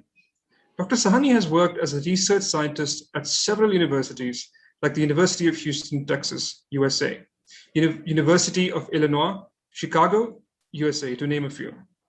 He has served for 14 years as a scientist in the Ministry of Human Resource Development, the MHRD, and Sports Authority of India, the SAI, where he spearheaded biofeedback training and other psychodynamic assessments to nurture and enhance the performance of sportspersons in India. As a professor at JGU, Dr. Sahni has been teaching courses such as competency mapping, organizational behavior, organizational development, business communication etiquette, leadership, compensation and benefits, and management consulting fundamentals to the students across all the 8 schools. He has taught in various universities overseas as a visiting faculty member, namely China University of Political Science and Law, Beijing, and Nanjing University in Nanjing in China, amongst others. Dr. Sahni is also certified Edward de Bono Six Thinking Hat trainer. He has trained over 1 lakh school principals, teachers, parents, senior government officials, industry professionals, besides many more in over 50 countries. He has several awards to his credit and has recently been nominated as a member of the board of directors of the International Society of Criminology. He is the recipient of some very prestigious fellowships, such as the ones by the Indian Association of Sports Medicine, Sports Psychology Association of India, and Indian Council of Medical Research. Dr. Sahni has conferred the Director Generalship of International Forum on Crimes and Criminal Law in the Global Era in Beijing, China in 2015, and was awarded the Medal of Honor by the Serbian Academy of Sciences and Arts, the most prominent academic institution in Serbia. He has also served as secretary to the Indian Association of Sports Medicine and the Sports Psychology Association of India. I would now like to request Dr. Sahni to take over and address the gathering. Thank you, sir. Very, very good evening to all of you. In fact, not for your photo shoot, I would request everyone to switch on their videos, because when I conduct so-called training program, in fact, that's not a training program, it's just an awareness program. And I make it a point that everybody is participating, although this is not a talk because I'm not a right person. My very dear friend, respected friend, Dr. Jagdish Batra. I guarantee you that he could not find any person today on a Sunday. That is why I must be his last choice. And I have no idea about postmodernism. First, I don't know the postmodernism. Then I really wonder how I can talk on reappraisal. So, you know, if I talk about, I'm a primitive, I've been born and raised in a primitive society. You'll be surprised. It's in Himachal Pradesh, where the population was only 500 people. I used to go to a government school, carrying my own sack, put it on a floor, sit down on it, used to write a takti. And how that person will come to know about, I haven't reached into modernism, how I can talk about postmodernism. So because Jindal Global University is totally dependent on Professor Batra. Anything related to Sonipat issues, we knock at his doors. Sir, can you help? And he always helps. Sir. Second, you know, all my PhD students, all their theses, I request him, sir, can you edit and help me? 3, all my research papers at times, I send it to him, sir, can you edit? And I don't give him any co-authorship. Then he said, you give me so much work, I will also show you the way. Now you speak on postmodernism. Oh my God, sir. Which I have no idea. Which I started reading yesterday night, and believe me, I could not understand anything.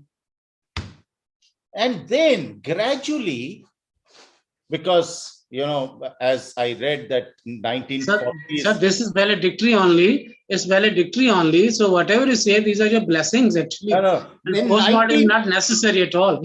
What I came to know that 1940s, the postmodernism started coming in, and the peak was 60s and 70s. But that was the time when psychology was born in India. So we were born, psychology in India was born in postmodernism. Now, when I need to talk about, we are so confused as a psychologist because the medical science, the technology, the legal aspect has a history, but we cannot have a history because the human behavior is such a dynamic thing that every moment it changes. I've been married for 30 years. I cannot predict the behavior of my wife even today. So what the hell I'm going to talk about postmodernism?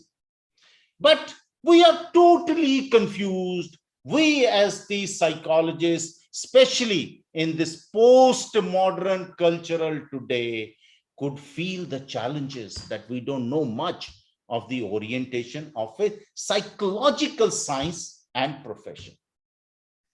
Let me go back the historical perspectives of psychology, basically.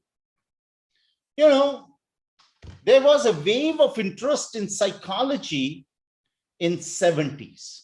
You must have, a lot of literature comes in 1960s and till late 70s, particularly in psychoanalysis. You know, people knows about Freud, humanistic psychology, people talk about Maslow, and critical emancipatory psychology. Humanistic psychology was born at that time. In 1980s, nobody talked about psychology at all. You know, I need to tell you that in 80s, the discipline of psychology virtually disappeared from the main scene of cultural and social debate. Nobody was talking about like if it does not exist. A few people, it revived it. But today, again, there are signs of disintegration of the scientific foundations of modern psychology. Again, in 1920s, we could see that. Because, you know, the psychology is something that we are always being guided by other social sciences like sociology, social work. Now, people like English literature also tries to become an expert of psychology. That's a problem, you know, with us, because I'm not happy what I'm doing, but I try to see how I can link all these kind of things. So this is a major problem of post-modernism, what I've understood little bit about it. So further, there is a growing boredom with current psychological knowledge. The tension between the theoretical orientation of academic psychology and professional practice have increased drastically. Now you see, you know, we people, how we judge a behavior. Now we say we can read. I give many lectures these days where I say, oh, you know, 40 years back when we invented a blood sugar, a glucometer, I can check my blood sugar at home. 40 years back, nobody would ever imagine that this is possible. Or like 150 years back, nobody imagined that the blood pressure can be measured. Or 300, 400 years back, nobody realized that the temperature can be measured. Today, in so-called post-modernism, I can tell you that human behavior can be measured objectively and scientifically. And people like Dr. Batra is not going to believe it. I know, because they said, how can you measure a behavior? Because its behavior is based on my desires, my urges, my motives, my impulses, my needs, and my wants, and accordingly, I behave. The scarcity of discussion of a postmodern culture in psychology may be due to the time taken before new conceptions of the relation of the human being and word philosophy and the humanities are taken up by the psychologists. It's not that I'm praising psychology, no, but I want to tell you today in the postmodernism, so you give me one word, I'll add psychology to it and it is going to work well. I guarantee on it. You give me any word, you give me biology, psychobiology, pharmacology, psychopharmacology, give me anything. The current understanding of human beings, there is a move from the inwardness of an individual psyche to being in the world with other human beings. All of us, we are indulging only in this at the moment. The focus of interest is moved from inside of a psychic container to the outside of human world.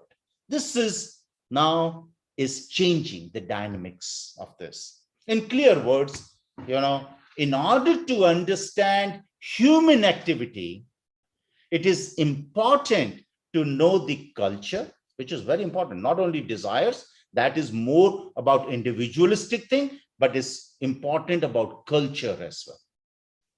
The social and historical situation also works well in which the activity takes place.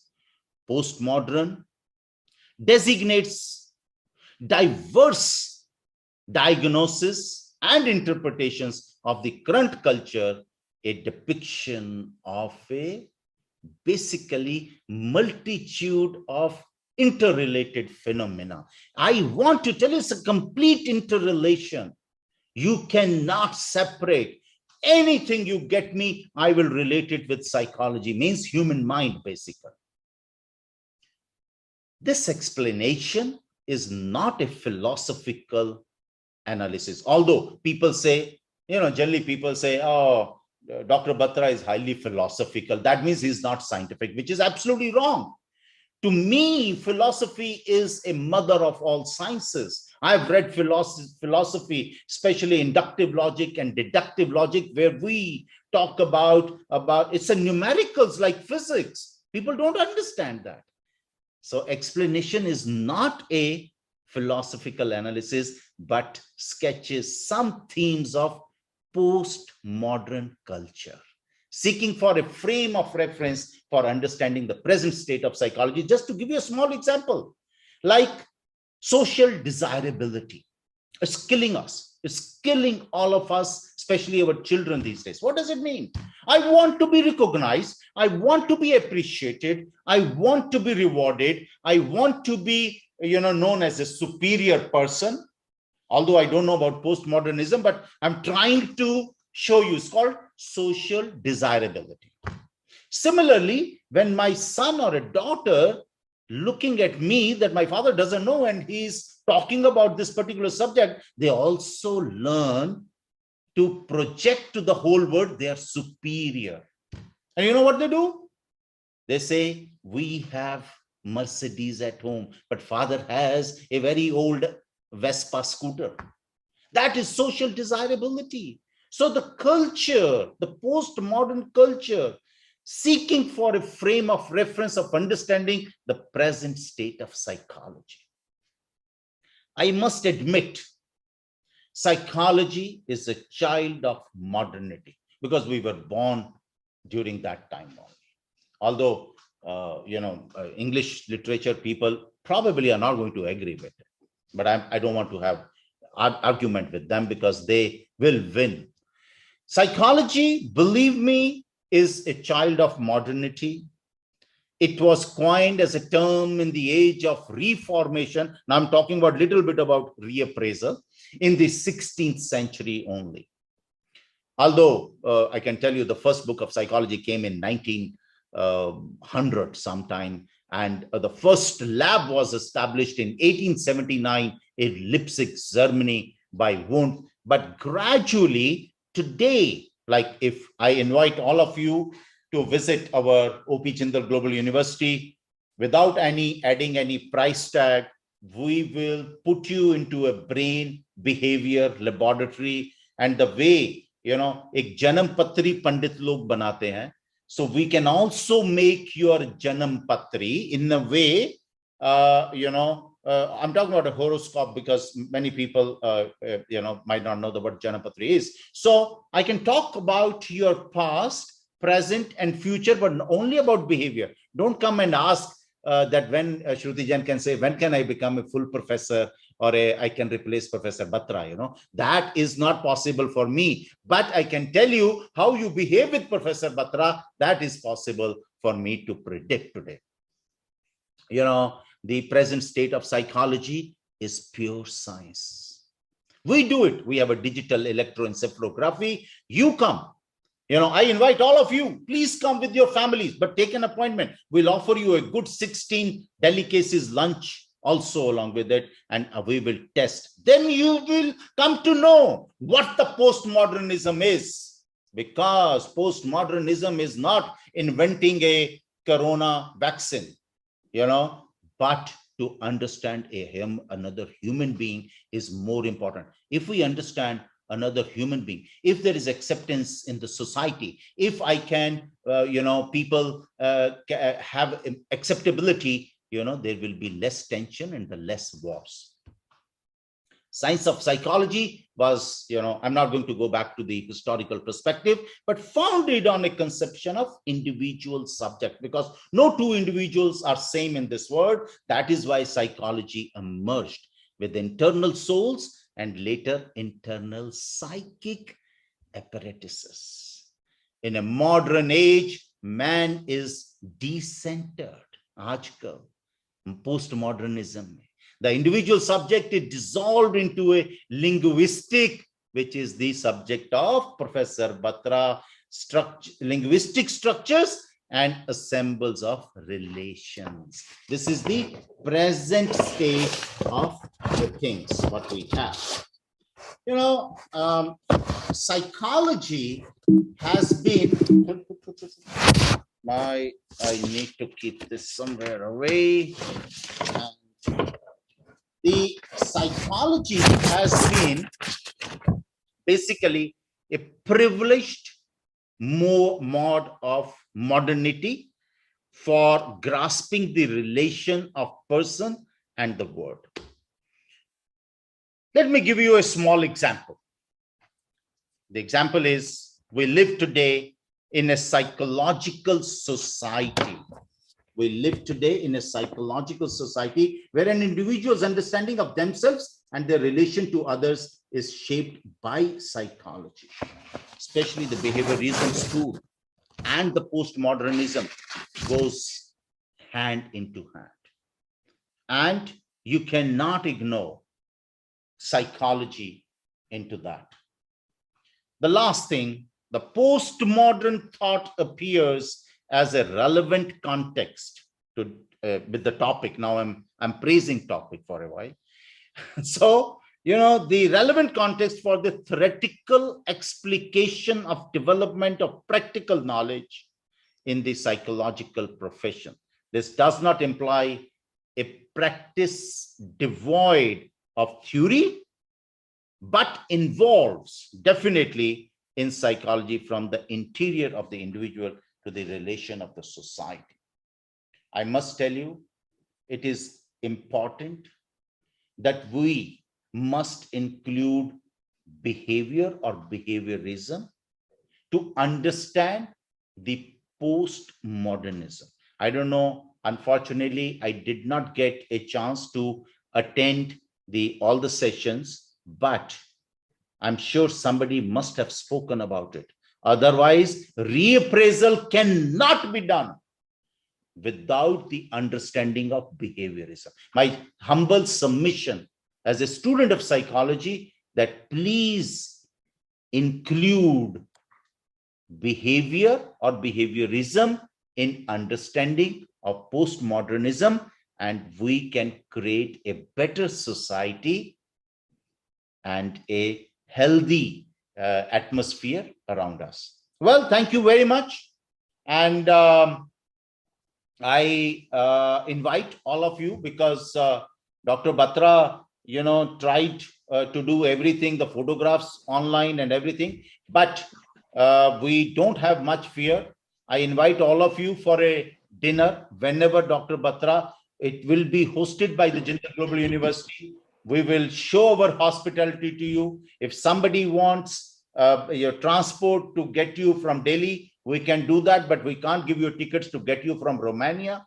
So please, you are most welcome to visit us, stay with us, because we have 100 acres of land, which is a beautiful landscaping. You would love it. It's a resort. So I'm grateful to Dr. Batra, and because I have not seen any better human being in my life than Dr. Batra. I'm really grateful to Dr. Gopa Nayak. She's a dean from Oxford University, and the other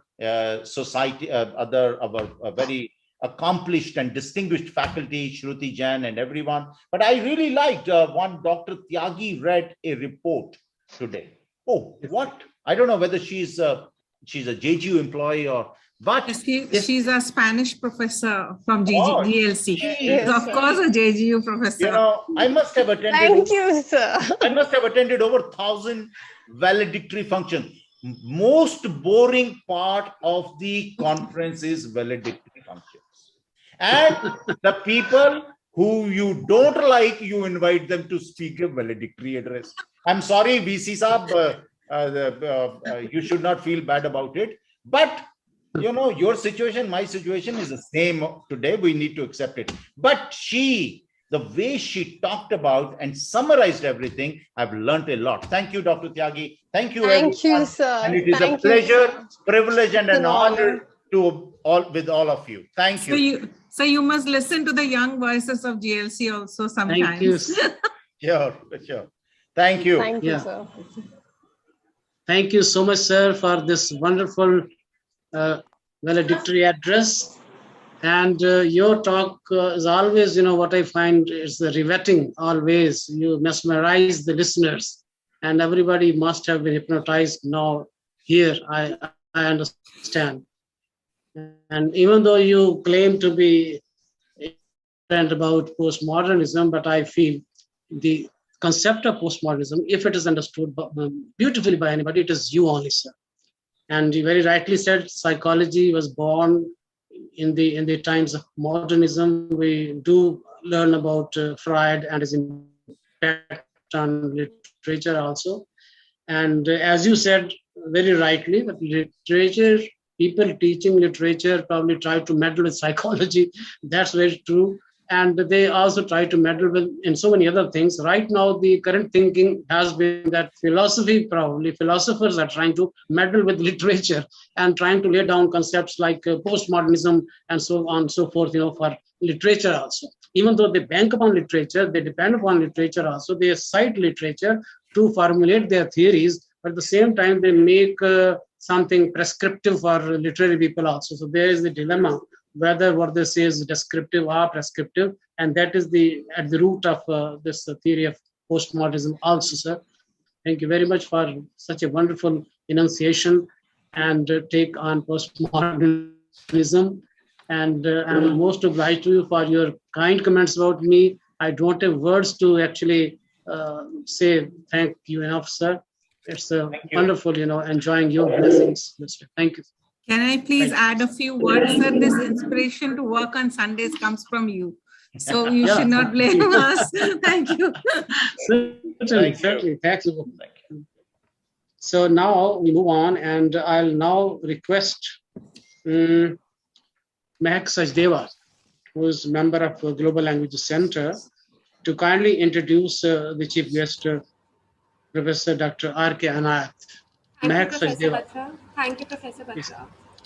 Good evening, everybody.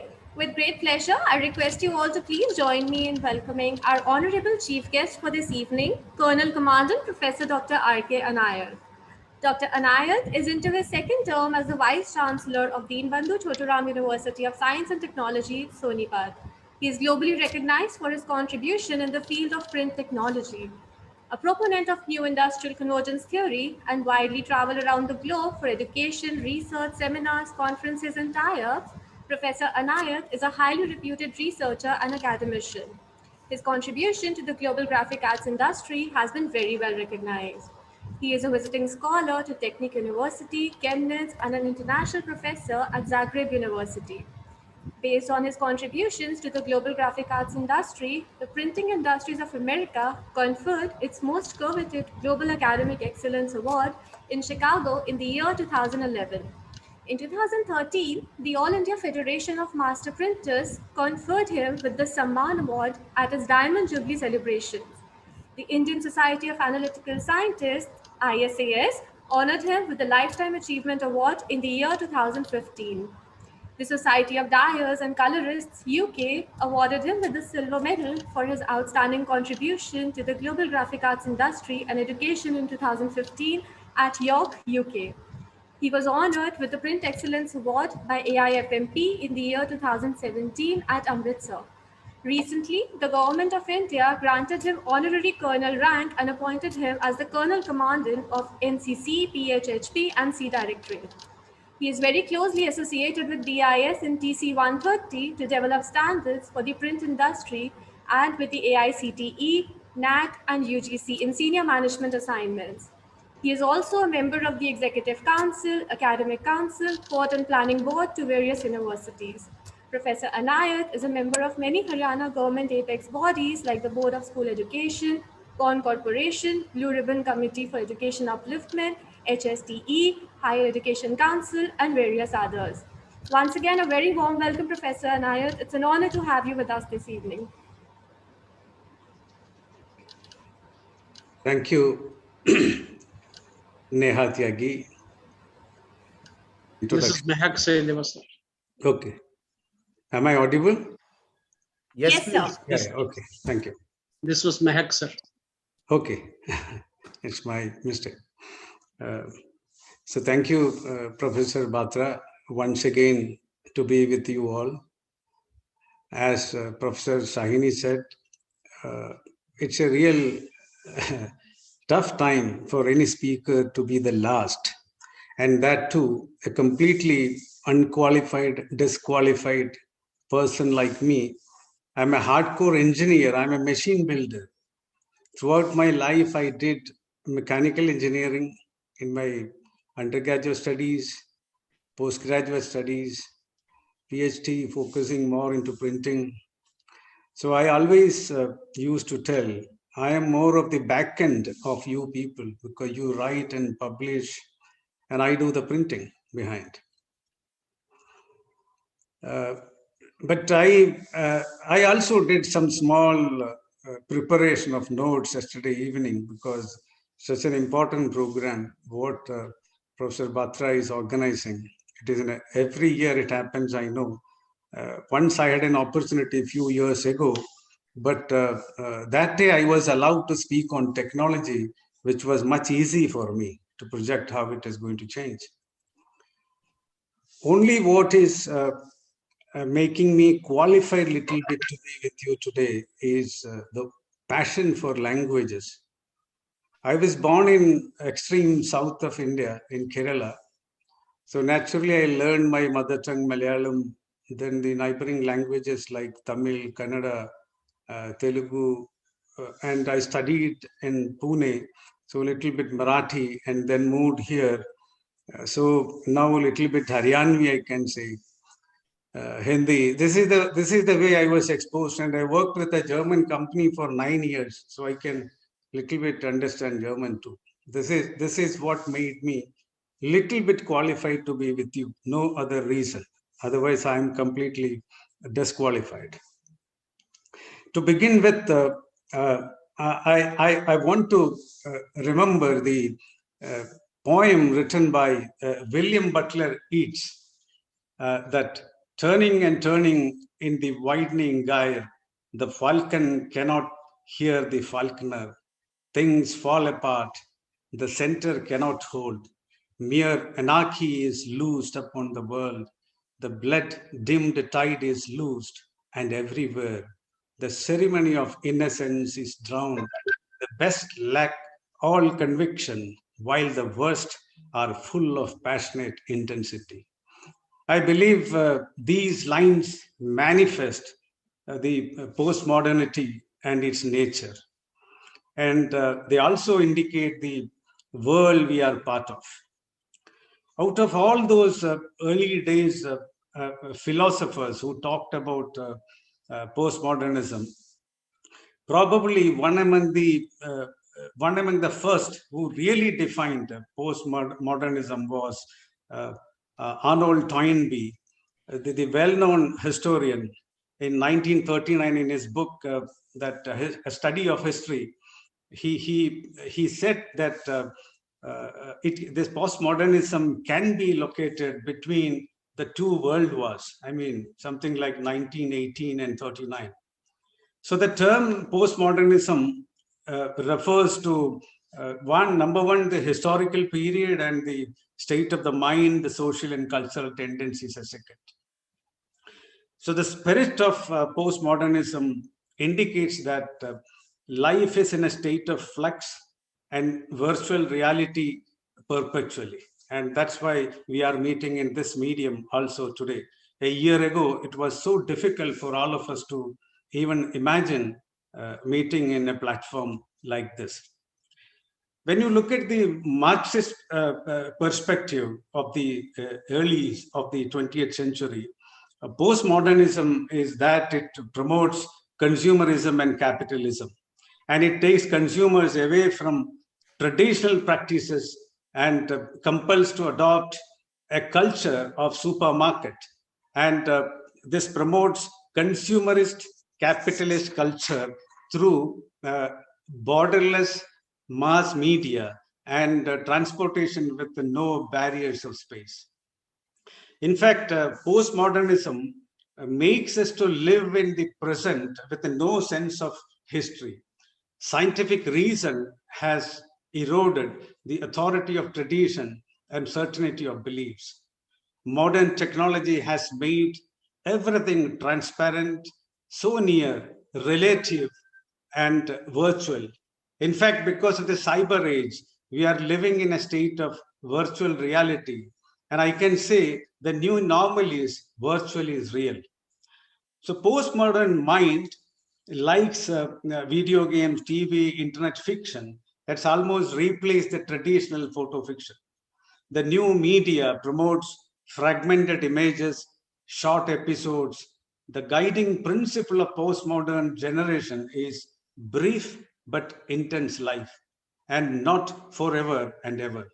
The world global village is more like a marketplace with no fixed rules or privileges for anyone. One listens to reggae, watches a Western movie, eats at McDonald's food for lunch and a local cuisine for dinner, and wears a Persian perfume in Tokyo and a retro clothes in Hong Kong. So the postmodern terms, everything is authoritative, rigid, or serious is subverted, questioned, and mocked. So postmodernism is a way of life, a way of feeling, and a state of mind. Postmodern promotes local over universal, differences over similarity, resistance over conformity, flux over stability, hybridity over purity. So in a PM literature, there are no epics, no noble heroes, and no grand narratives that elevate our thoughts and passions. External beliefs, including religion, are not trusted. Self-help and own resources are trusted. That is why one finds a lot of books on railway stations, airports, or boat jetties or shipyards, books on how to win and empower oneself. Postmodernists live on railway stations, airports, and shipyards, boat jetties, because they are on the move. And they are ceaseless, dissatisfied in movement, based on demand and supply theory, reflects a yuppie outlook. Money, constant displacement, virtual reality, and somehow win attitude are the new markers of the PM society. Social engineering defines PM. There is no brand loyalty today in any aspect of contemporary life. And postmodernism is the age of displacement, whereas modernism is the age of unity, stability, and security. Life is more structured and with the human touch in modernism. But well, to understand the postmodernism in a better manner, if you look at the COVID-19, which is the apt context, I believe, where scientists on one side and postmodernists like, it's just an example like Trump on the other side, Donald Trump on the other side. So Trump can be considered as an apt example for postmodernism. Scientists are trying to find a uniform text to explain COVID-19, but postmodernists are substituting real with a hyper real. So why Trump is postmodernist? Because he has not been faithful to one position rather than kept moving freely between one position to the other position, one stand to the other stand. As postmodernism says, there is no originality, rather authenticity. So Trump and his followers believe themselves to be authentic.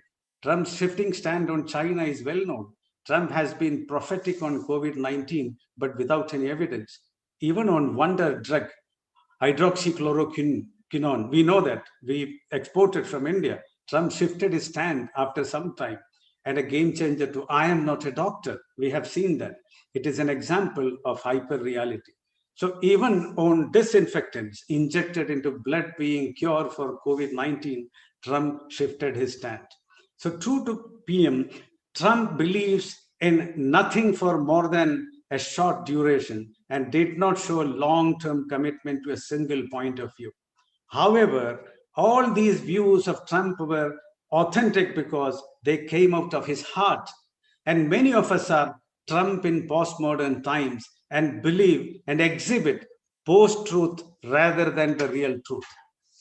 This is the time me as an engineer, I want to bring to you an interesting book, which probably many of you must have already read, written by a historian professor, Professor Yuval Noah Harari, who has written 3 books. Now, his first book he is trying to produce as a graphic novel. Now it's going to come now. He wrote Sapiens in 2014 and 15 Homo Deus. And in 2018, he came up with the 21 lessons for the 21st century, in which he says humans think in stories rather than in facts, numbers, or equations, which is why communist, fascist, and liberal stories of the 20th century were so powerful. The simpler the story, the better. A lesson not only for those who declare a political war, but also for those who are in the business and entrepreneurship game. It is imperative that you make your stories as simple as possible. While the 20th century was all about these 3 political systems, the 21st century introduces new stories and classes, that of humans, superhumans, and artificial intelligence. As artificial intelligence gets more sophisticated, it will create a class of humans and superhumans who are augmented by technology. So the new societal system, what we call it as Society 5.0, which is just after the Industry 4.0, have a lot to do with our free will. All these years, we were thinking that no one can touch my will, but today that is not the case. Maybe a Facebook or a Twitter or a similar social media platform knows much, much more than what I know about myself. Yuval Noah Harari is explaining about himself as an experience. Once he was just watching an ad for a soft drink in his laptop. He suddenly noticed the Coke company displayed an ad where a gay couple displayed the entire thing. But for Pepsi, it was the traditional, beautiful, a girl and a boy. And he being a gay, after a couple of days when he visited a supermarket, he was not in need of buying a soft drink, but suddenly he noticed a set of Coke bottles displayed on the top of the rack, and he went and picked it and put it in his basket.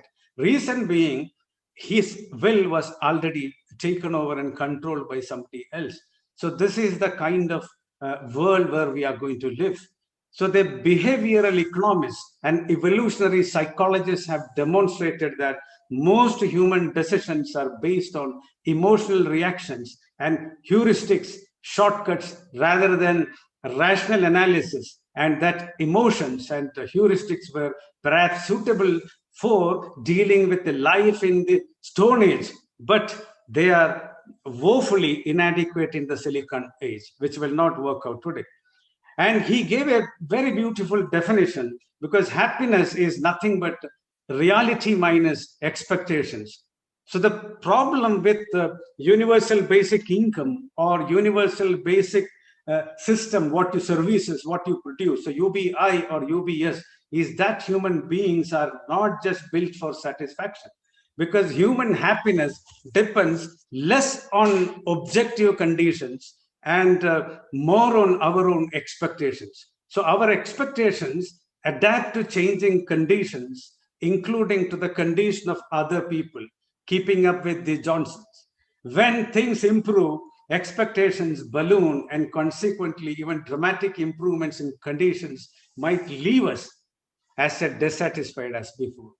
So once big data algorithms and AI, which will help us to arrive at the right data and decision theories, what will happen when what we need to study, where to work, and who to marry, and the kind of democratic elections and free markets will make little sense to us in the coming time. So the normal questioning in our life, which life will help us to understand, we were answered through emotions on earlier days, will be replaced with a maybe on an AI-based system, otherwise which will not make any sense in our life.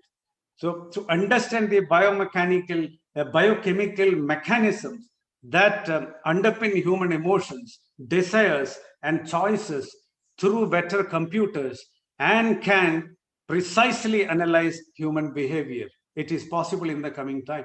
All these we were thinking that emotional oriented things cannot be predicted or measured, but in the coming time it is possible to measure. It is anything which can be measured, it can be controlled. And you can predict human decisions and replacing human professions, such as maybe bankers, teachers, lawyers, and even doctors. An AI doctor can even take you out of your field. It is going to happen. So what I feel is he's also talking about 21 lessons he spoke. So I can't tell everything, but 2 more things I want to tell you. One is about democracy. So when my decision itself is controlled by somebody else, there is no meaning for democracy, because a mere number has no meaning in the coming time. So the denominator has no meaning. So democracy is to be redefined. Majority may be wrong in all cases, because all my decisions are controlled by somebody else. So this is another point where in maybe the postmodern day will be in this way. Then the whole world is based on AI, which we know that. And an AI-based automobile, you just imagine, maybe by 2035 or 40, you are not allowed to enter a city like Delhi or New York or in Bombay by your own car, because you cannot drive it. You are not allowed. An AI-based system will drive your car. In such a situation, what he predicts is within a fraction of a second. For example, just imagine a set of students jumped over your car in front of you, and within a fraction of a second, your AI car automobile has to take a decision whether to hit on these kids or turn to left or right or tumble to the valley or hit on the wall on left and kill yourself. You are the owner of the car, but that has no meaning now, because the AI system, which is programmed with a value system, has to take a decision, and my own car may kill me in the coming time. So this is the kind of world where we are going to live. So having defined and explained, I think postmodernism, however, I believe that the identity of a person cannot be strictly modern, postmodern, or traditional. In a multicultural country like India, Bharat, these identities overlap and are not mutually exclusive in nature. So postmodernism for Western world may be a new normal, but for an Indian, postmodernity in many aspects has been the convention. So we believe in wholeness, WHOLENES, wholeness, without rejecting individuality. So what is coming to my mind is an old Vedic sloka, which says, Om Purnamada Purnamidam Purnat Purnamudachyate Purnasya Purnamadaya Purnameva Vasishyate. It means you add whole into whole, the whole remains as whole. If you deduct or minus whole out of whole, whole remains as whole. So what we have to do now is let us juxtapose the tradition, modernity, and postmodernity, since the meaning of life is really holistic in nature, where time and space defines the nature of meaning. This is what Einstein also said. Time and space are the quantum in which alone the plurality in this universe can exist and function. So with that note, let me conclude, and thank you for inviting me here with you all. Thank you so much.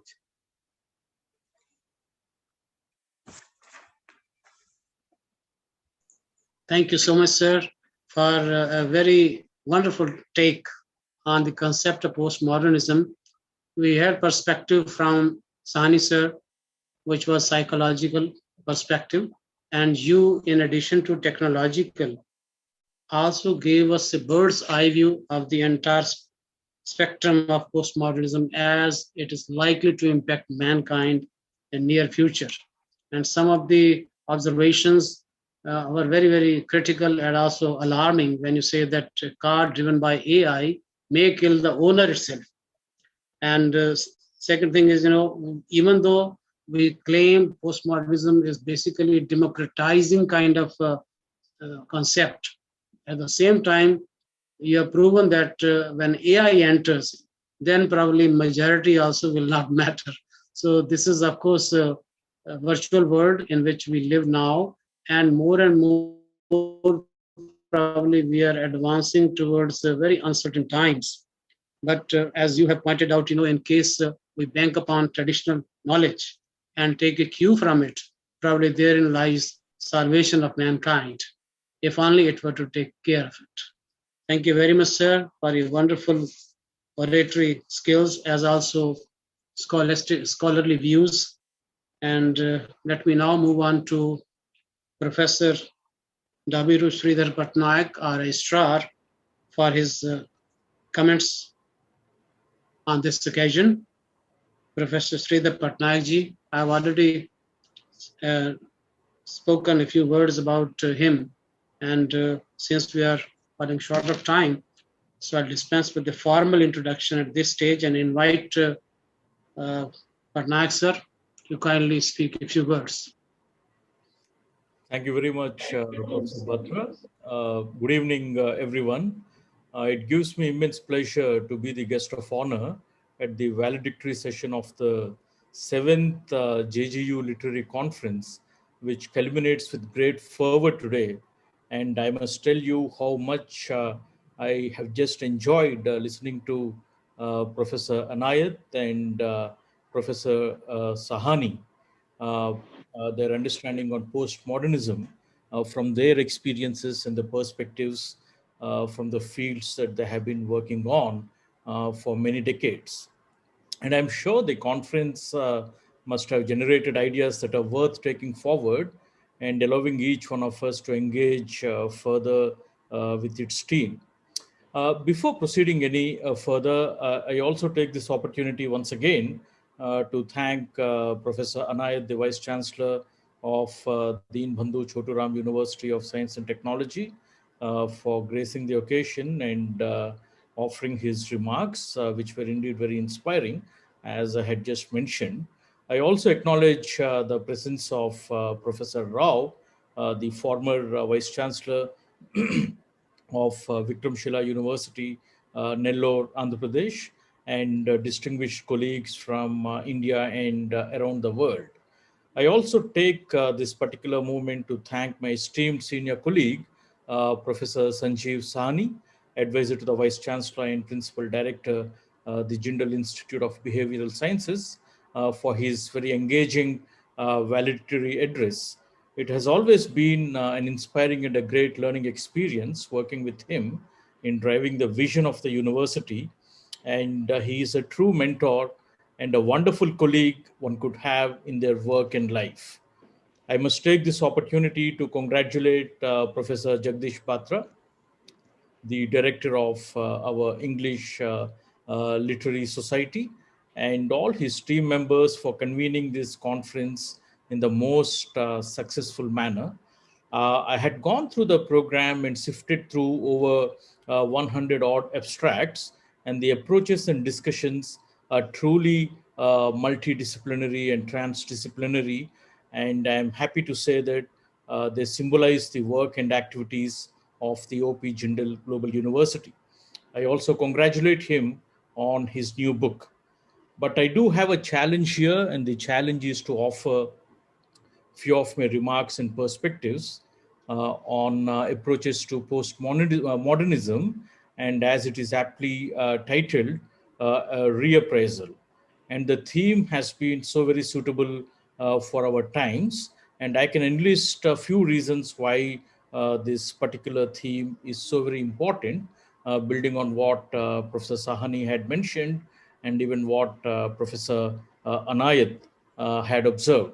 So, as we are all aware, postmodernism not only demonstrates a progress from the past, but also highlights our enthusiasm to capture the future, with institutions being important agencies.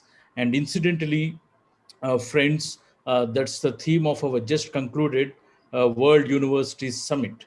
While modernism called for growth in literature, human sciences, and the narrative of development, postmodernism stands for a variety, underscoring the fact that development and progress can never be a linear process, and rightfully so, and neither can germinate from one single epistemic mold. It has to adopt diversity along with the magnanimity to be open to a variety of contradictions embedded in the narrative itself. And friends, I can relate this to my area of study and research, that is international law.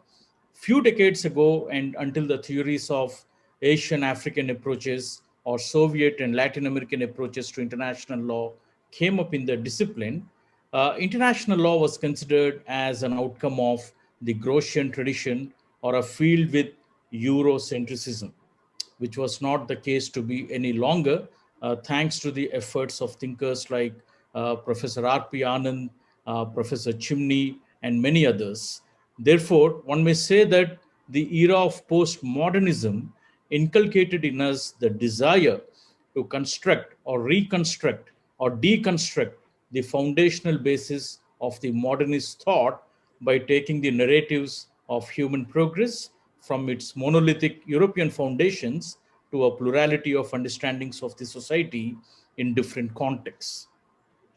Moving on further, interestingly, the timing and narratives of the conference or the ideas emerging from this conference, they are in sync with the objectives of the National Education Policy 2020, wherein value education is important to contribute to the creation of a knowledge society.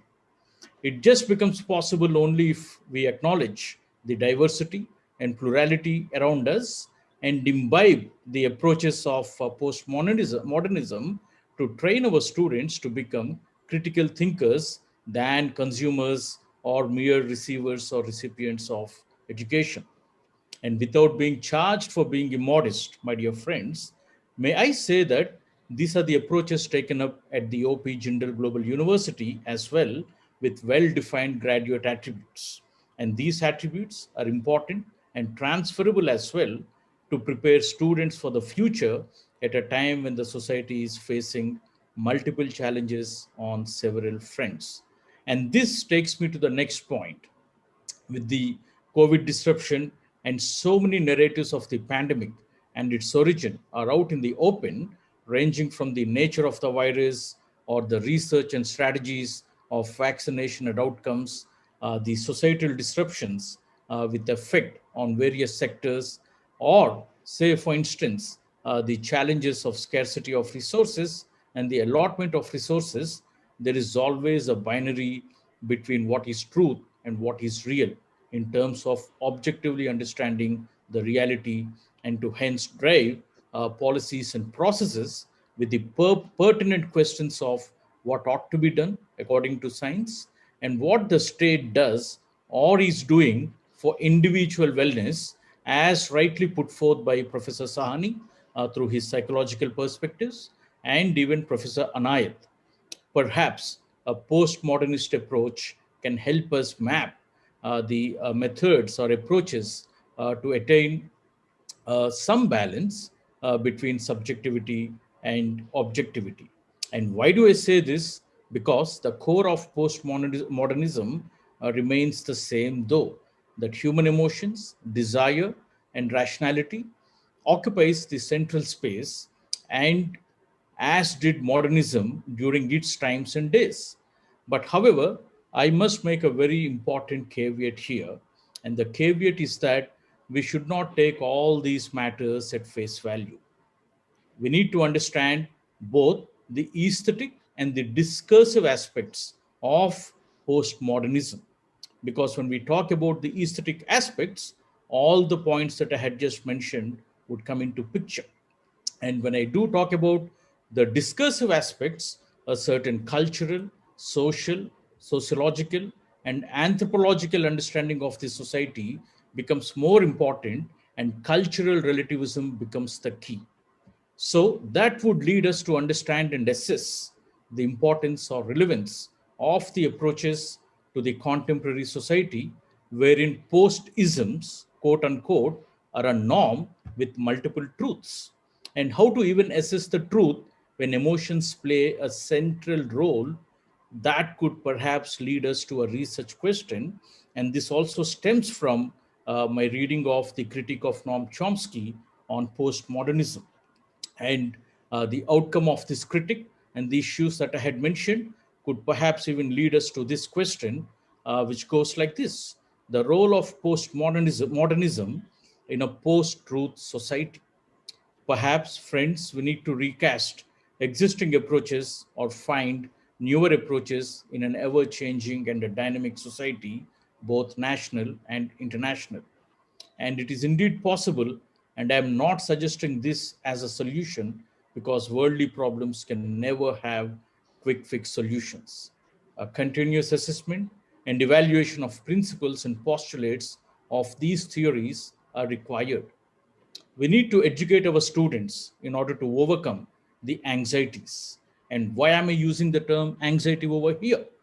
Because of the term that the conference designed its discussions on, the reappraisal mechanism, or the reassessment of or revisiting of postmodernism. So when we talk of the reappraisals, to me it becomes very important that even institutions, higher education institutions in particular, to offer a course on postmodernism without steeping into either literature or without sort of steeping into studies on cultural aspects or so on and so forth, or say international relations and etc., but rather have a plain course or a foundational course on postmodernism, and that can take its epistemological content from the reading of texts and tenets from different disciplines that could be important, and interpret them to understand the society that we live in. And this could form the basis for even a better understanding of what postmodernism is, which is a little tongue twister, and even what it ought to be, and how we need to recast it so that the discussions and even the interpretation is not just going to be from a very Western philosophy point of view, but that could even integrate the Indian and the Eastern and the Oriental philosophies, which is so very important. So, friends, these are some of my cursory thoughts. And as I just mentioned, the convening of this conference during these trying times also brings a fresh hope for an imagination of the post pandemic world. And I'm so happy to have noticed that the conference engaged with a variety of ideas that dwell on the relationship of the human with the world in all the forms and manifestations that encompass us, be it literary studies, media and gender studies, nation building, international relations, so on and so forth, although a plus and more is required as we traverse into the future. And I'm so happy to remark once again that the Literary Society, under the leadership of Professor Batra, offered us this opportunity. And I sincerely look forward to more such opportunities in future, for this is how a university incubates ideas for the generations to come. So I stop here, but not without congratulating the organizers once again. It's been truly enriching and an engaging experience participating in this session. Thank you all. Thank you, sir, for your commendatory words. I'm so happy. And my satisfaction lies in this, that we have had different perspectives. Just as you talk about the perspective of law, similarly, we have had the perspective of psychology from Professor Sahni here, and the technological aspect from Professor Anayat here. And before that, we had perspectives from the point of view of politics and history and creative writing. And then we discussed, postmodern and its relationship with the nation, feminism, etc. So this is a kind of a composite picture that is emerging, and I hope all the delegates who attended this conference must have felt benefited by it. My heartfelt thanks to Professor Sanjeev Pisani here and Professor R.K. Anand and our guest of honor, Professor Sridhar Patnaik. Thank you so much for sparing your time and being here. My thanks also to the management of JGU for allowing us to conduct the conference. And last but not the least, I'd like to say thanks to the members of the organizing committee, all of whom contributed sincerely and wholeheartedly. Dr. Shruti Jain has not only compiled and designed the souvenir, but also supported me as co-convener of the conference, helping me at every stage. Professor Gopal Nag has always encouraged me to undertake such ventures. And Dr. Navriti Sharma, Dr. Lavish Srivastava, Dr. Neha Tyagi, Ms. Deepika Tekchandani, Mr. Muhammad Jilani, and Ms. Mek Sajdeva have taken up various roles. And they have also anchored sessions and coordinated with the panelists. They not only worked voluntarily and diligently, but also very enthusiastically, something that really surpassed my expectations. Finally, I extend my apologies for any act of omission or commission that might have occurred from my or my colleague's side unintentionally. In an event of this type with constraints due to Corona, we find lack in providing what was expected, for which I can only seek forgiveness, please. Friends, the issues of postmodernism, postmodernity, and postmodern, etc., have been debated threadbare at this three-day conference. I'm not here to comment on the different viewpoints. Dr. Neha Tyagi has also presented a beautiful report, and I hope we shall have a collection of good papers presented here on this theme, and maybe these will be published later also. And thank you all for your exemplary participation. Over the years, this JGU Literary Conference has achieved a level of reputation for which the credit goes to our resource persons and delegates alike. The conference has gone on well due to your cooperation. Please don't forget to send in feedback form. On that basis, we're going to issue certificates, as I announced a short while ago. Hopefully, we'll see you next year, physically, not virtually. Till then, I wish you all good luck and goodbye. Thank you very much. Bye for now. Thank you, Batra sir. Actually, my university was also a part of you because I am vice chancellor to BPS also. Mr. Ravi Bhushan is there. Yeah, certainly. He is there. Is a good support in all my ventures. And Ravi Bhushan, of course, I cannot miss out on him. Last 2 months, last 1.5 months time, I'm holding the charge of that university also. Yes, I know. Wonderful, sir. Thank That's you nice. so much. Thank you, Dr. Batra. Thank you very much. Thank you. Thank you, you, sir. Bye-bye. Thank you, Dr. Batra, Thani, Dr. Anayat, everyone. Thank you. Thank you so much, sir. Have a nice day.